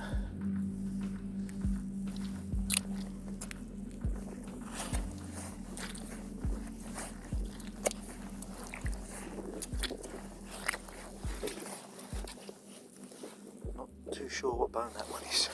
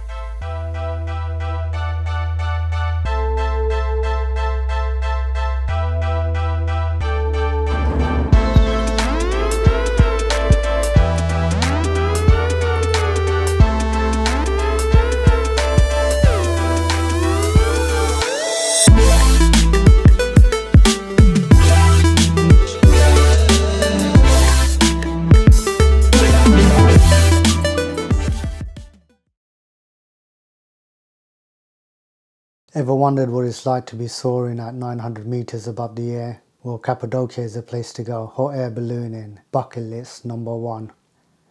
Wow, fantastic. If you're scared of heights,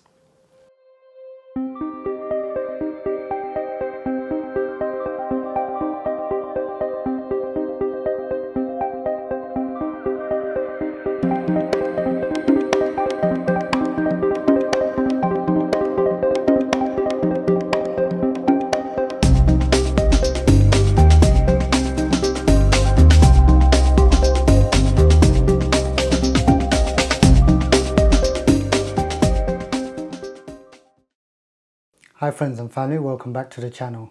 This is Mo.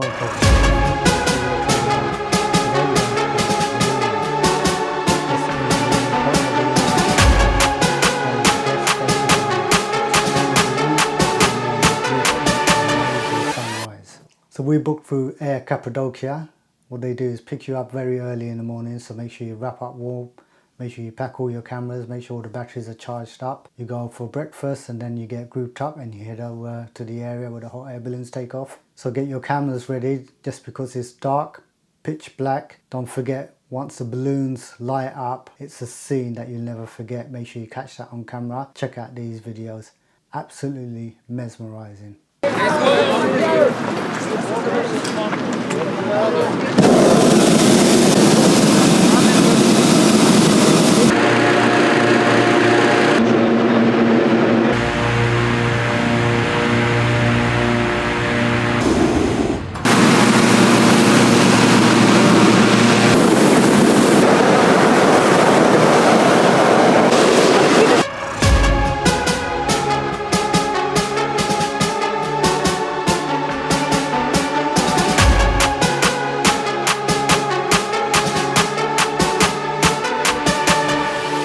If you've got a 360, you'll get some amazing views, probably some of the best views ever. Check it out. Don't wait to get to Cappadocia to book your hot air balloons, because I've seen a lot of people turn up on the day and all the slots are gone. So what I would suggest, either book early through the websites, check out their safety records, or get in contact with your hotel.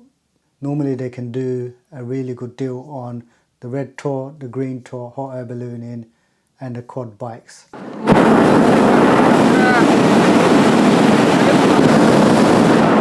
So we stayed in Aladdin's Cave.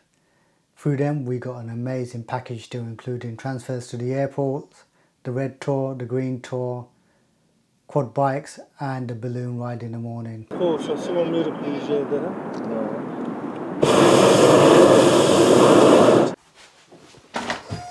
Whoa! Good evening guys, you're tuned to Mo and K Photography. This is Studio 21. Check it out, let me know what you think. All our videos are going to be set here, edited, and voiceovers and everything else that needs to be done is going to be created from here. Just needed our own space. I'll do a studio tour at some point. But today we're going to Cappadocia, hot air ballooning, and then the second video will be on the red tour, the green tour, quad bikes, going to the museum, going to all these caves, going into the desert, checking out the fairy chimneys. Yeah, absolutely mesmerizing. What a trip. Top of the bucket list.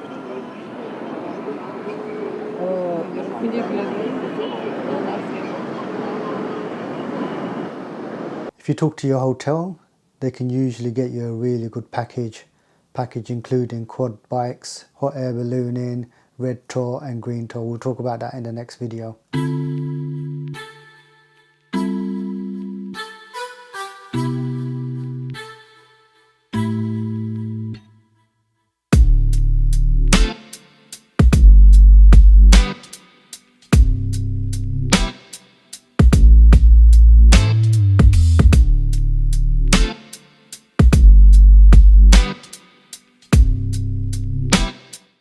Guys, welcome to the channel. If you haven't subscribed, hit that button now. So if you don't fancy hot air ballooning, why don't you head over to the hill where you can go and watch all the hot air balloons get filled up and take off in the morning. Check this video out to see what I mean.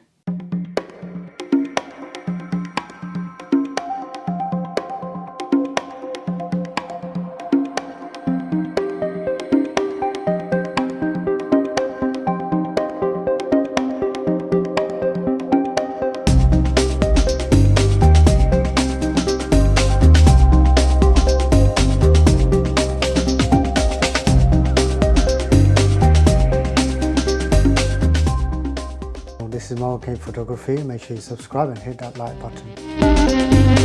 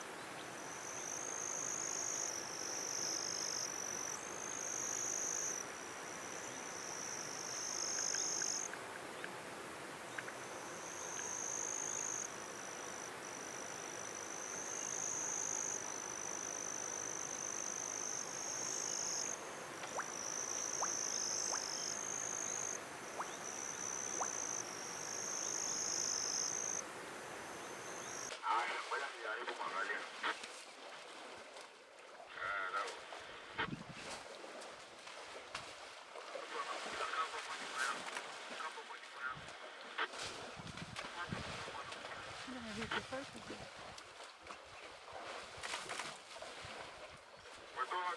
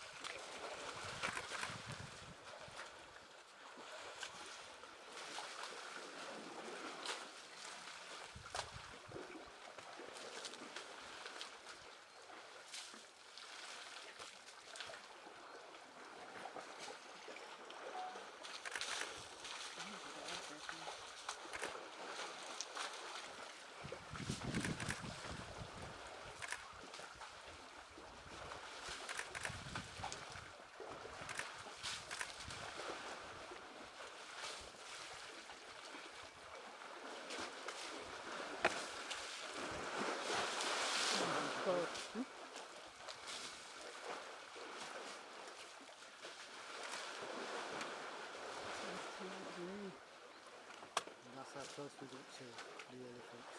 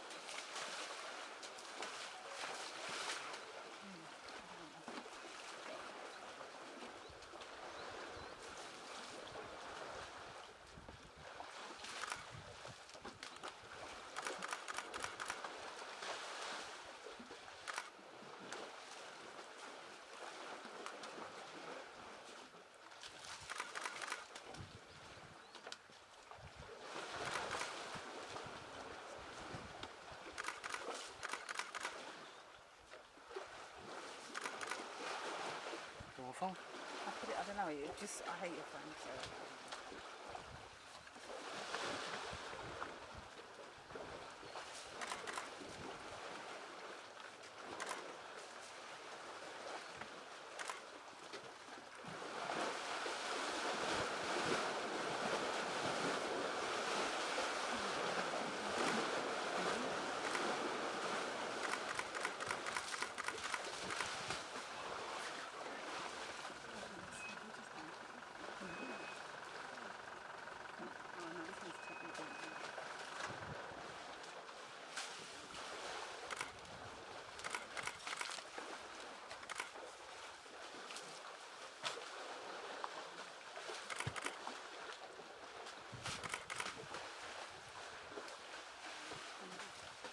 I don't know how to undo it.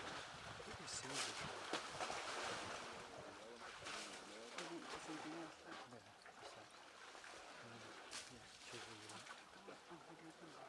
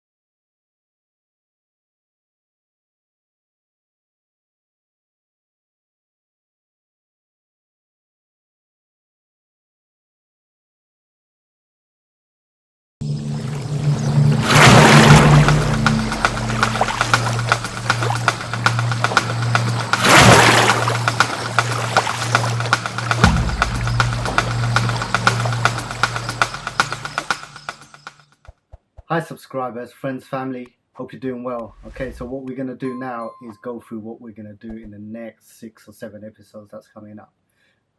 First one will be a teaser video on Tanzania, our safari, 8-day safari. Wow, what a trip. We saw animals that we didn't even dream would be seen. When I first started, you see on the first video I was saying, oh, it'd be nice to see a cheetah, it'd be nice to see a leopard. Not only did we see cheetahs, we saw 4 cheetahs, then we saw a serval cat, then we saw lions, a lion with cub, lions hunting, one lion hunting a zebra. You'll have to watch the video to see if it made the kill. What else did we see? Leopard with its cub climbing a tree, and then it comes out the tree. You see all the photos we took. We saw so many animals, giraffes, zebras, hippos, flamingos, and let's not forget, the best one would be the migration. Absolutely amazing. I'm going to make one full episode on the migration and you're going to love it. Stay tuned for all the videos. This one's going to be a teaser video so you can see what we saw. I'm not showing you everything, but I'm showing you some of the highlights of our trip. Also, don't forget to subscribe, like and share.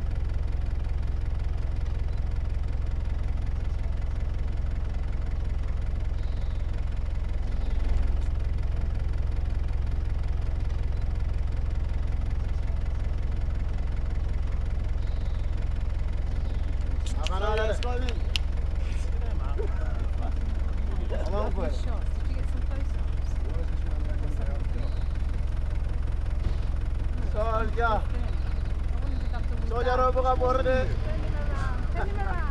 Apa soldier buka borde?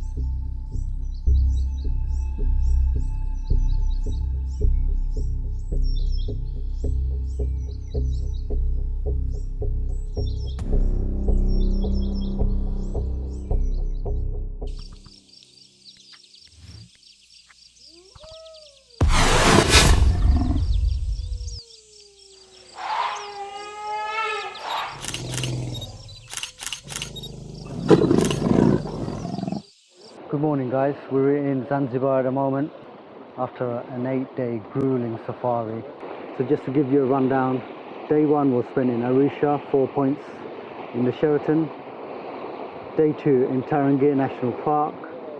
Day 3 in Manyara National Park. Day 3 we managed to go past Ngorongoro, get a viewpoint and then headed off to the Serengeti. Started off in the south. Next day central and the following day we were in the north.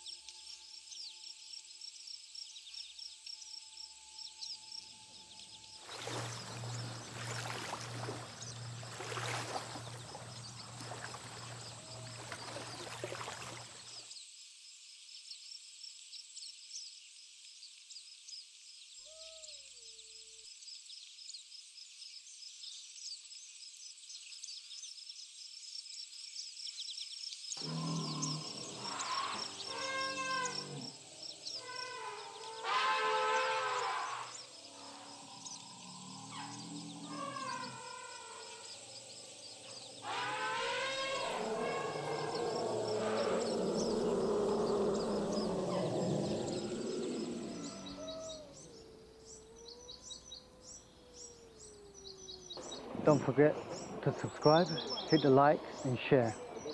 This is MKP Photography.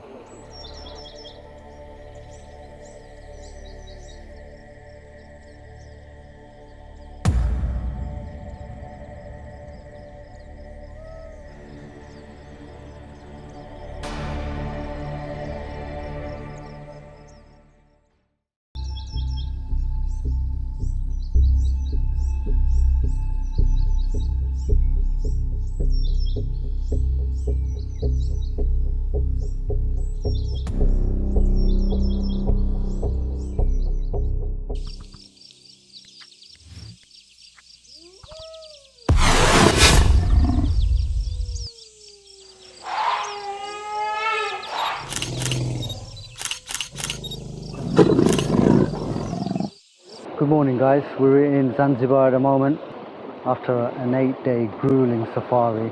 So just to give you a rundown, day 1 was spent in Arusha, 4 points in the Sheraton. Day 2 in Tarangire National Park. Day 3 in Manyara National Park. Day 3 we managed to go past Ngorongoro, get a viewpoint and then headed off to the Serengeti. Started off in the south. Next day central and the following day we were in the north.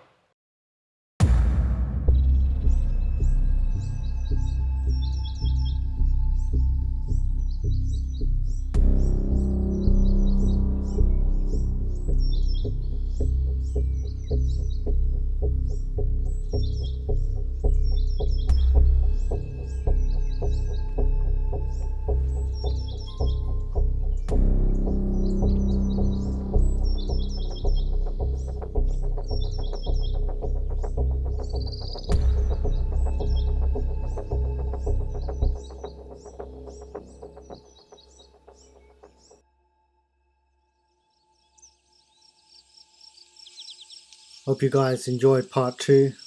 So here's what's coming up in the next episodes. The Great Migration, where the wildebeest cross over from Kenya into Tanzania, crossing the Mara River. We've got more cheetahs and a serval cat, bold enough to confront them.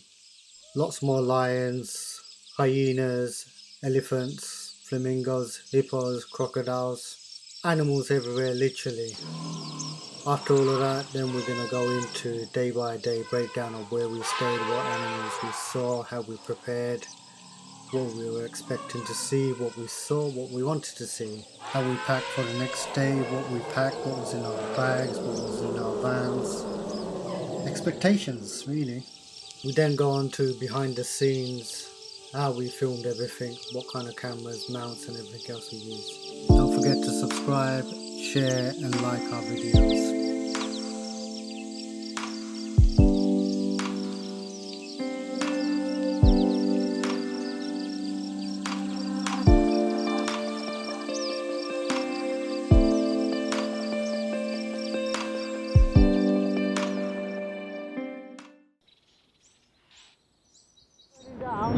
Heard a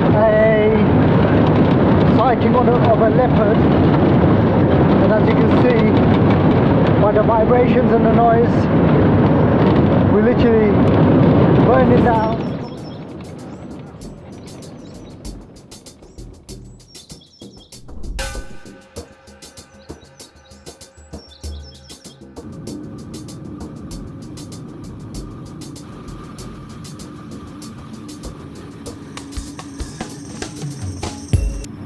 Hi everyone, first day of our safari. We're off to Tarangire National Park.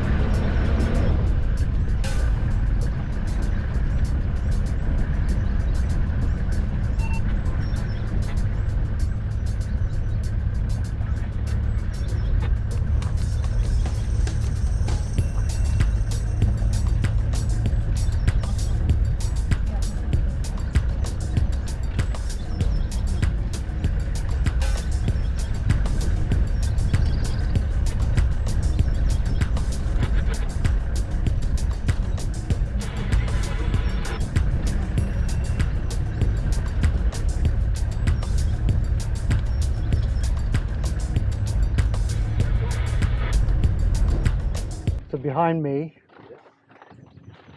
you can see the giraffe, zebras over there, lots of different deer.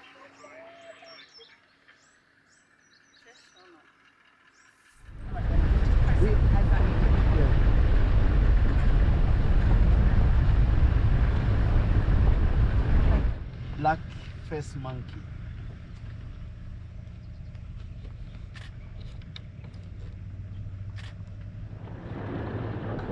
What it's like to be on safari. They are white, triangle white. It reflects during the night. But during the night, when they are walking, they follow that direction of this triangle. Yeah.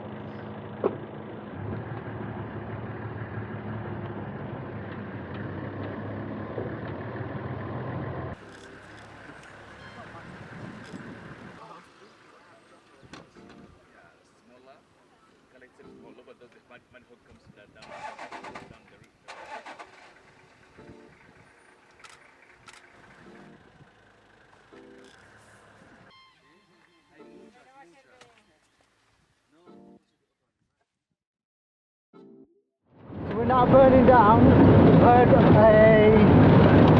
sighting of a leopard, and as you can see by the vibrations and the noise, we're literally burning.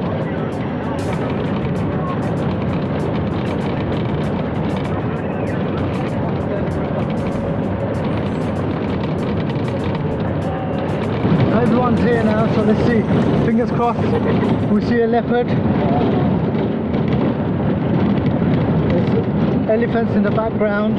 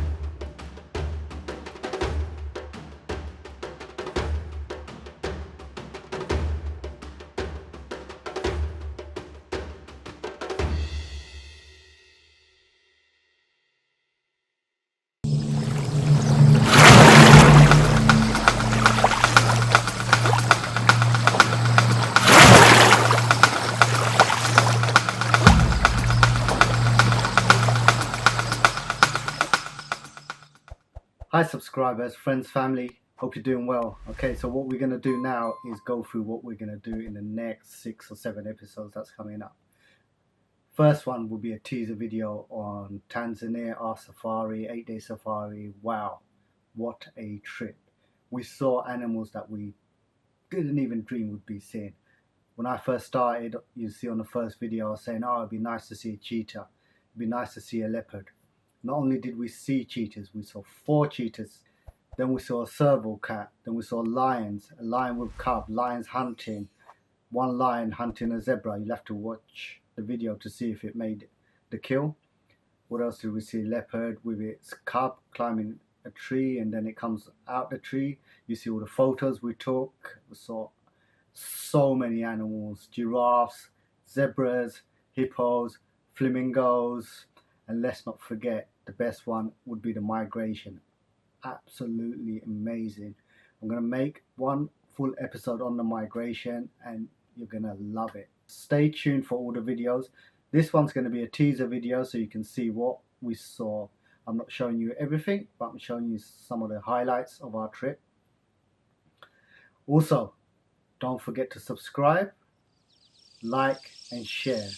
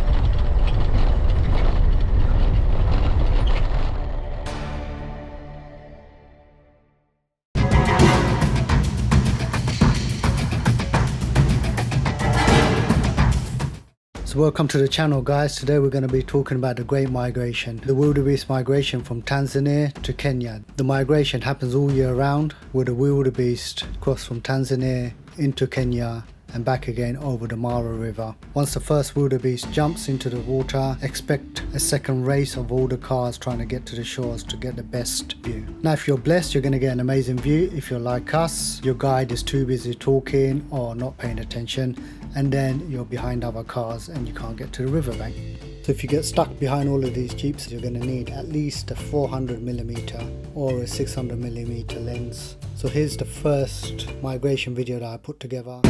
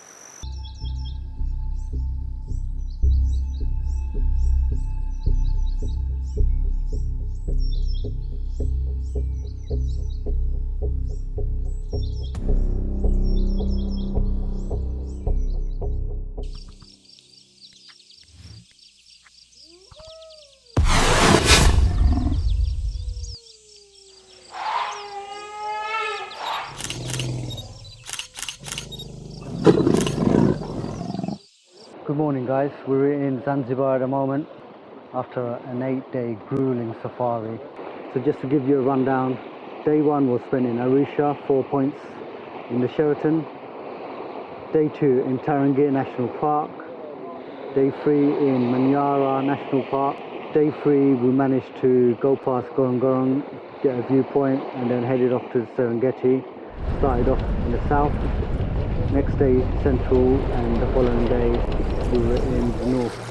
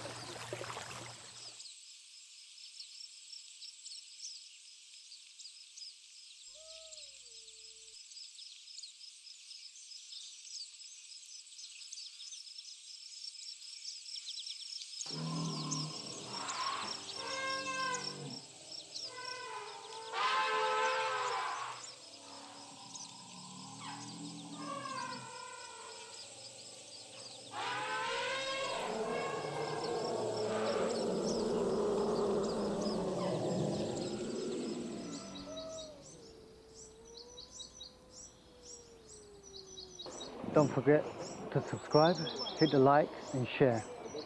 This is MK Photography.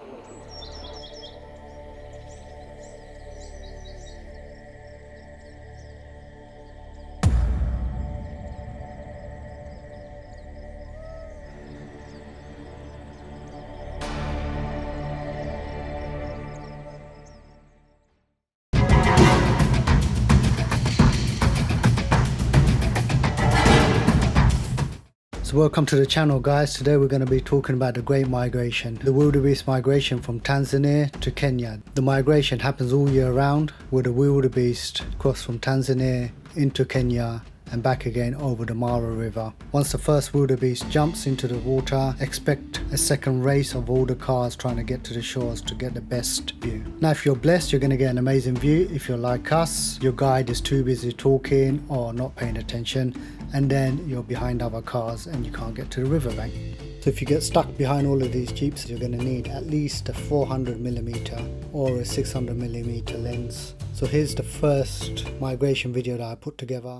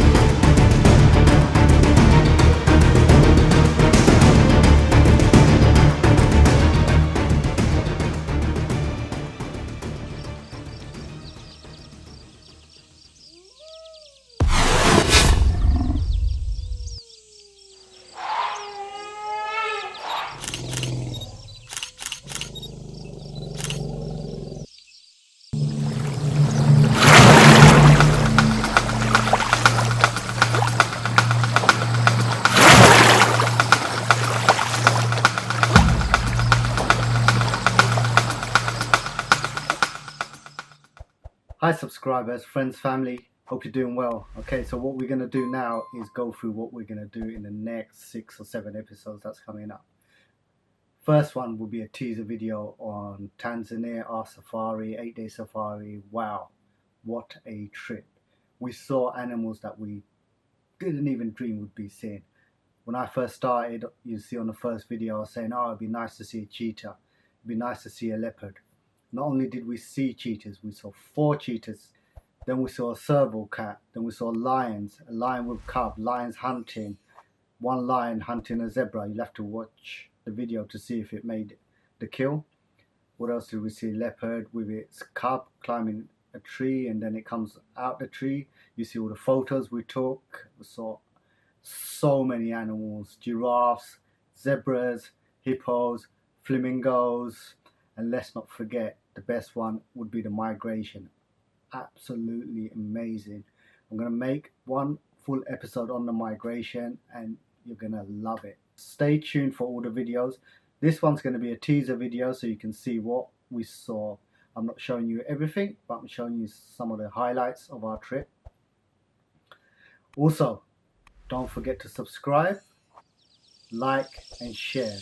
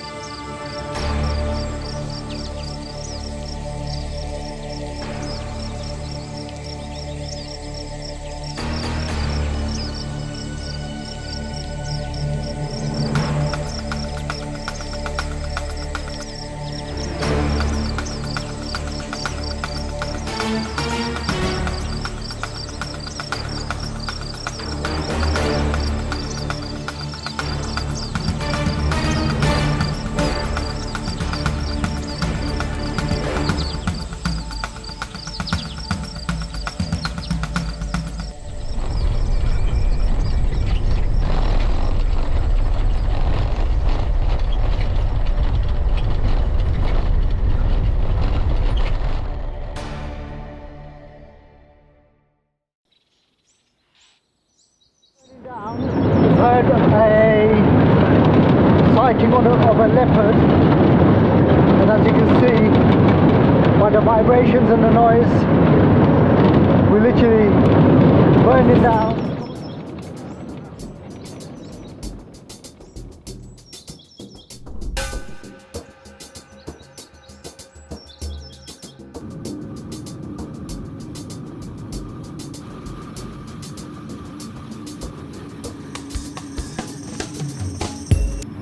Hi everyone, first day of our safari. We're off to Tarangire National Park.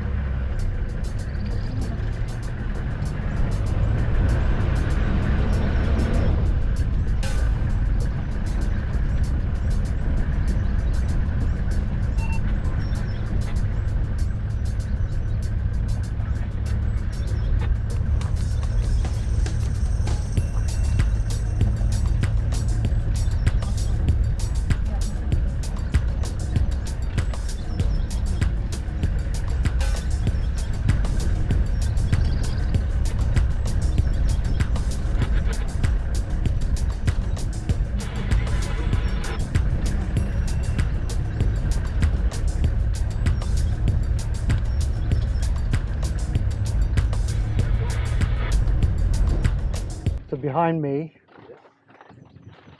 you can see the giraffe, zebras over there, lots of different deer.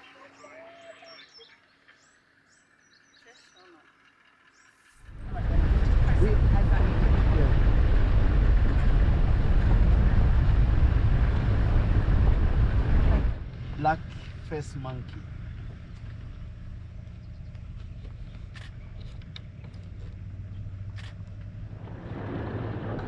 What it's like to be on safari. They are white, triangle white. It reflects during the night. But during the night, when they are walking, they follow that direction of this triangle. Yeah.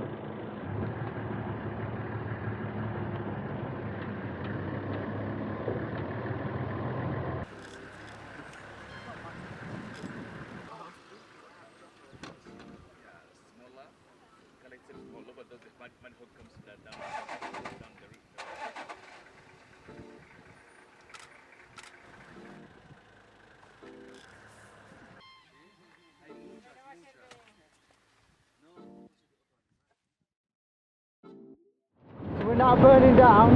We've heard a sighting of a leopard, and as you can see by the vibrations and the noise, we're literally burning.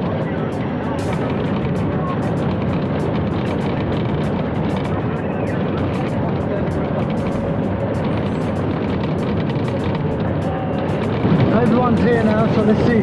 Fingers crossed we see a leopard. There's elephants in the background.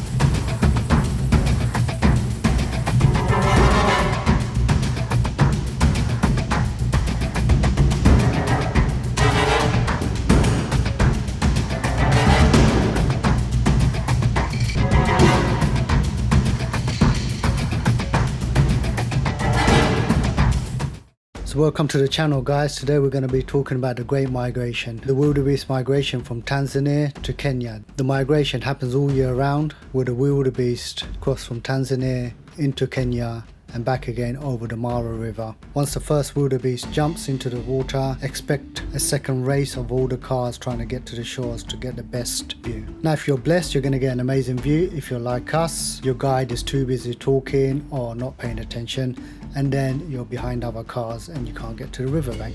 So if you get stuck behind all of these jeeps, you're going to need at least a 400mm or a 600mm lens. So here's the first migration video that I put together.